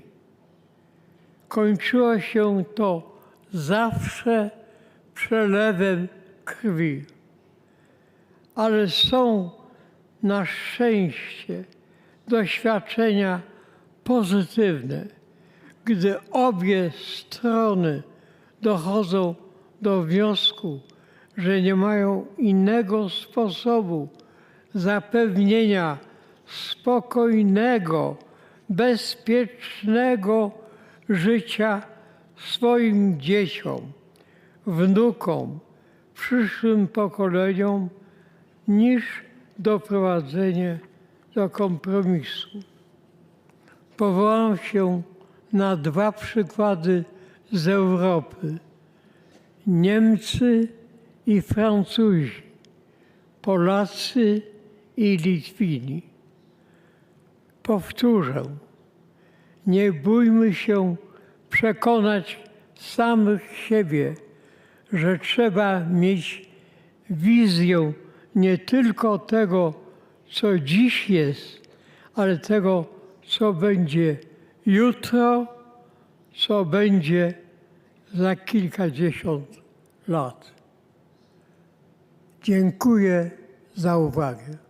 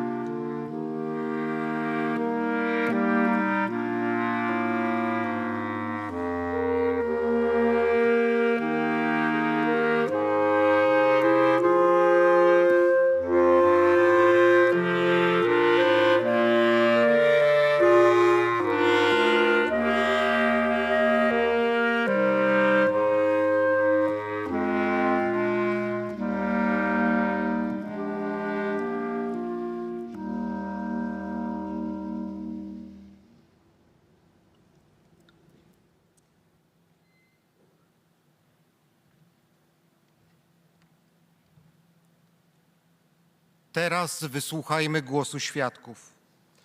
O zabranie głosu proszę ocalałą z obozu Auschwitz, panią Janinę Iwańską.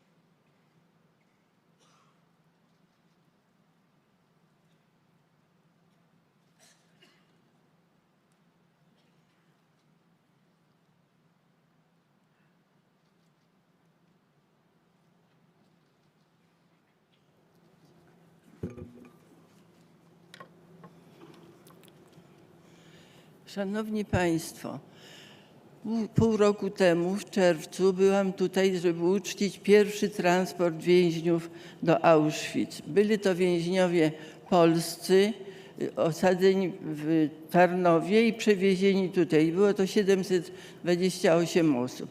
Dzisiaj jest, i to wtedy była 84. rocznica pierwszego transportu. Dzisiaj jestem na 80. rocznicy wyzwolenia obozu, czyli zakończenia działalności tego obozu. Czyli obóz trwał, Auschwitz, potem razem z Birkenau, 4,5 roku.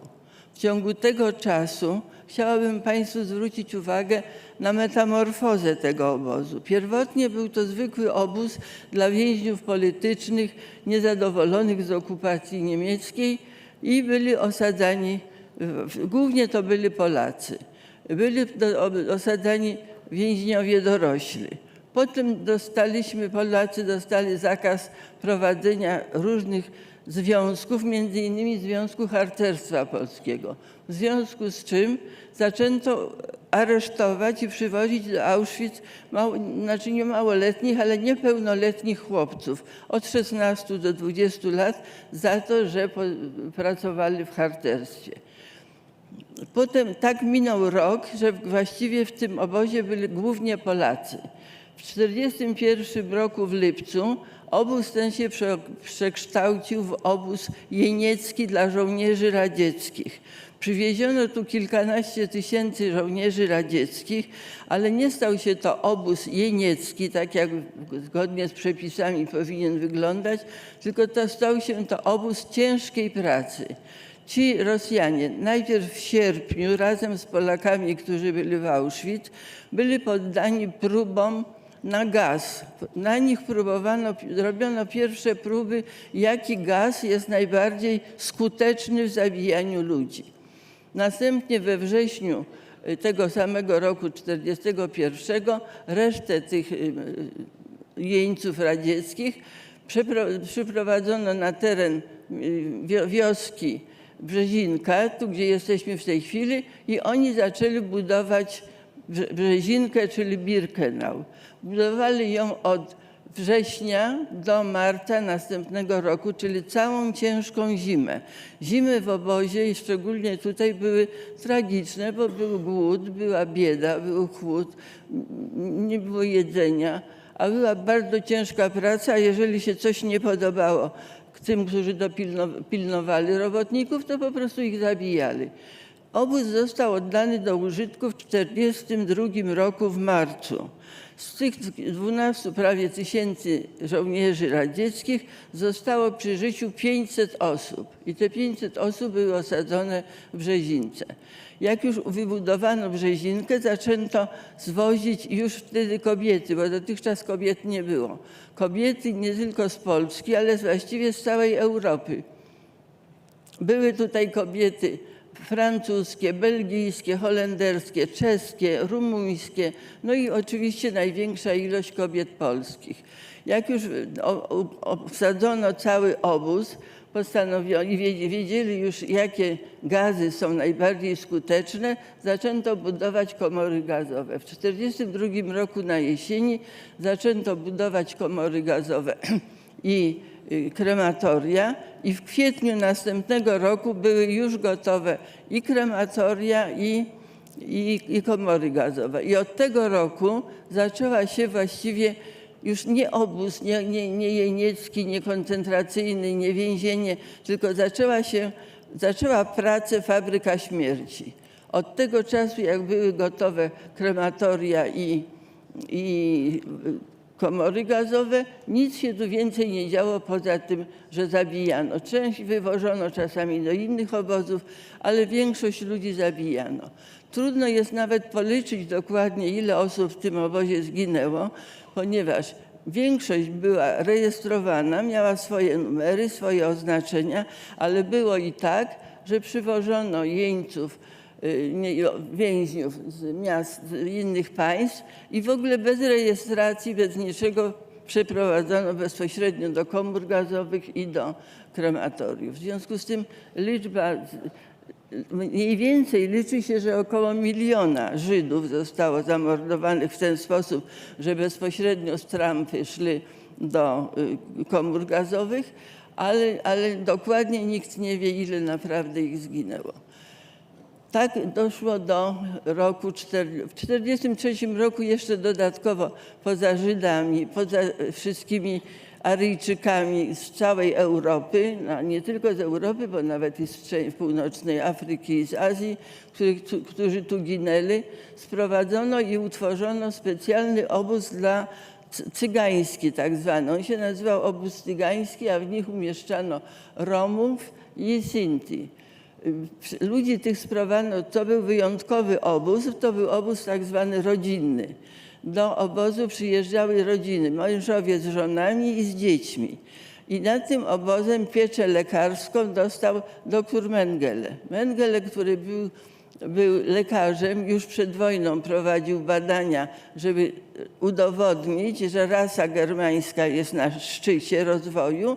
Wszystkie rasy inne to są poniżej, a rasa żydowska i romska to właściwie to są już prawie nie ludzie i dlatego ich można śmiało zlikwidować. I w związku z tym na nich, a dlatego całymi rodzinami Romów sprowadzono, żeby on robił specjalizował się w badaniach dzieci. I w związku z tym, jak były rodziny, byli mężowie i żony, to były i dzieci. I on na tych małych noworodkach robił doświadczenia. Tych Romów było bardzo dużo, ale oni byli niewytrwali i bardzo dużo zmarło. Po prostu zmarło z chorób, z nędzy. 3 sierpnia 1944 roku w obozie cygańskim, to był taki oddzielony obóz tu na terenie Brzezinki, było jeszcze 4000 Romów i Sinti. I w nocy, jedną noc z 3 na 4 sierpnia zostali wszyscy wywiezieni bezpośrednio do komór gazowych i rano następnego dnia 3 sierpnia nie było już ani jednego Roma, ani jednego Sinti. Już Mengele swoje badania zakończył i właściwie już materiał nie był mu potrzebny. I to był sierpień 1944 rok. Już zbliżał się front, właściwie wojna była tuż koniec wojny. Wtedy jeszcze przywieziono z Warszawy. W Warszawie wybuchło 1 sierpnia powstanie przeciw Niemcom i oni z takiej, już mieli wychodzić z Warszawy, bo już front było słychać. Po drugiej stronie Wisły już byli Rosjanie, ale oni zawrócili i Polacy, którzy chcieli pomóc Niemcom w ucieczce, wyprowadzić ich po prostu i zwyciężyć, żeby Polacy zdobyli stolicę. Oni zawrócili i zaczęli stolicę niszczyć. Pierwsze rozkazy były, że ma być cała Warszawa zrównana z ziemią, a mieszkańcy Warszawy mają być wszyscy zabici. I w ciągu pierwszych 6 dni zabijano, w dzielnicy Wola zabito 50 000 mieszkańców, zwykłych cywilów, których wyciągano z domów na ulicę, rozstrzelano na ulicy i domy podpalano. Do 6 sierpnia. Do mojego domu, ja mieszkałam w tej samej dzielnicy, tylko trochę dalej, Niemcy przyszli 8 sierpnia i 8 sierpnia utworzyli pod Warszawą specjalny obóz przejściowy, że domy podpalali w dalszym ciągu. Miasto niszczyli doszczętnie, natomiast ludzi wyprowadzano do obozu przejściowego w Pruszkowie i tam segregowano. Matki z dziećmi, chore osoby, niezdolne do pracy wypuszczano, natomiast osoby, które jeszcze mogły się nadawać do pracy, były wywożone najpierw do Niemiec, do Baorów, do pracy, a potem były wywożone do obozów koncentracyjnych. I między innymi ja 12 sierpnia już znalazłam się tutaj w obozie koncentracyjnym Auschwitz-Birkenau. Kilkadziesiąt tysięcy warszawiaków było przywiezionych do tego obozu, bardzo dużo było wywiezionych kobiet do Ravensbrück, a mężczyzn do Buchenwaldu i do innych obozów na terenie Niemiec i zresztą tutaj do Auschwitz też.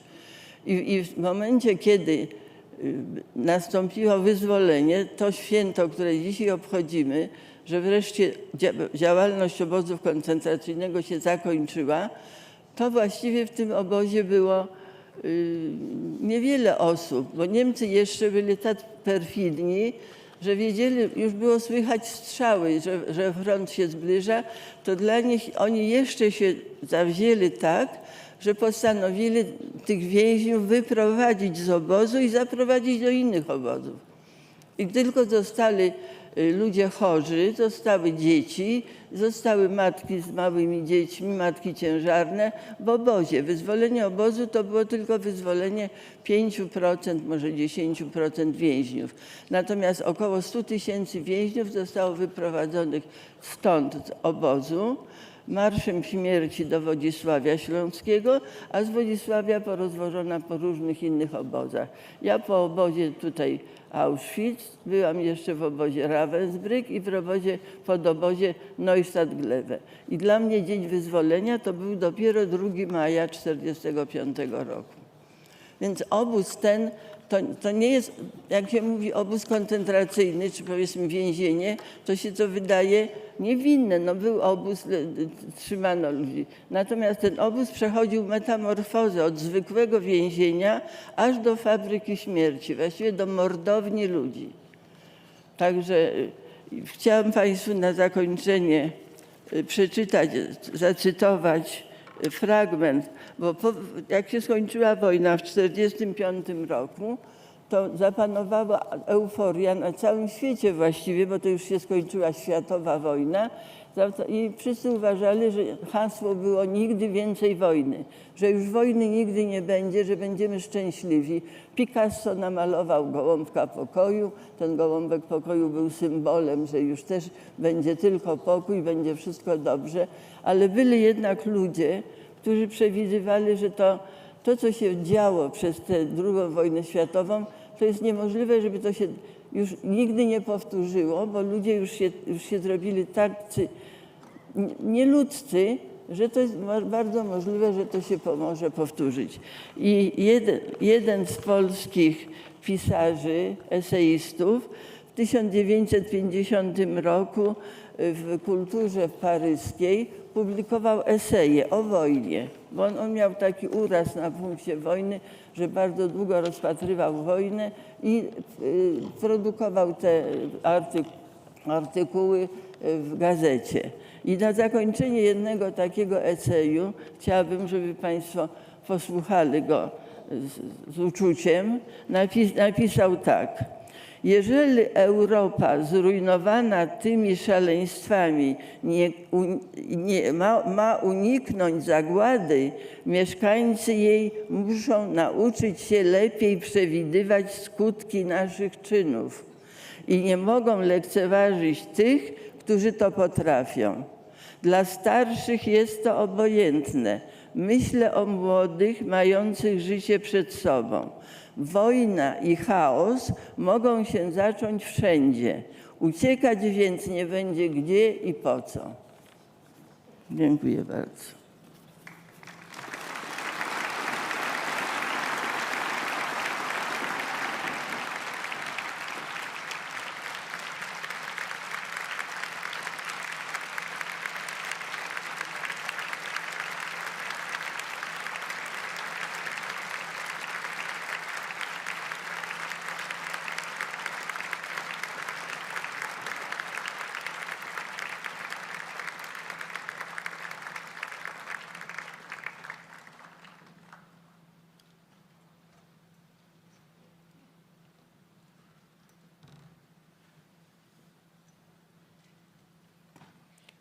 Szanowni Państwo, o zabranie głosu proszę ocalałą z obozu Auschwitz, panią Towę Friedman.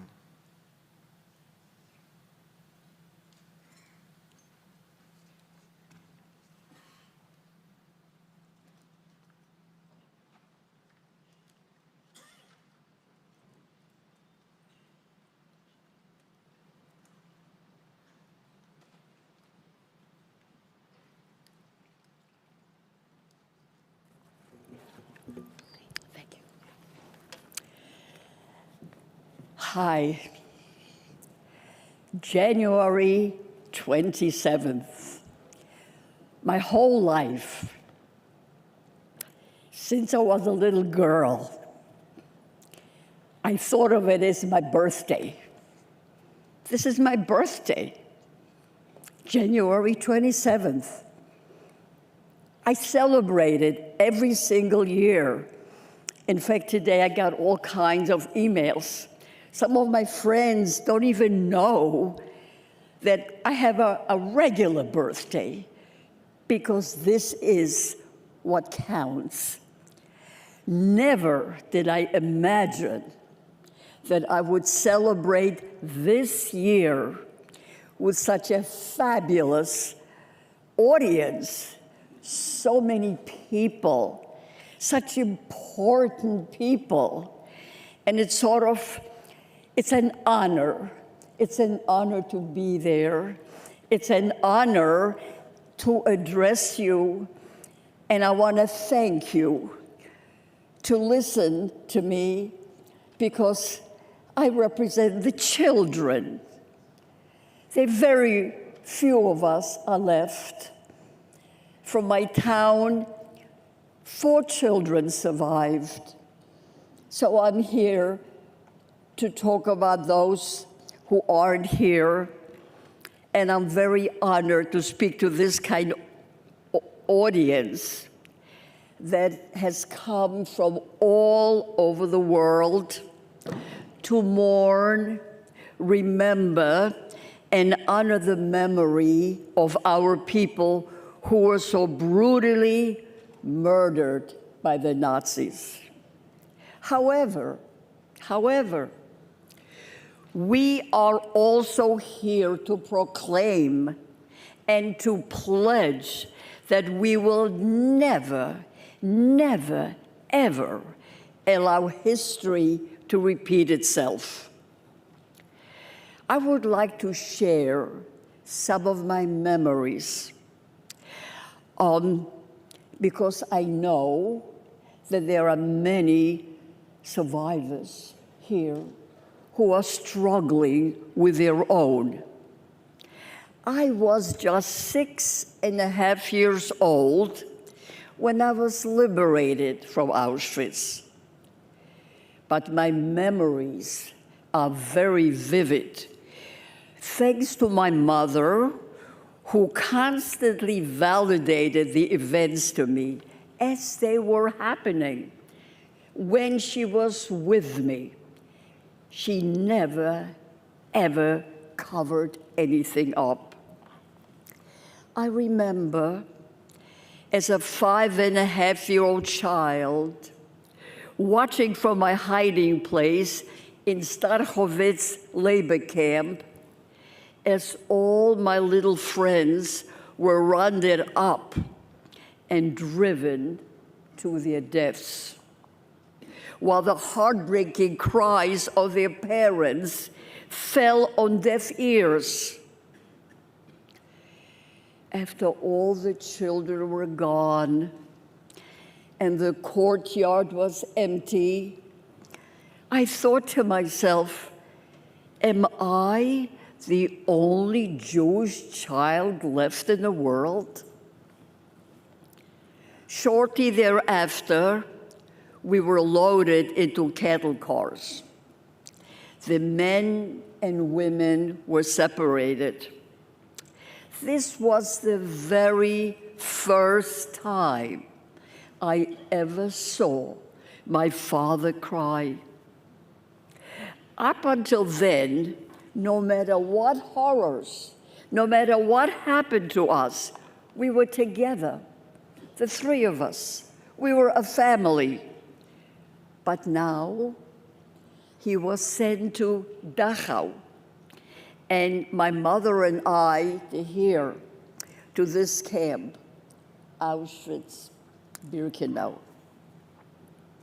Hot, hungry, thirsty, and very terrified, I held on tightly to my mother's hand in the dark cattle car for countless hours, while the cries and the prayers of so many desperate women permeated my soul and haunt me to this day. Finally, we arrived at Auschwitz, a gloomy Sunday with a sky obscured by smoke and a terrible stink hung in the air. And there were rows and rows of naked women all around me. What are they looking for? I asked my mother as I too was naked. And I tried to avoid the gleam of the German shepherd's teeth and their eyes. I was their height, so I can see them completely. I can still see their eyes to this day. My mother answered me, diseases. But if we are ill, she didn't have to finish. She pointed to the smoke right by the entrance. I knew at 5.5 what that meant. We all knew. As I was being beaten mercilessly by a guard for fidgeting, for not being able to stand still for hours at an appel, a roll call, I looked into my mother's eyes. She was standing next to me, silently, and she was pleading with me, don't cry, hold on. And I didn't. I recall thinking, I will never let them know how much they are hurting me. At 5.5, I had the rebellion in me. I will not show them. I will not let them know the pain they're inflicting on me. I am sure that many of you here who are Holocaust survivors have their own memories, and you remember when your entire being rebelled, but you felt powerless, abandoned, so you just had to resign. On an icy, windy day, I stood and watched helplessly as little girls from the nearby barrack were marched away, crying and shivering, to the gas chamber.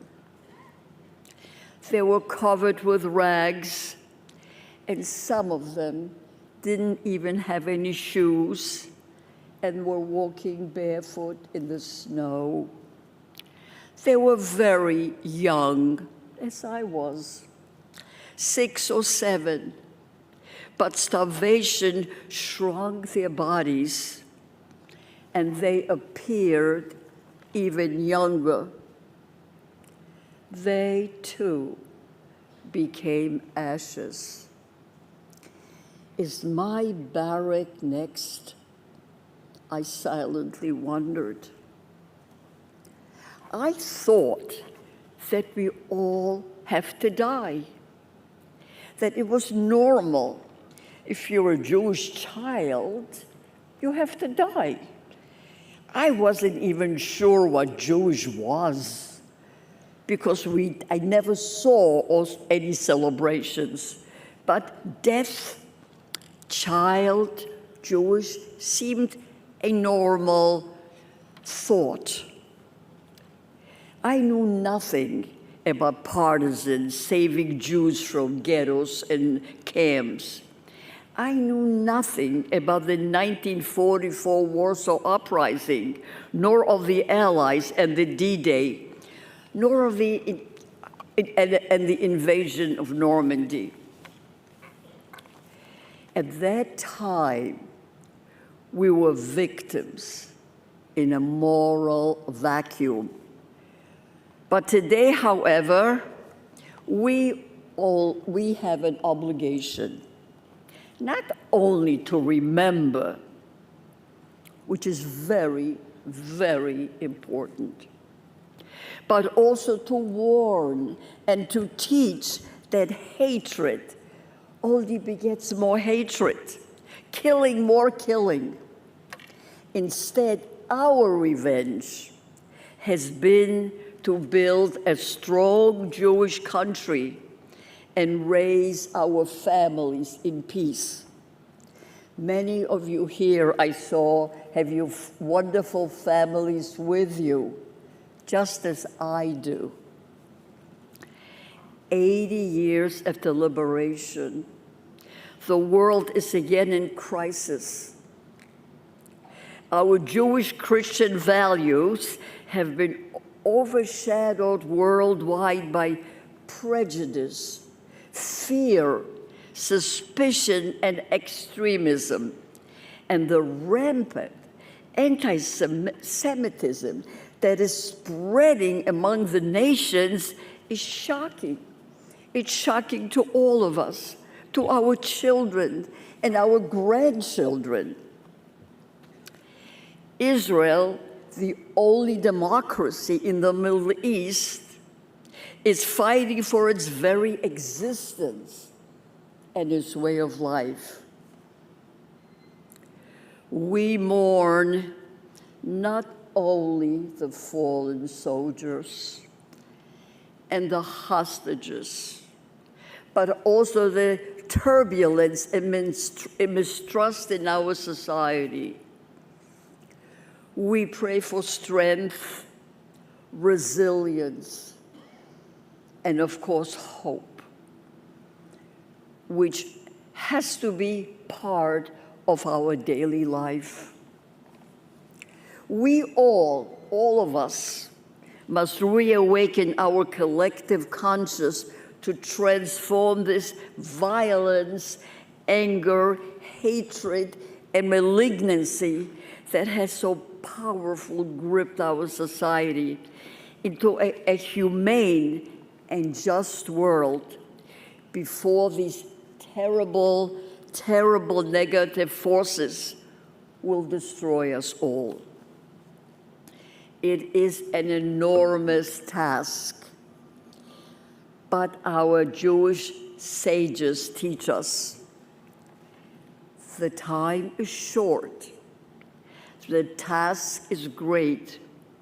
We may not be able to complete it, but we have an obligation to start. Thank you.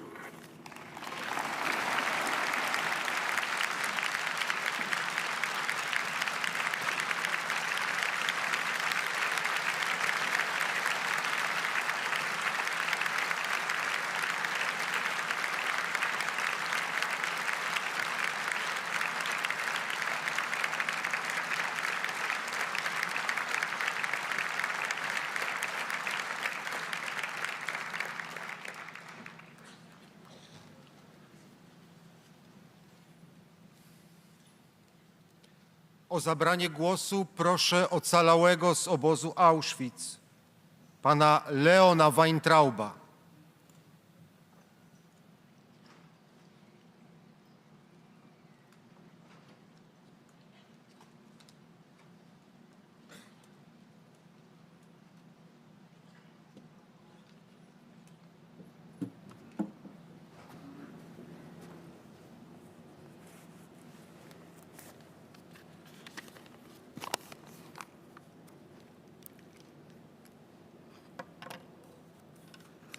Drodzy i bardzo mi bliscy,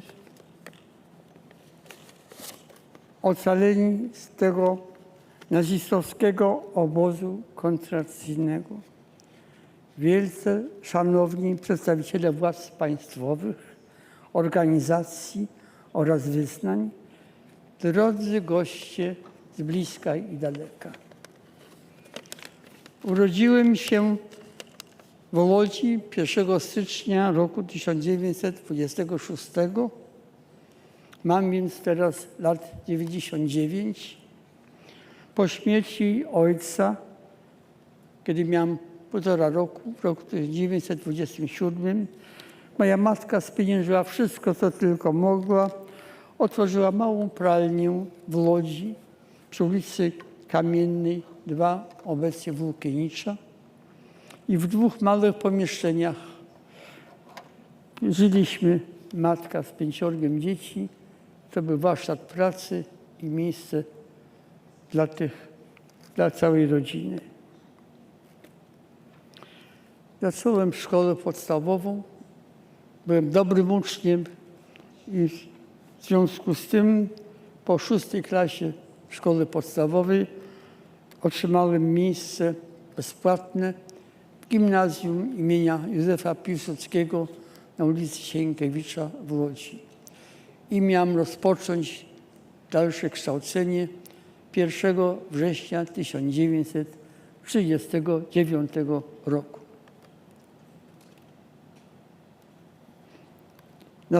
Napaść hitlerowskiej armii na nasz kraj zniweczyła te plany.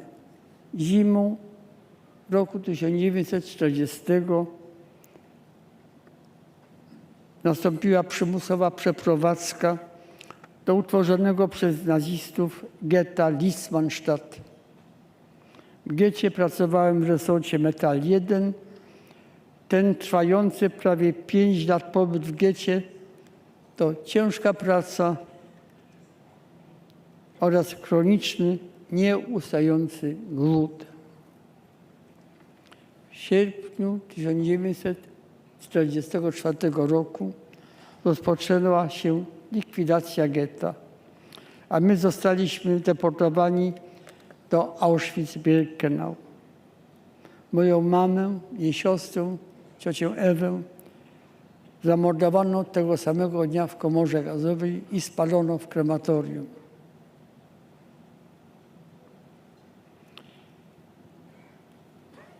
Po tym nastąpiła procedura pozbawienia nas człowieczeństwa. Począwszy od rozebrania do naga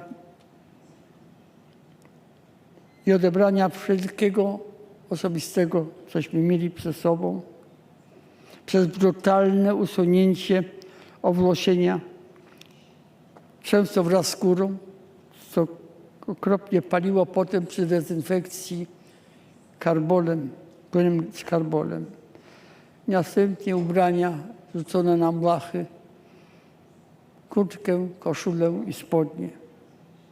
I potem pokazano nam na stos drewnianych butów.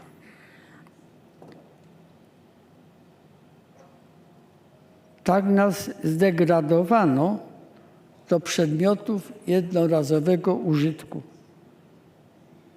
Cierpiałem bardzo, samotny, tak brutalnie oddzielony od rodziny. Bardzo mi dokuczał ten czarny, cuchnący spalonym mięsem dym, który nieustannie unosił się z kominów. Po kilku tygodniach tylko udało mi się umknąć, wydostać nielegalnie z Auschwitz-Birkenau. Niezauważony przez kapo i SS-manów dołączyłem do grupy więźniów wybranych do pracy poza obozem. W Dernau pod obozu koncentracyjnego Gross-Rosen pracowałem jako elektryk.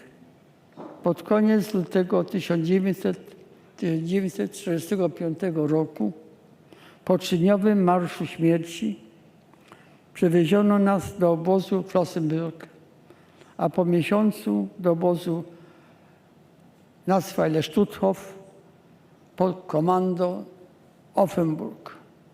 Zostałem oswobodzony przez wojska francuskie w okolicy Donaueschingen 20 kwietnia 1945 roku. Z powodu osłabienia, wagi 35 kg i diagnozy tyfusu plamistego Przebywałem kilka tygodni w szpitalu w Donaueschingen, a następnie w francuskim wojskowym sanatorium na półwyspie Reichenau.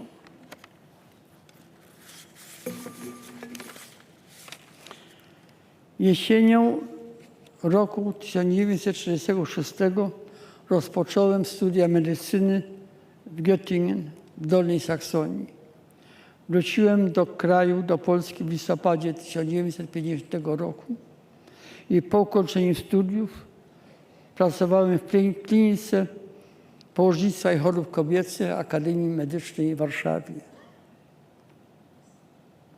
Z powodu wzrastającego w Polsce antysemityzmu straciłem w lutym 1969 roku moją pracę jako ordynator oddziału położniczo-ginekologicznego w szpitalu powiatowym w Otwocku.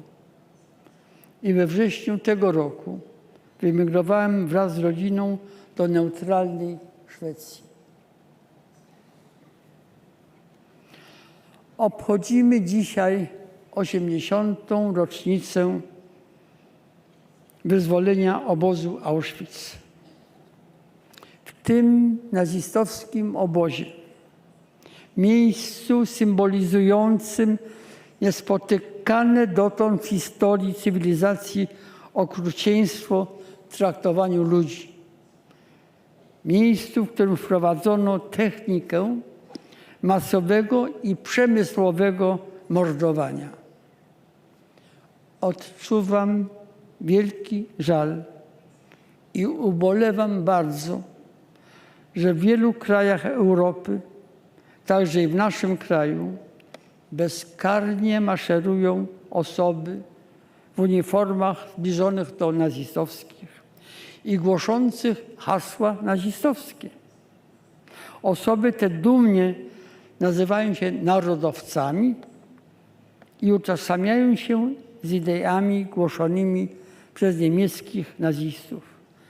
Utożsamiają się z ideologią, która pod znakiem złamanego krzyża mordowała tych, których uważała za podludzi. Ta ideologia, nastawienie, które głosi wrogość, niechęć i nienawiść do innych, określa rasizm, antysemityzm i homofobię jako zalety. I to dzieje się w naszym kraju, który doznał tyle szkód, tak wiele ucierpiał podczas hitlerowskiej, nazistowskiej okupacji. Apeluję do wszystkich ludzi dobrej woli, a w szczególności do młodzieży. Bądźcie uczuleni na wszelkie przejawy nietolerancji, niechęci do różniących się czy to kolorem skóry, wyznaniem, czy też orientacją seksualną.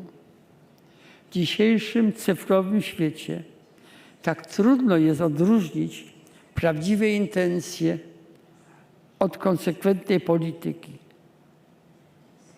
Do chęci zdobycia popularności, potrzebę zaistnienia od zamierzonej i konsekwentnej polityki. Powtarzam, bądźcie uważni i czujni. My, ocaleni, wiemy, że konsekwencją bycia obcym jest czynne prześladowanie, czego następstwo odczuliśmy my, ocaleni, na własnej skórze. I to radykalnie bardzo. Bierzmy więc na serio to, co głoszą wrogowie demokracji. Oni naprawdę chcą wprowadzić w czyn, co głoszą. Te hasła, które propagują, o ile im się uda dojść do władzy. Unikajmy błędu z lat 30., kiedy nie wierzono niemieckim nazistom, lekceważono ich zamiary stworzenia państwa wolnego od Żydów, Romów, ludzi o odmiennych poglądach i chorych uznanych za niezdolnych do żyć niewartych życia. Proszę o zwielokrotnienie wysiłków w przeciwdziałaniu poglądom, które skutki ludobójstwa dzisiaj tutaj upamiętniamy. Współczesna wiedza o naszym dziedzictwie DNA udowadnia, że istnieje tylko jedyna rasa ludzi, Homo sapiens. Tak więc teoria rasizmu, podstawowe założenie nazistowskiej ideologii, jest fałszywa, niezgodna z rzeczywistością. Zapewniam Was, że gdy jako ginekolog wykonuję operację, to jaki by nie był kolor skóry, tkanki podskórne są identyczne u każdej osoby. Astronomowie zapewniają nas, że takich układów słonecznych, galaktyk jak nasza są tryliony w wszechświecie, w kosmosie. Nasz globus jest więc tylko małym pyłkiem w wszechświecie. I na tym pyłku, czy to nie jest absurd, aby mieszkańców na tym pyłku w kosmosie dzielić na tysiące ugrupowań, organizacji, które niestety tak często zwalczają się nawzajem. Co roku w parlamentach toczą się długie dyskusje o ograniczeniach, oszczędnościach, poza jednym wydatkiem na zbrojenie. Wielkie sumy się na to przeznacza. A pokojowe współżycie narodów nie kosztowałoby ani centa. Ile by to można było dobrego stworzyć za te wydatki? Pragnę podziękować i wyrazić moje uznanie kierownictwu oraz wszystkim współpracownikom Państwowego Muzeum Auschwitz-Birkenau za ich niestrudzoną działalność, mającą na celu zachowanie pamięci o ofiarach nazistowskiej ideologii oraz zwalczanie uprzedzeń i wrogości wobec innych. Dopuścić, aby pamięć o milionach niewinnych ofiar uległa zapomnieniu, byłoby równoznaczne z ich wtórnym pozbawieniem ich życia. Obchody rocznicy wyzwolenia Auschwitz stanowią i przypomnienie o nieludzkim traktowaniu ludzi i ostrzeżenie przed coraz głośniejszym ruchem radykalnej i antydemokratycznej prawicy. Bardzo proszę zgromadzonych, aby wstali i chwilą ciszy uczcili pamięć ofiar zwyrodniałego niemieckiego nacjonalizmu.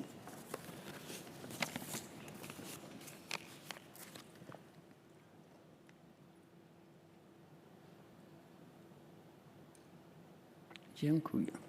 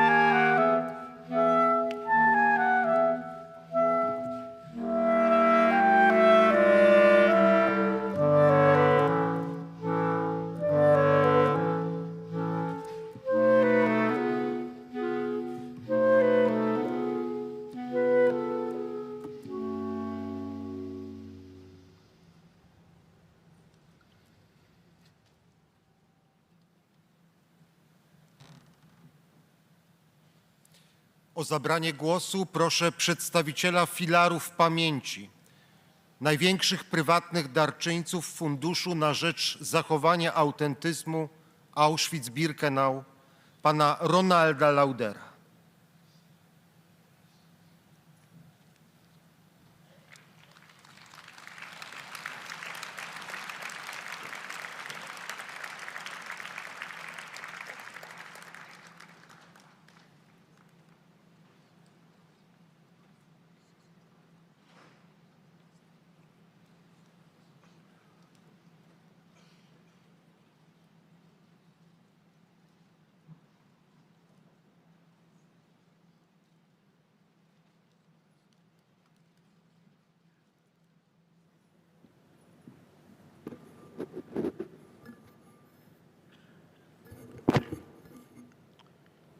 Thank you. Before I begin, I'd like to acknowledge the Auschwitz survivors who are with us today.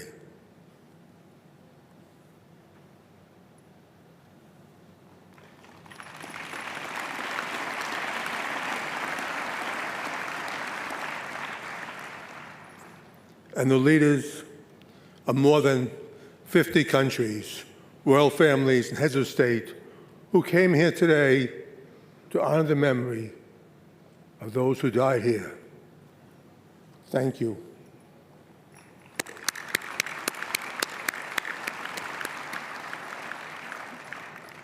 Ten years ago, in 2015, Auschwitz survivor Roman Kent stood here on this platform at the 70th anniversary of the liberation, and he said these words: "We don't want our past to be our children's future." Let me repeat that again. We don't want our past to be our children's future.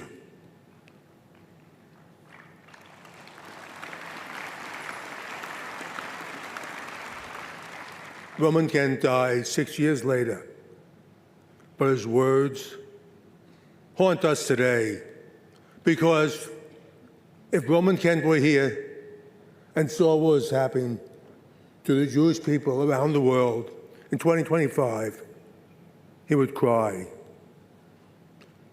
It's hard for us to believe what we see today, the sudden violence of hatred against Jews, the singling out of the one Jewish state with huge demonstrations shouting anti-Semitic slurs everywhere. This is hard for us to watch, any of us, but I cannot imagine what it must be like for the almost 50 survivors here who are with us today. What Roman Kent said, and all of you lived through, we are watching right now in front of our eyes. Earlier, you heard Tova Friedman tell a story of watching children separate from their parents and taken to gas chambers. We know that 1.5 million children were killed in the Holocaust, the most heartbreaking number in an ocean of heartbreak. But 15 months ago, not 80 years ago, we saw Jewish children slaughtered, once again, for one reason: because they were born Jewish. In a very fundamental way, what happened in Israel on October 7th and what happened here at Auschwitz have one common thread: the age-old hatred of Jews. On January 27th, 1945, when the Red Army entered these gates, the world finally saw where the step-by-step progression of anti-Semitism leads. It leads right here. The gas chambers, the piles of bodies, and the horrors within these gates. But what led up to the Holocaust final outcome? It began slowly.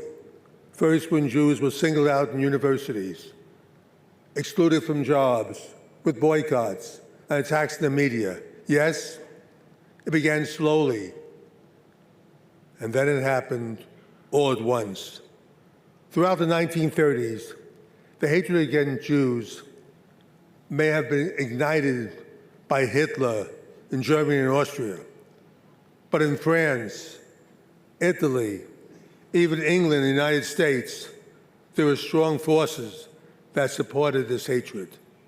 France had Marcel Boucard, Jacques Doriot, and Francois Coty. England had Oswald Mosley. Italy had Mussolini. And the US, there was the German Bund. Henry Ford was a huge anti-Semite, as were Father Conklin, and believe it or not, even Charles Lindbergh. Today, we see eerie parallels throughout the world, throughout Europe, North America, even Australia. Jewish students have been singled out and threatened in universities. Today, Jewish professors have been fired. Today, Jewish children have been told to hide any outward signs of being Jewish. Today, there are mass demonstrations against Jews. Today, we see vile comments all over social media. Need I remind you, this is not 1933 or 1939. This is 2025. The hatred of Jews had its willing supporters then, and it has them now. You can't be Jewish or non-Jewish and not be concerned with what you see all around us today. But here, at these gates, we are forced to face one great question when we tell the story of Auschwitz. Everyone knows what happened here, but no one seems to know why it happened. Yes, it was a step-by-step process, and it was aided by those who hated Jews. But it was advanced by the indifference of people who thought they were not affected by anti-Semitism because they were not Jewish. It was the world's silence that led to Auschwitz. When Hitler heard that silence after Kristallnacht in 1938, he knew he could do anything he wanted with the Jews. Kristallnacht may have been on page 1 of some newspapers, but it quickly disappeared.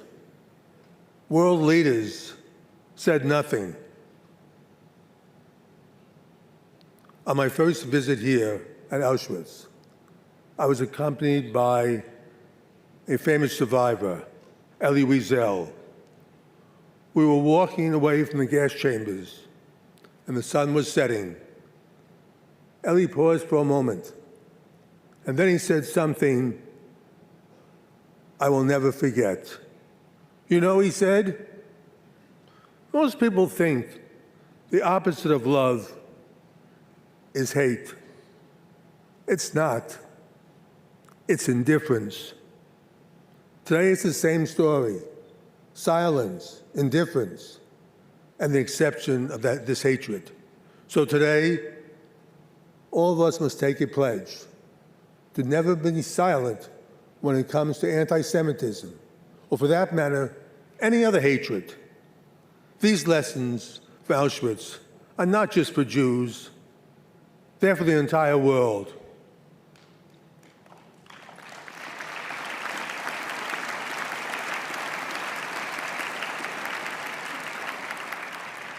That's because Jews are the canaries in the coal mine. When the canary dies, miners know they have to get out of that mine as fast as possible. That canary died 15 months ago on October 7th. And that is the most consequential warning for the entire world. Yes,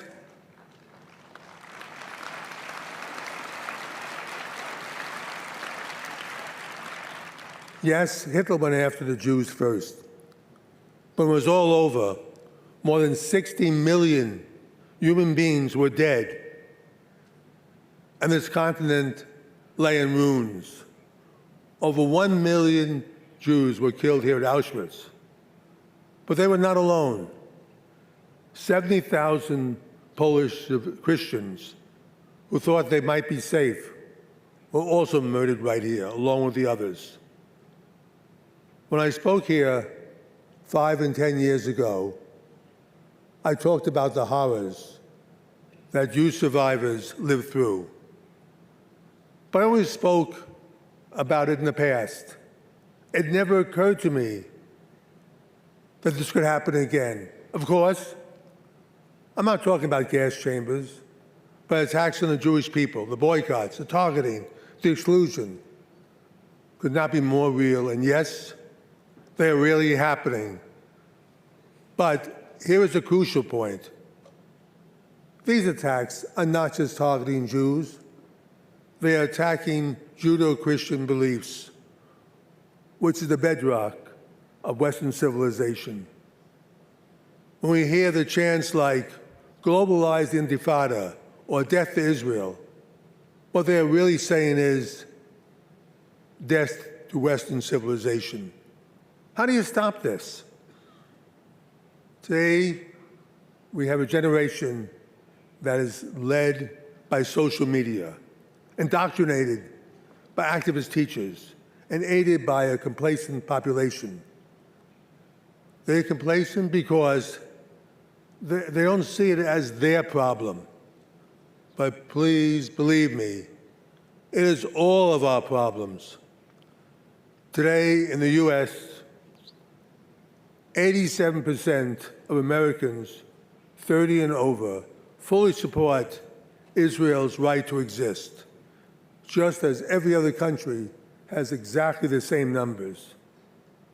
But for Americans under 30, the number drops to 40%. No right to exist? Almost half of all younger Americans don't believe Israel has a right to exist.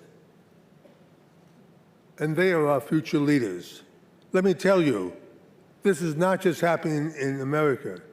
It is happening to young people in every single country that is represented here.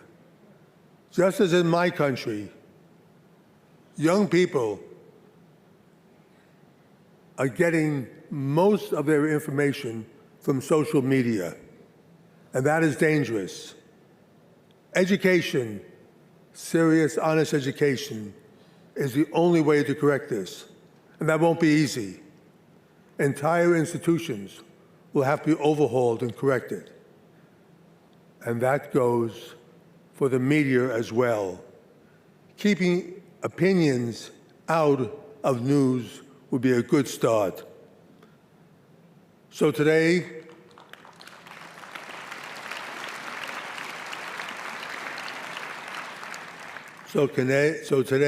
I cannot stand here and look at these survivors and say that everything is okay, as I have in the past, because everything is not okay. Roman Kent's words haunt us. So let today be the day we all of us, world leaders and ordinary citizens, Jewish and non-Jewish, old and young, make a solemn pledge to stop this now before it's too late. We must, you must, and that's every one of your countries. No hatred of Jewish people or any people is tolerated at all. Remember,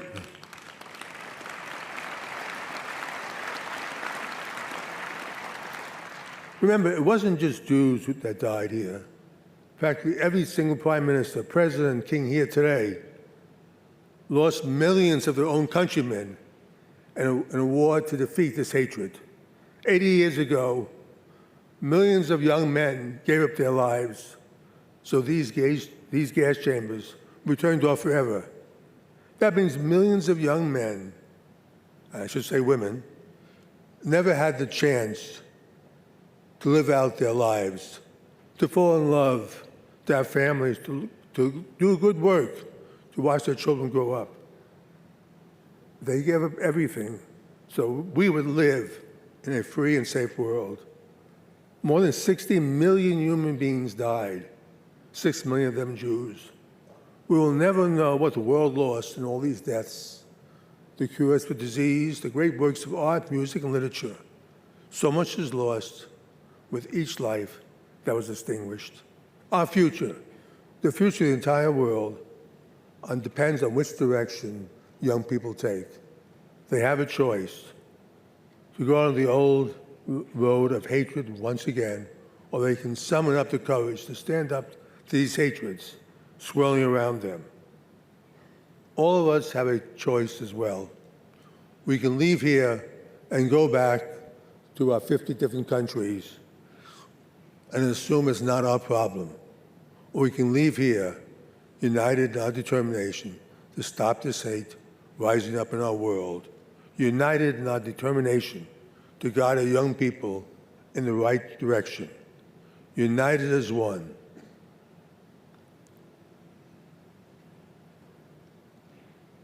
I've been involved with Auschwitz for more than 50 years, since the 25th anniversary in 1970. On my first visit, I saw how time elements were taking their toll. I realized that if no efforts were made to preserve Auschwitz, it would soon disappear. So I took it upon myself to start that process, to make sure that Auschwitz would stand for all time as the strongest lesson for all humanity. What we see here today reflects what Auschwitz looked like in 1945. So future generations will see and learn the lessons of Auschwitz. And I salute the many people who helped me in this endeavor with the same commitment. I hope Roman Kent is looking at us now, knowing that we do everything in our power to make sure that his warning does not come to pass. Don't worry, Roman. We will fight this hatred with renewed determination. And I firmly believe that the good will triumph in the end. Finally, I would like to convey what this place, Auschwitz, means to me. Not as a survivor, not as a liberator, but simply as a Jew who cared deeply about my fellow Jews.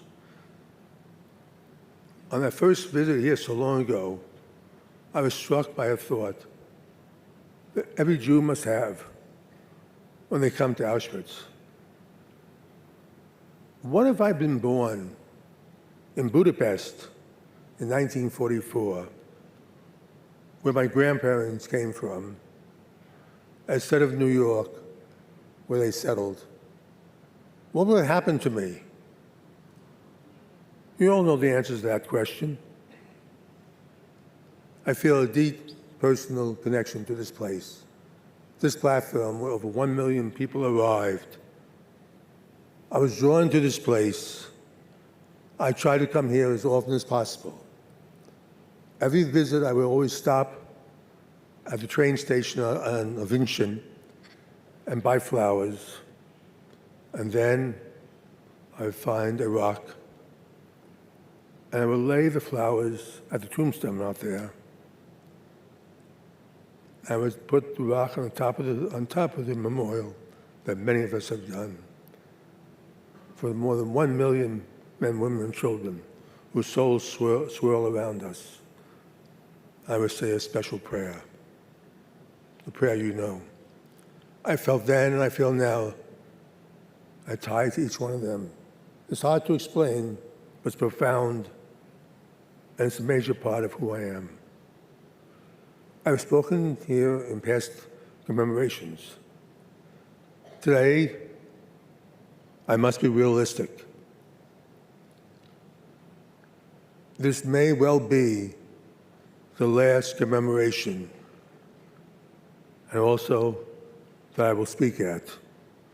But I leave today with the understanding I did my best, I did my utmost to be worthy of the memory of all those who were lost there. I tried my best. Hope I was worthy.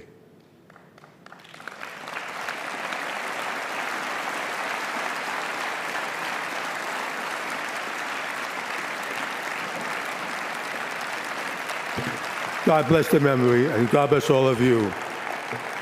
Thank you.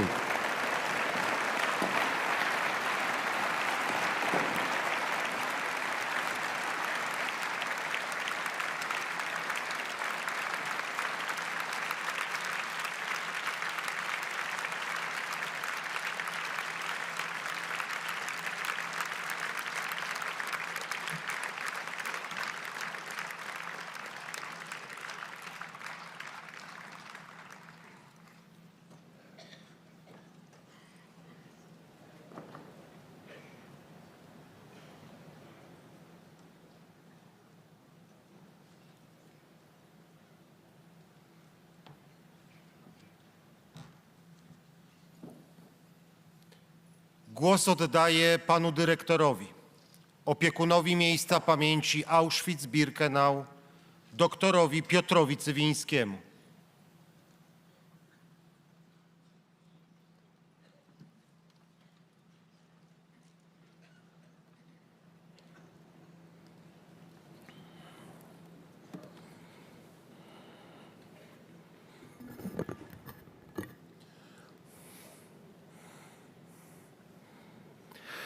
Gdy byłem dzieckiem, mówiłem jak dziecko, czułem jak dziecko, myślałem jak dziecko.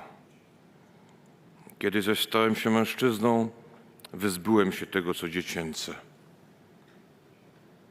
Poza pamięcią. Bo ona pozostaje z najwcześniejszych nawet doświadczeń. Pamięć i doświadczenie są tym, co musimy dziś przemyśleć. Zrozumiałem to dorastając, a najbardziej tutaj. Nigdzie bardziej nie dorosłem. Przecież poznałem Auschwitz dzięki wam, ocalałym. Każdy wiek potrzebuje perspektywy, która umożliwi jego ocenę. A dziś stoimy wszyscy w tej naszej dorosłej perspektywie i musimy spojrzeć w siebie i zapytać, co zrobiliśmy z pamięcią? Pamięć jest polifoniczna, dzieli i łączy pokolenia, jak i mnie samego w moim doświadczeniu zarówno podzieliła i połączyła. Stoję tu od 18 lat poniekąd podzielony i połączony.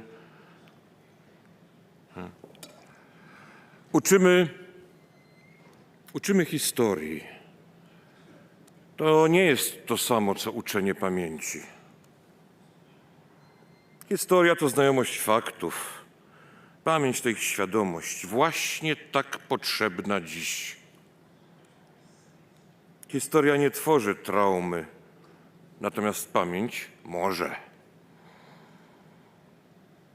Pamięć jest kluczem dla dzisiejszego świata i projektowania przyszłego. A tymczasem nadal uczymy tylko historii, a nie pamięci.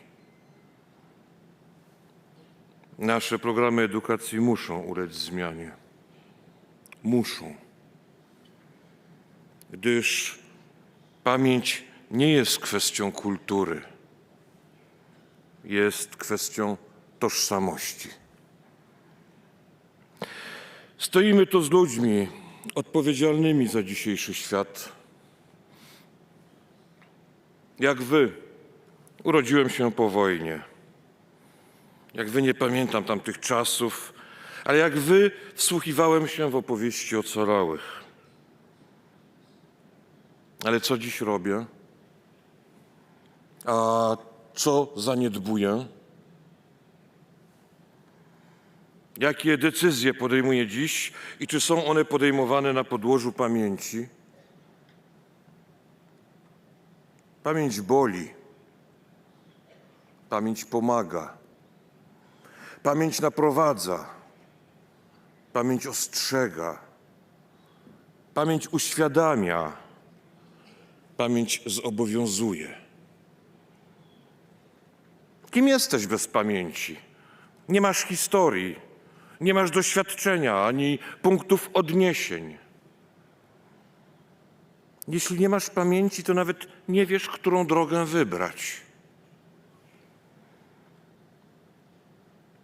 Ale jeśli naprawdę jej nie masz, to uwierz, twoi wrogowie wymyślą ci pamięć. No i wy, drodzy, ocalali, kochani, przybyliście tu. Nasza pamięć jest tak bardzo owocem waszych przeżyć, owocem waszego życia. Nie ma słów, drodzy, jak za to wam dziękować. A co mamy z tym dziś zrobić? Jeśli dziś, przyjacielu, nie wiesz, co zrobić. Jeśli dziś czujesz się bezsilny, jeśli dziś nie dajesz już rady, znaczy doszedłeś do granicy. Ale jeśli tak, to wiedz, że granice są tylko w wyobraźni. Zawsze możesz więcej. Zrób więc zatem coś dobrego, tak jak potrafisz najlepiej. Zrób to dla innych, a zobaczysz, że zrobiłeś to też dla ciebie. Zrób to na skalę twoich możliwości. Ale zrób. Wyzdrowiejesz z bezsilności, z apatii.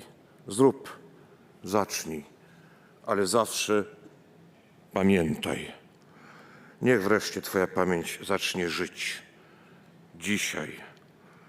Bo to właśnie pamięć jest twoją podporą, twoją pomocą, twoim przeczuciem, tobą.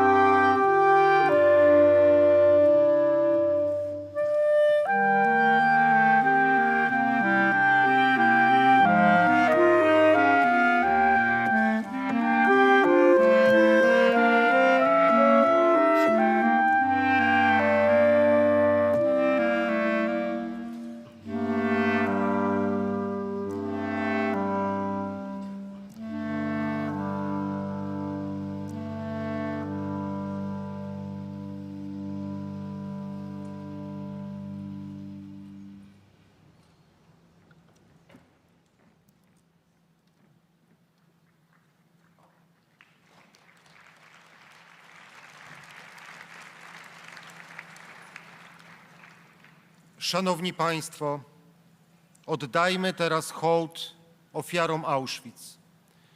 Zapraszam do wspólnej modlitwy za pomordowanych w obozie.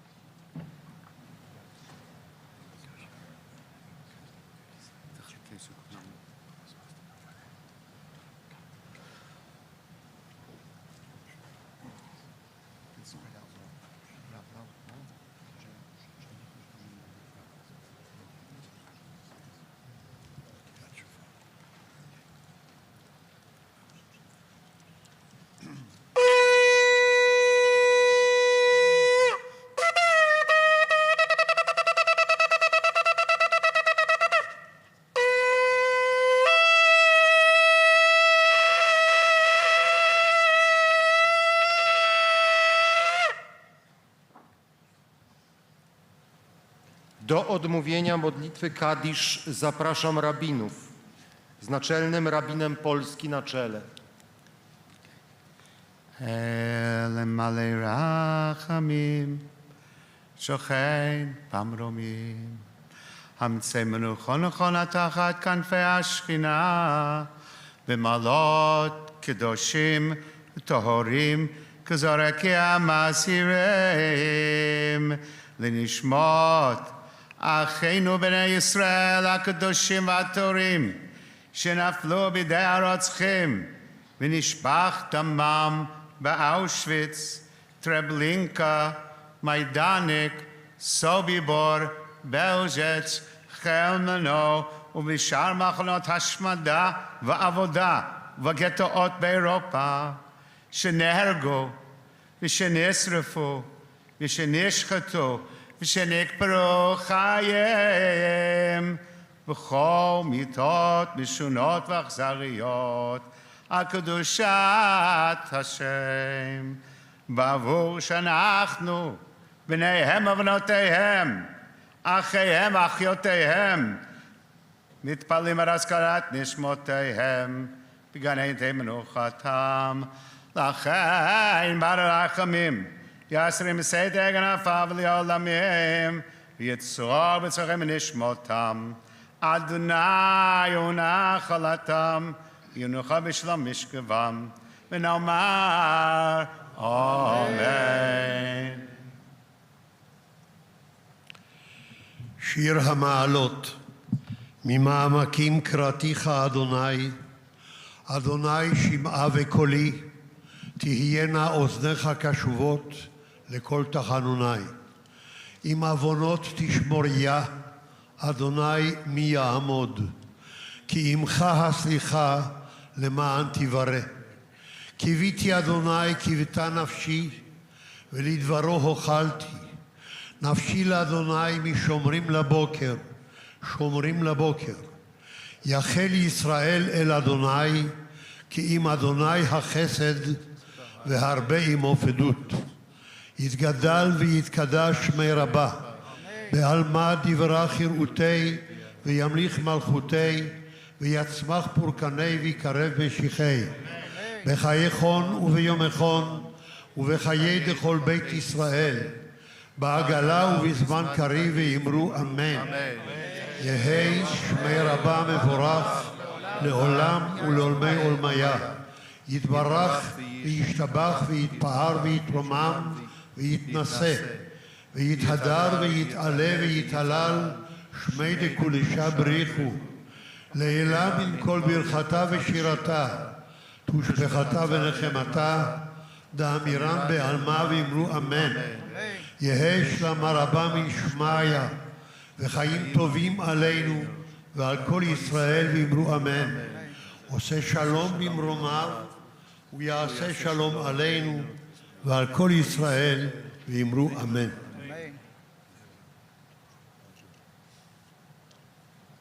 As the heart panteth after the water brooks, So panteth my soul after thee, O God.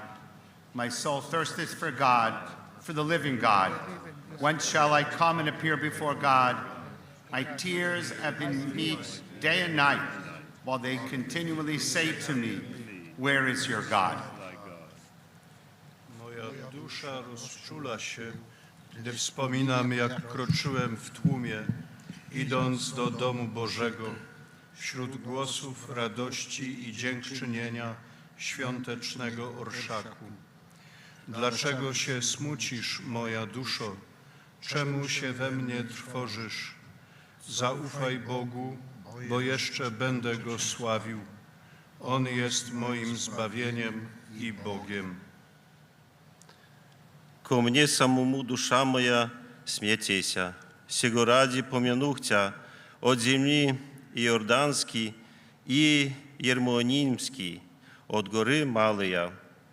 Бездна призывает ко главе, во гласе хляби Твоих, вся высоты Твоя и волны Твоя на мне пройдоша.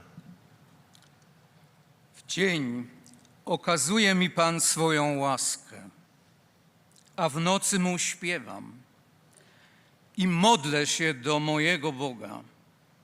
Mówię do Boga, opoko moja, dlaczego mnie zapomniałeś? Czemu chodzę smutny? Czemu wróg mnie gnębi? As with a sword in my bones, mine enemies reproach me, while they say daily unto me, where is thy God? Why art thou cast down, O my soul? And why art thou disquieted within me? Hope thou in God, for I shall yet praise him, who is the health of my countenance and my God. Psalm 42. Tęsknota za Bogiem i świątynią. Odmówili reprezentujący różne grupy ofiar, przedstawiciele judaizmu, Kościoła katolickiego, Kościoła prawosławnego, kościołów protestanckich i islamu. Bardzo dziękuję wszystkim duchownym, a Państwa proszę o zajęcie miejsc.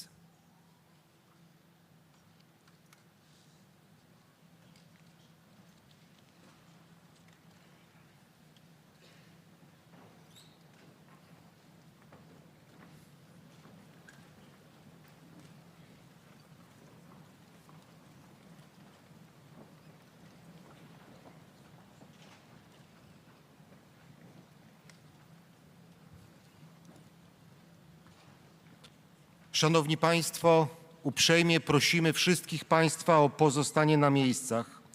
Za chwilę ocalali oraz przewodniczący delegacji państwowych zostaną poproszeni o złożenie zniczy przy wagonie. Raz jeszcze proszę wszystkich Państwa o pozostanie na miejscach.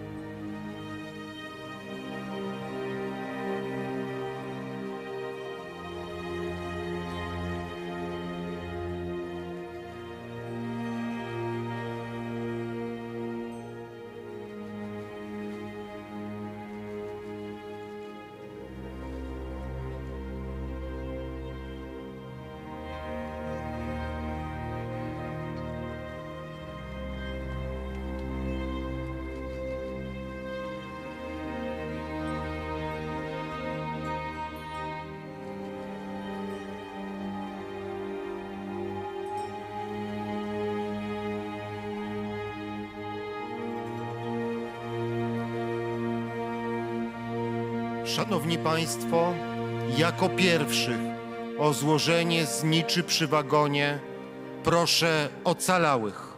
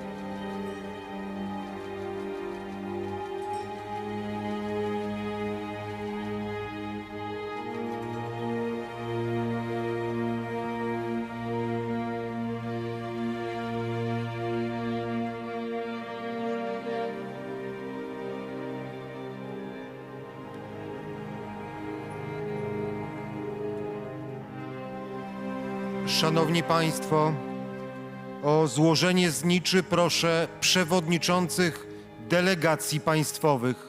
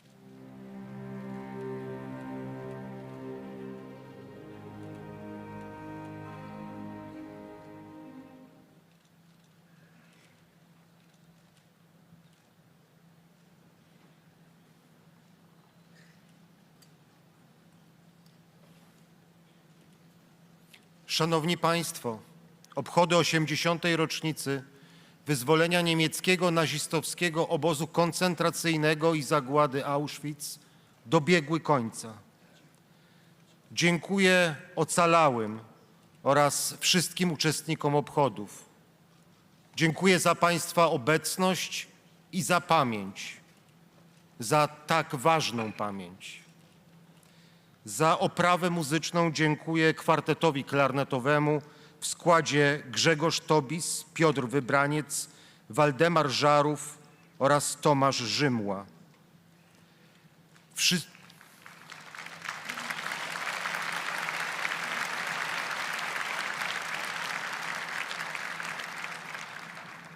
Wszystkich gości proszę o chwilę cierpliwości i pozostanie na miejscach, tak aby ocalali wraz z opiekunami mogli spokojnie i bezpiecznie opuścić namiot. Raz jeszcze powtarzam moją prośbę.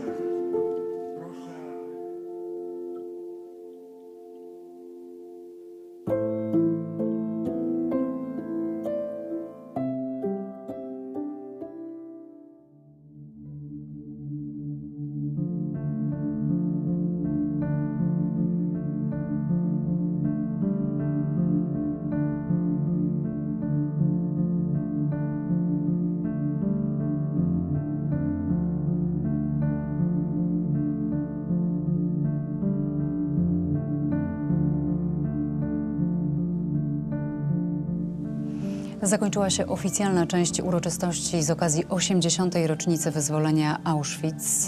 Głos zabrali przede wszystkim ocalali z tego obozu, o tym, o czym mówili. Będziemy teraz rozmawiać z Państwa i moimi gośćmi. Pan Piotr Setkiewicz, kierownik Centrum Badań Muzeum Auschwitz. Jest z nami także pan Jacek Stawiski, dyrektor Żydowskiego Muzeum Galicja. Dobry. Witam panów bardzo serdecznie, bardzo dziękuję za waszą obecność w studiu. Sporo dziś od ocalałych słyszeliśmy o wyciąganiu wniosków, o Europie, która musi lepiej przewidywać skutki swoich działań, musi myśleć nie tylko o tym, co jutro, o tym, co za kilkadziesiąt lat. Co panowie zapamiętali po tych wystąpieniach, po tych słowach, panie Piotrze?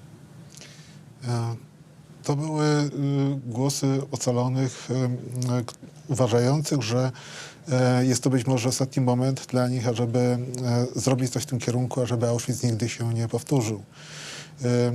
I to oczywiście w wielokrotnie tutaj wspominanym kontekście i wojny na Ukrainie, i tego, co dzieje się na Bliskim Wschodzie. Także widać tutaj niepewność, widać obawy co do przyszłości i w związku z tym pytanie, na ile te przesłania byłych więźniów znajduje dzisiaj posłów w współczesnym świecie.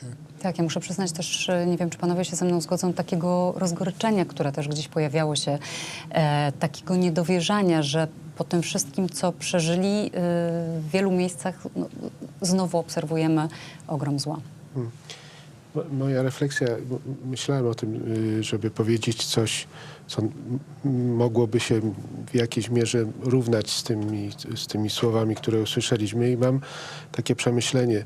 To, co tutaj się wydarzyło i to, co wydarzyło się w czasie Holokaustu, Hurban, Shoah, zagłady, to jest kompletne postawienie na głowie wszystkich norm kultury, cywilizacji, nauki, religii, które wypracowaliśmy w Europie, w naszym kręgu cywilizacyjnym. I ich słowa to było przywrócenie pewnej miary, pewnego porządku kulturowego, który został całkowicie odwrócony, zniekształcony, zdeformowany, unicestwiony. I tak jak te cegły, które zbudowały bramę śmierci w Auschwitz II, te cegły zamiast budować uniwersytety, zamiast budować szpitale, szkoły, domostwa dla ludzi, zostały przywiezione tutaj i budowano z nich maszynę śmierci, fabrykę śmierci. To jest to zerwanie kultury, zerwanie ciągłości. I słowa i Mariana Turskiego, pana Weinberga, Towi Friedman, pani, która przeżyła Powstanie Warszawskie, to jest taki apel o przywrócenie norm kultury, które tutaj zostały podeptane. Z taką dużą przytomnością mówili ocalali między innymi o social mediach, o mediach społecznościowych, o tym, że młodzi właściwie stamtąd czerpią wiedzę o świecie, ostrzegali, mówili, wydajecie mnóstwo pieniędzy na broń, a edukacja jest jedyną drogą, żeby uświadamiać ludziom konsekwencje zła. My edukujemy dobrze, wystarczająco, opowiadamy na co dzień o tym, co się tu wydarzyło. Nie myślę pewnie o panu w działalności, bo ona byłaby przykładem na to, że tak, ale tak bardziej masowo, powszechnie. Tak, to jest kwestia oczywiście programów szkolnych, to jest kwestia pewnych treści, które są nauczane w szkołach właśnie, ale też chyba są to głosy, które wskazują na wyczerpywanie się pewnych wzorców edukacji o Holokauście i w konfrontacji z mediami społecznościowymi tutaj po części ten model jak gdyby był coraz bardziej bezradny. To znaczy w sytuacji, kiedy ogromną większość, jak się wydaje, wiadomości o współczesnym świecie, o historii również, młodzi ludzie czerpią z internetu. Zarówno szkoła, jak i tradycyjna edukacja nie do końca się sprawdza. Tak? Także tutaj jest oczywiście kilka różnych sposobów, żeby temu zjawisku zapobiec. Czyli można owe programy szkolne modyfikować. Można też generalnie postarać się właśnie wykorzystać media społecznościowe do tego, ażeby nauczać o Holokauście zgodnie z prawdą historyczną.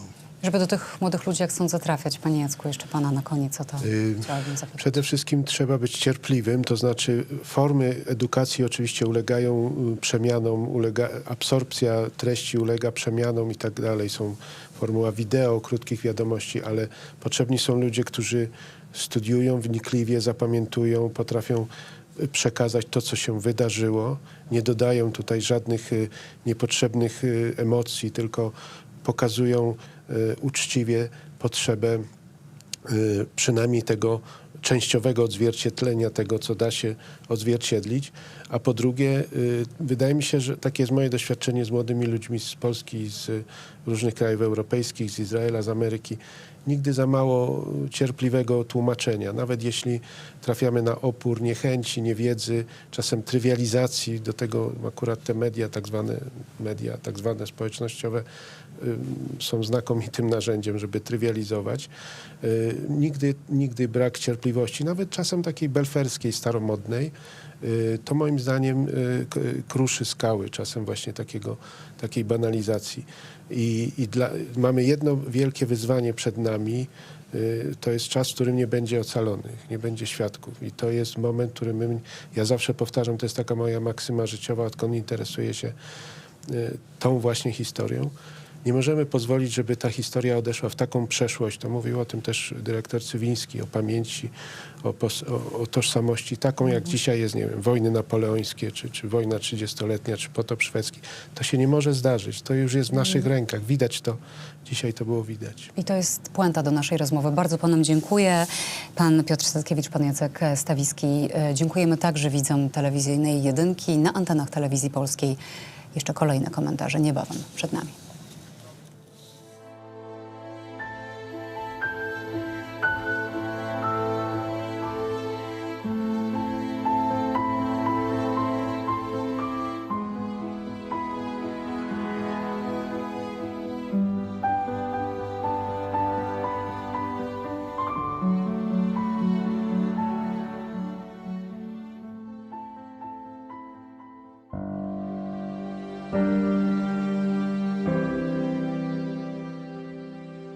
Za drutami obozu Auschwitz został zamknięty spory odsetek inteligencji polskiej, później również innej narodowości.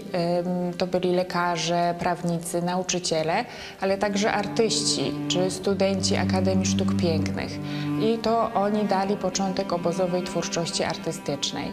Już w pierwszych transportach w 1940 roku przybyli do Auschwitz Ksawery Dunikowski, Jan Machnowski, Adam Bowbelski, Marian Kołodziej czy Włodzimierz Siwierski.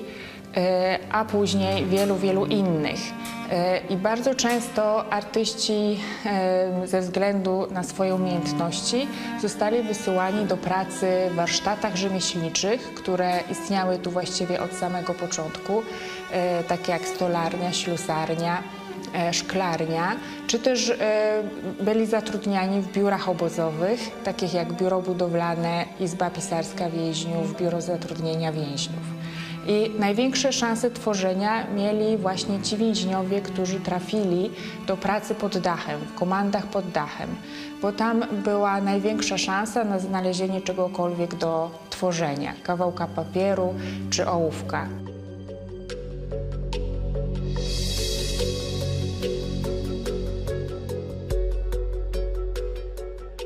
Władze obozu wykorzystywały nie tylko siłę fizyczną więźniów obozu, ale również ich talent czy wiedzę, umiejętności plastyczne.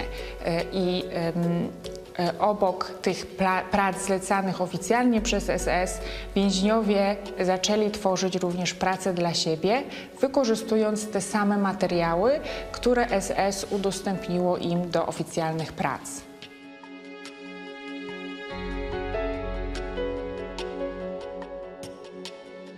Prace plastyczne wykonane w Auschwitz charakteryzują się dużą różnorodnością.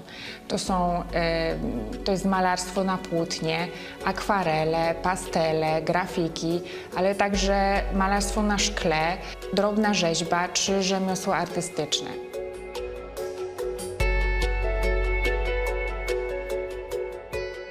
Więźniowie tworzyli na czymkolwiek się dało, wykorzystując każdy materiał nadający się do tego celu.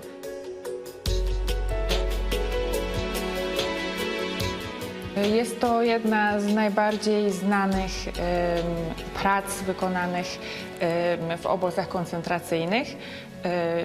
Jeden z najważniejszych przykładów sztuki obozowej, praca Józefa Szajny, Nasze życiorysy. Byłem nikim, numerem, byłem na dnie. Szczęście uratował ten numer do krematorium. 2 liczby w swoim numerze. 18 i druga część tego numeru jest też 18. Co to jest 18? A to jest po hebrajsku chaim. A co to znaczy? Żyć. Czyli Pan ma podwójne życie. Długo na ten temat myślałem, ale jakoś mnie to nurtowało i nurtuje. Może w tym coś jest. Za dużo tego szczęścia miałem w życiu. Bo ja nie wiem, dlaczego ja żyję.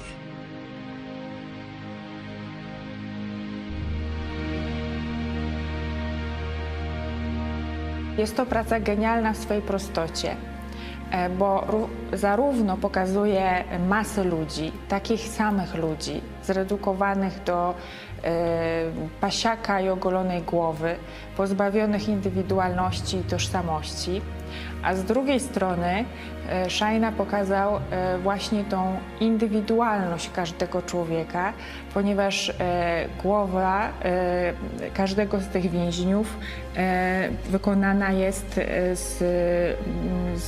z odcisku palca, tak? Czyli są to linie papilarne, indywidualne dla każdego człowieka. I ta praca to taki symbol, że nawet ta okrutna machina obozów niemieckich, nazistowskich obozów koncentracyjnych nie zdołała zdławić człowieczeństwa, nie zdołała zabić w człowieku tego, co najważniejsze, jego indywidualności, tożsamości.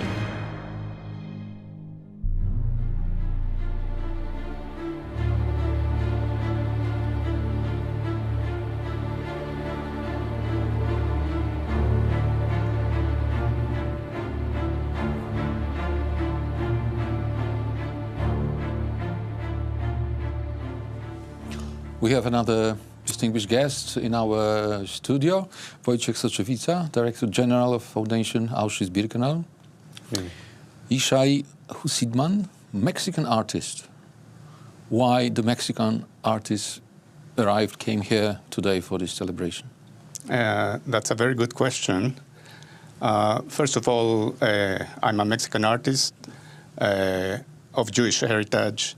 My grandparents fled Europe in the 1920s and arrived, of all places, in Mexico. That's where my father and mother were born, grew up, and then I was born in Mexico, second generation.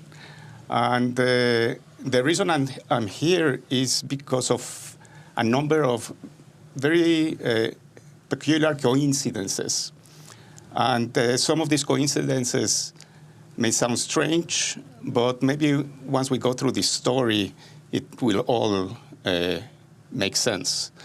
The first coincidence is a very odd one, and this has to do with the color blue. It so happens that during the gassings in the Holocaust, the Zyklon B product that was used produced by an accidental chemical reaction blue stains on the walls of some of the gas chambers. Some of these stains can still be seen at the gas chambers at Majdanek. And it turns out that these stains chemically are identical to a pigment, a paint that artists use. And it so happens that this paint was first discovered and synthesized in Berlin in the 18th century, and therefore goes by the name of Prussian blue.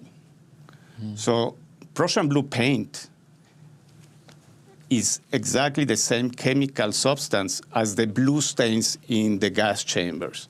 What does it have to do with my sitting here? Is that from 2010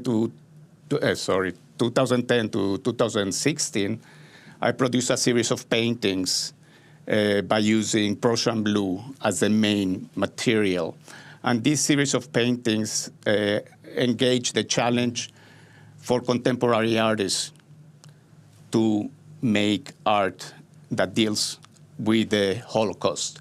What do we do with it as contemporary artists? This exhibition has been traveling internationally for some years.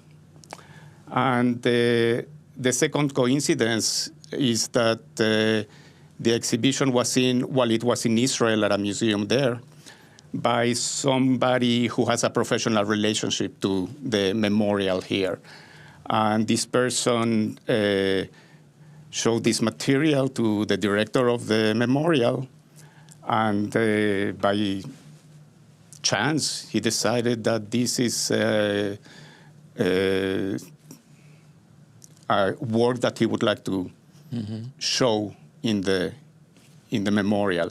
And so it so happens that this show is going to take place in the summer in one of the barracks of Auschwitz I.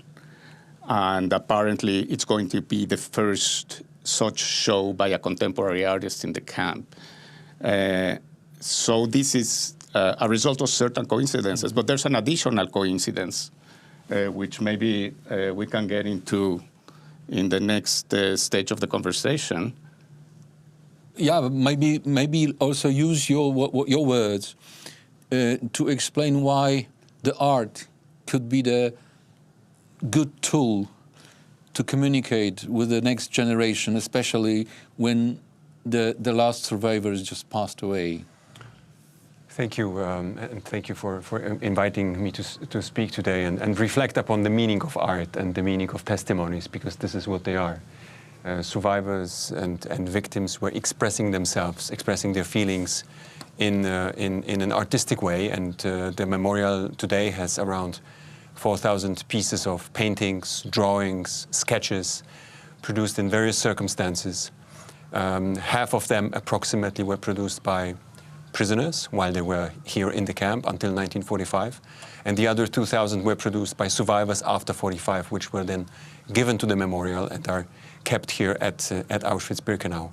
Now, the significance of this incredible collection, which has not been shown publicly yet, but we will start collaborating, the foundation, the memorial, and also Yishai's family, we will start collaborating on a project that is groundbreaking, and within the next 7 years, the memorial will produce an exhibition of Auschwitz prisoner art that will complement to some extent, but I also think that it will change the nature of this site of the memorial and the way it is perceived by visitors, because it is our intention to show at this specific time of the passing of survivors, through their eyes and emotions, pain, suffering, but also love and hope.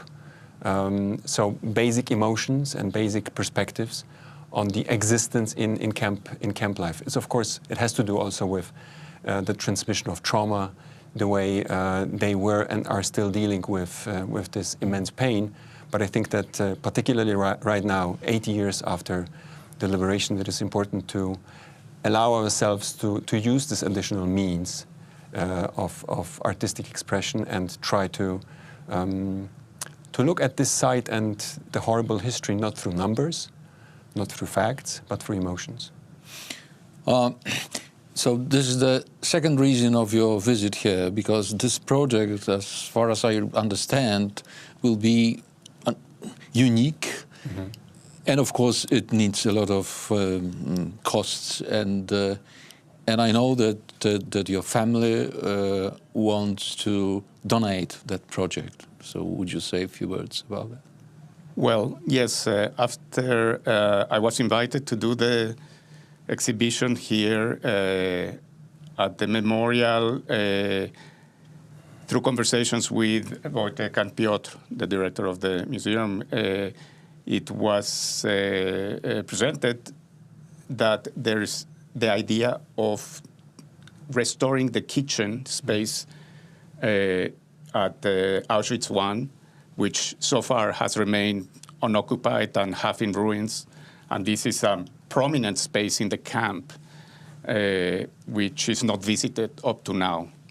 The idea of the director is to restore this space and turn it into an area where the delicate artworks in the collection of the memorial can be displayed. Mm. Of course, understanding what this is all about, because my work, in a way, deals with the issues of the challenges of preserving and extending the memory of the Holocaust to the future. This project caught my attention. I presented it to my father, who, in his lifetime, built a considerable business in Mexico and set up a foundation. And he decided to go ahead and support this project. So it's good for the last minute to come back to you. So when do you expect to have it ready and open to the public? So according to our plans, and these are based on the preservation experience we have from preserving authentic infrastructure here on site, we plan to launch the exhibition in 7 years. Works of concerning the preservation of the kitchen building, the interiors, and turning the building into an art gallery, which requires temperature, humidity control, will start this year, very soon, on March 1st, actually. And in 7 years, we will meet again, I hope, Yishai, here with you and your family, to open to the world this exhibition. Yishai Huzitman, artist, donator. Wojciech Sotrzewica, Director General of Foundation Auschwitz-Birkenau. Thank you so much for your time. Thank you, sir. Thank you for being with us. And now let's watch a short piece about this celebration and connection with the social media.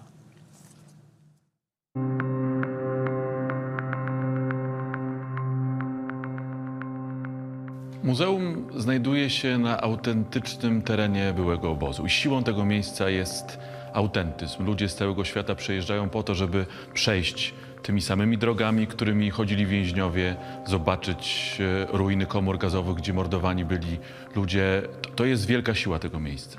Ale miejsce pamięci zobaczyć może określona liczba ludzi i każdego roku to jest czasami nieco ponad 2 miliony. W ostatnich latach ze względu na pandemię ta liczba była mniejsza, ale tak jak mówimy, że to jest niezwykle ważne, że na przykład 2 300 000 osób odwiedza jakiegoś roku miejsce pamięci, to musimy zdawać sobie sprawę, że to oznacza, że kilka miliardów ludzi tego roku i w ogóle nie odwiedzi tego miejsca. Więc musimy szukać sposobów, żeby docierać do ludzi innymi kanałami i technologia współczesna daje nam takie narzędzie.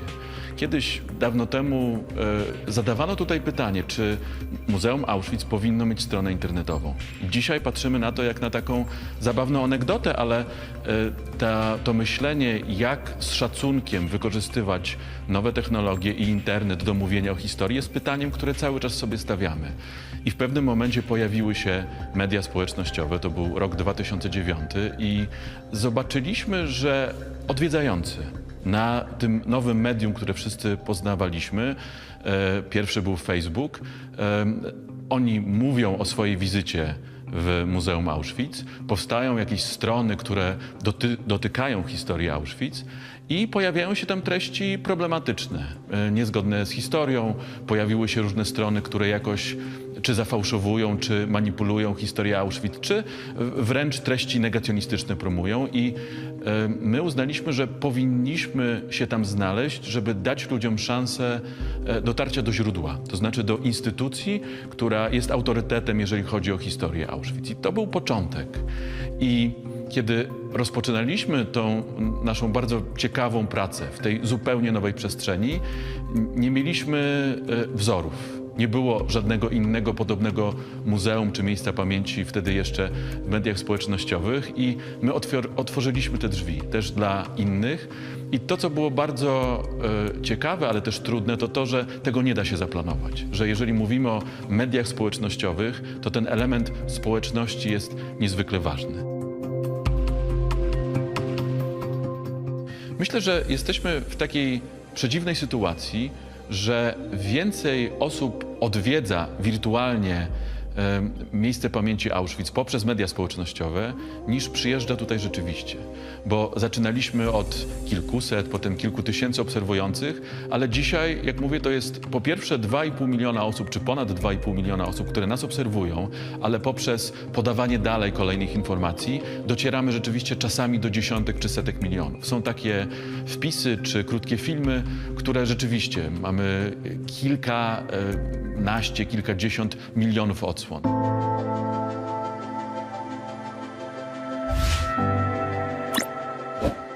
Te liczby są ważne. My chcemy docierać do jak największej liczby osób po to, żeby ta pamięć żyła. Zatem jesteśmy w takiej dziwnej sytuacji. Z jednej strony, czy to jest 1 milion, czy 2 miliony, czy 5 milionów, nie jest szczególnie ważne. My nie promujemy tego miejsca tak, jak promują się inne muzea. Musimy być bardzo ostrożni, ponieważ rzeczywiście dotykamy bardzo trudnej historii. Nie wszystko nam wolno. Nie każdy sposób komunikacji internetowej, który jest taką zwyczajną codziennością wszystkich użytkowników sieci, będzie czymś, co my możemy robić.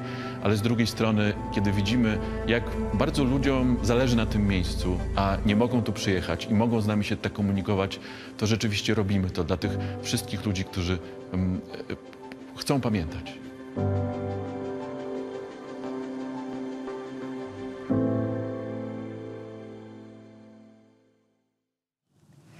The ceremonies commemorating the 80th anniversary of the liberation of the Auschwitz camp have concluded. We listened to moving speeches and witnessed a joint prayer. Let me now introduce our distinguished guests. Cardinal Metropolitan Archbishop of Łódź, Grzegorz Ryś, Chief Rabbi of Poland, Michael Szudrich, and Michael Berenbaugh, Director of Sigizering Institute. Professor Berenbaugh is a towering figure in the world of Holocaust research and education. Good evening. Thank you for being with us. Good to have you here. So, first of all, I would like to start with your reflections on the ceremonies. Which words of this afternoon resonated most? You have any say, Cardinal? Well, probably the word memory. Yeah, this is true that I'm a historian, but history is not the same as memory.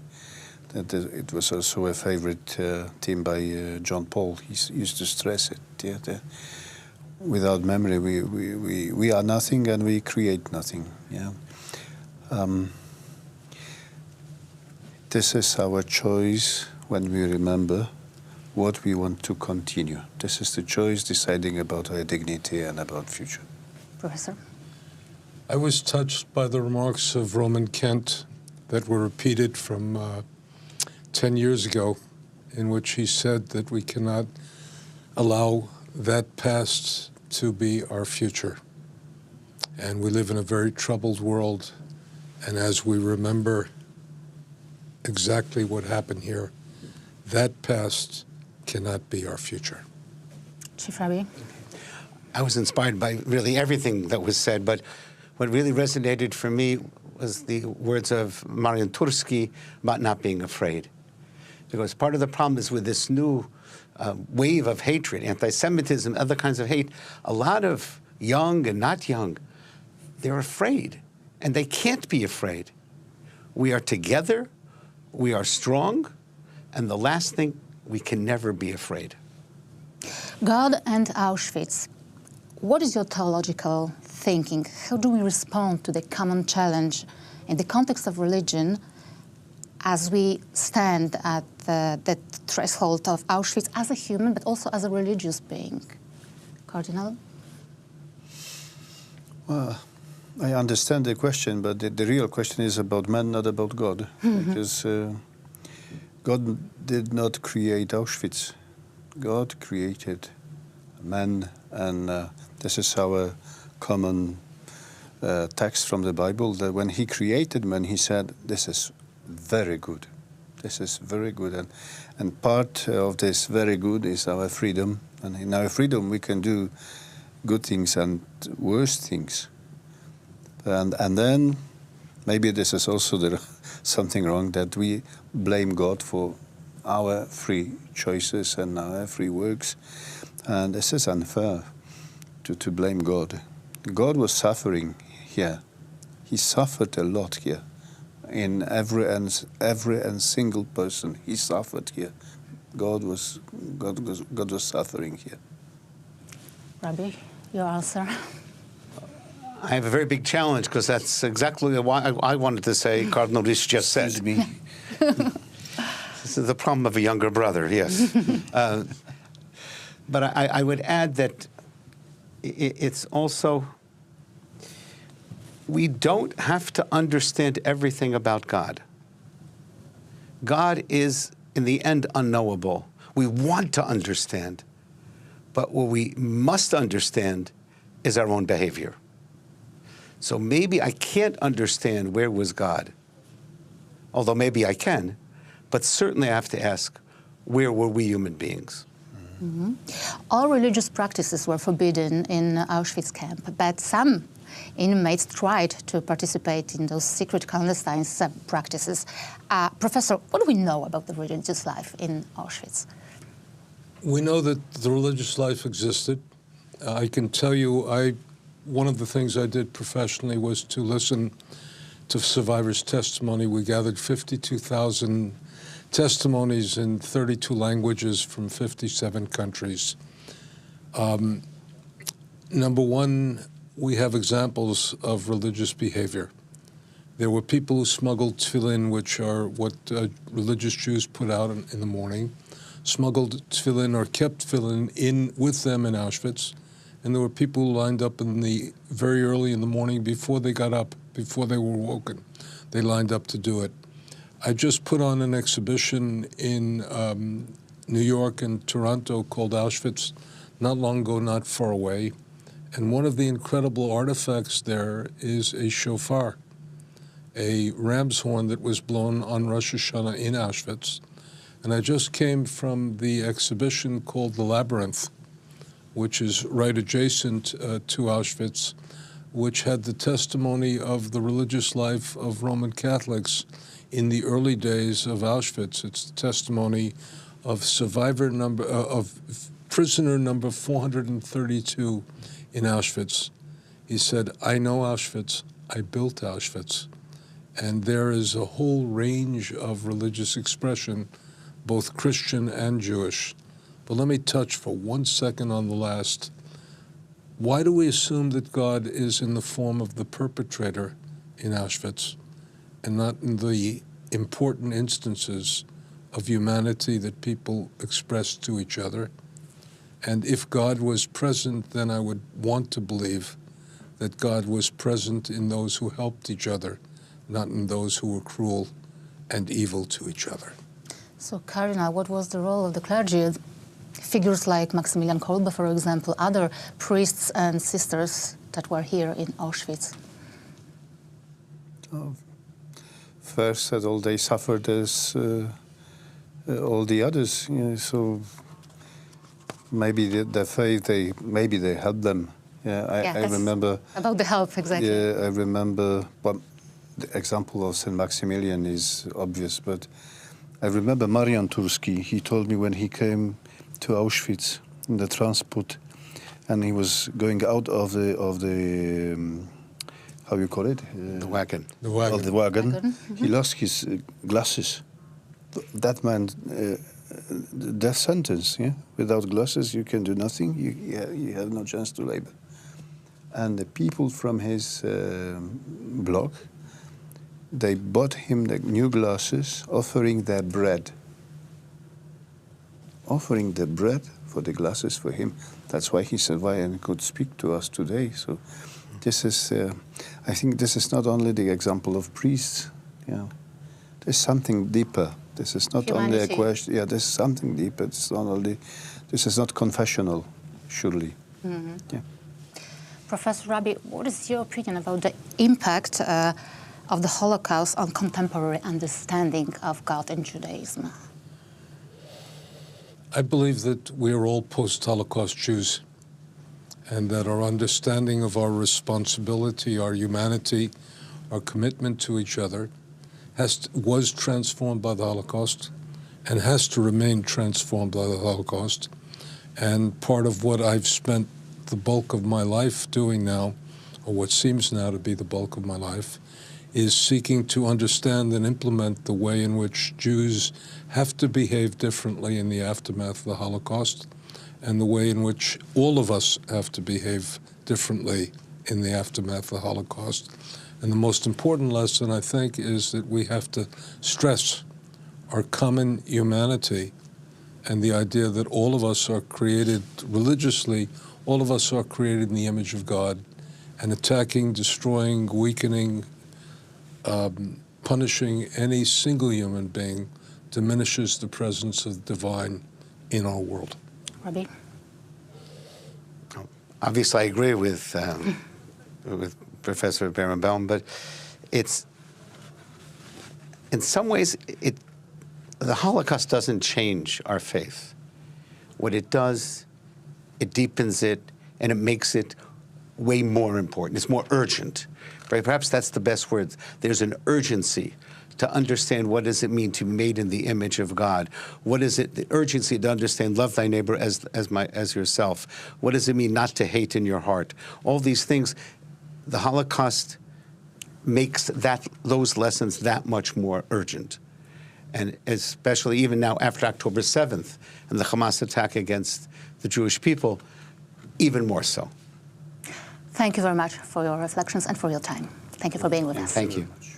And now, ladies and gentlemen, let's give the voice to the survivors, to those who survived the hell of the Auschwitz camp. 20 grudnia 1940 roku po śledztwie na Gestapo w Zabrzu w grupie 25 ludzi zostaliśmy przewiezieni razem z ojcem i z tą grupą do Oświęcimia. To nie do Oświęcimia, bo Oświęcim to porządne miasto, tylko do Auschwitz. Po tych wszystkich formalnościach, jak przyjęcie, strzyżenie, kąpiel, przebranie, ewidencja, zostaliśmy ulokowani razem z ojcem na bloku 8A. Pracowaliśmy na różnych komandach, jak planierant, Strassenbau, Abla de Kommando, magazyn i tak dalej. To była na Śląsku w ten czas ta duża wsypa, akcja 3 wtyczek, Kamper, Grolik i Ulczok, która rozszyfrowała ZWZ I były te aresztowania 18 grudnia w 1940 roku, około od 450 do 490, dokładnej liczby nie znam osób. To była ta grupa, z tej akcji myśmy się tu dostali. Jak wołał nazwiska, to ja wystąpiłem i byliśmy ustawieni w takim szeregu. I blokowy się widocznie zorientował, bo to były większe starsze osoby. Ziemianie, sędziowie, prokuratorzy, przeważnie inteligencja wybrana. I zaprowadzili ich tutaj na blok 11. Po 3 dniach Lewandowski, to był pielęgniarz, powiedział prawdę, co się stało. A więc to jest znana historia. W ten czas zabrano 250 więźniów, Polaków chorych i jest 600 jeńców radzieckich. To było to pierwsze próbne gazowanie tutaj na bloku 11 w piwnicach. Tu z góry, z tego okna myśmy widzieli, jak trupy wywozili do krematorium pierwszego.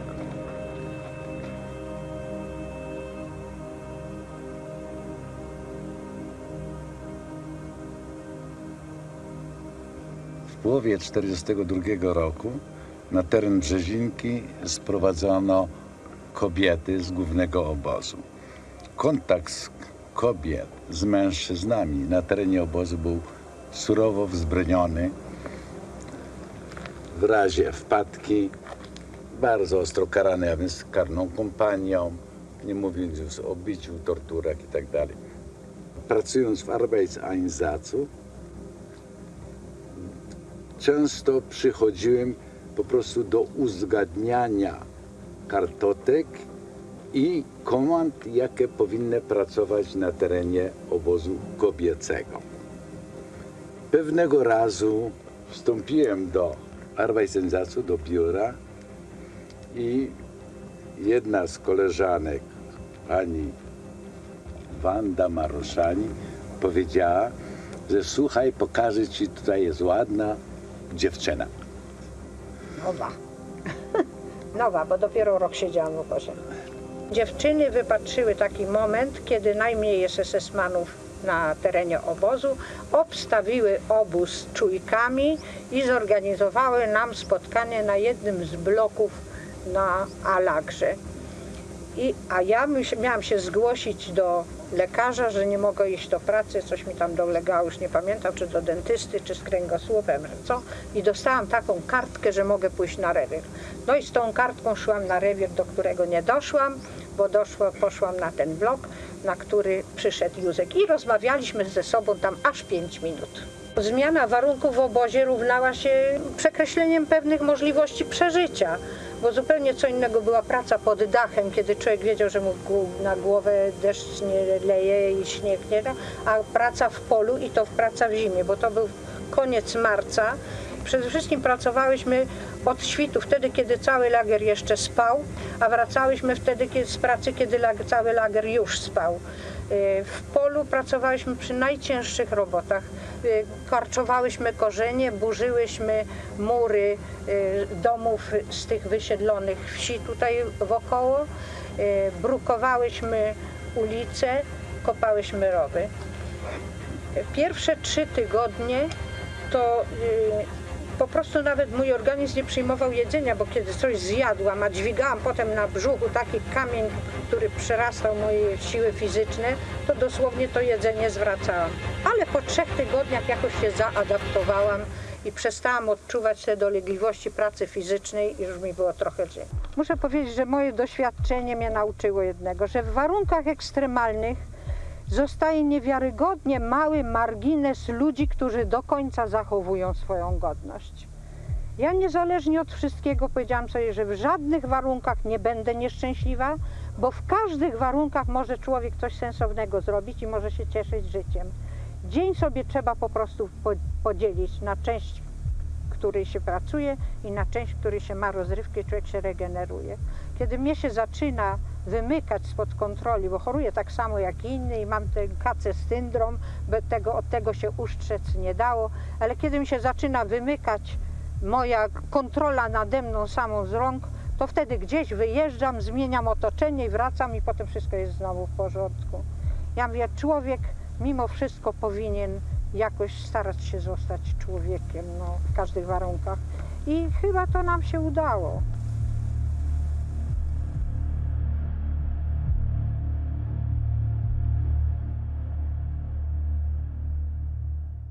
Dziś z miejsca pamięci Auschwitz-Birkenau z całą mocą na cały świat wybrzmiewa głos ocalałych. Ten głos miał być najważniejszy i jest najważniejszy.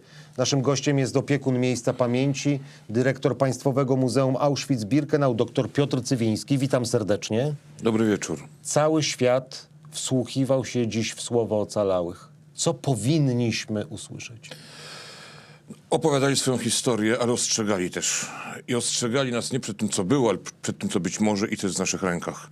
Dzisiaj w świecie słyszymy, widzimy, obserwujemy fenomenalny zupełnie wzrost populizmu, demagogii, tych wszystkich języków nienawiści. W internecie, w sieciach społecznościowych, w polityce, w życiu społecznym. Musimy naprawdę obudzić się, zacząć uważać i dbać o to, co mamy w naszych rękach. I to każdy z nas. Marian Turski na samym początku nieprzypadkowo wspominał wizję apokalipsy. I gdzieś ta apokalipsa wisiała nad wystąpieniami ocalałych. Jeszcze wiele lat temu przestrzegali, ale nie aż z taką mocą. Wizja apokalipsy chyba nie była aż tak mocna jak dziś. To na pewno zaskoczył mnie Marian Turski, bo to było bardzo trafne porównanie o tym głodzie i tak dalej. Natomiast trzeba mieć świadomość, że pomiędzy dojściem Hitlera do władzy a II wojną światową minęło tylko 6 lat propagandy. Dzisiaj z naszymi możliwościami medialnymi, technologicznymi naprawdę czas takiego szaleństwa zbiorowego może być dużo krótszy. Ale każdy z nas może poczuć się bezradny i powiedzieć, co ja mogę? Co ja mogę wobec tego? Jestem tylko zwykłym i szarym człowiekiem. Nie powstrzymam wielkich prądów tego świata. I mam przekonanie, że właśnie pańskie wystąpienie, wieńczące tę serię przemówień, było próbą odpowiedzi na taką wątpliwość. Z jednej strony oczywiście systemy edukacyjne muszą nauczyć nowe pokolenia być jak za zbroją wobec tego populizmu, być odporni na tego typu hasła, a z drugiej strony każdy z nas coś może. Przecież ludzie, którzy ratowali Żydów podczas II wojny światowej, ratowali 1, 2, 3 osoby, a uratowali tak naprawdę honor świata. Kiedy wychodziliśmy z namiotu, wiele osób powtarzało te słowa, które zapadły im głęboko w pamięć. Słowa, które z ust ocalałego padły w tym miejscu już wiele lat wcześniej. Oby nasza przeszłość nie była przyszłością naszych dzieci. Bo to jest ten lęk, który oni przeżywają, patrząc na niektóre kierunki, na ewolucję, na to wszystko, co robimy z naszym światem. I dla nich to nie jest teoria. W nich się budzą wspomnienia z tego czasu, który był dla nich, powiedzieć piekłem na ziemi to jest mało powiedzieć. Bardzo dziękuję za rozmowę. Bardzo dziękuję wszystkim za obecność. Nadawaliśmy nasze rozmowy, materiały filmowe na cały świat, bo dziś jest ten dzień, kiedy powinniśmy ożywić naszą pamięć, a z tej pamięci wyciągnąć lekcje. Lekcje na tu i teraz, na skalę i miarę każdego z nas. Bardzo dziękujemy widzom nie tylko w Polsce, ale na całym świecie. Pozostańmy ze słowami ocalałych. Niech one nas prowadzą przez czasem bardzo trudną przyszłość.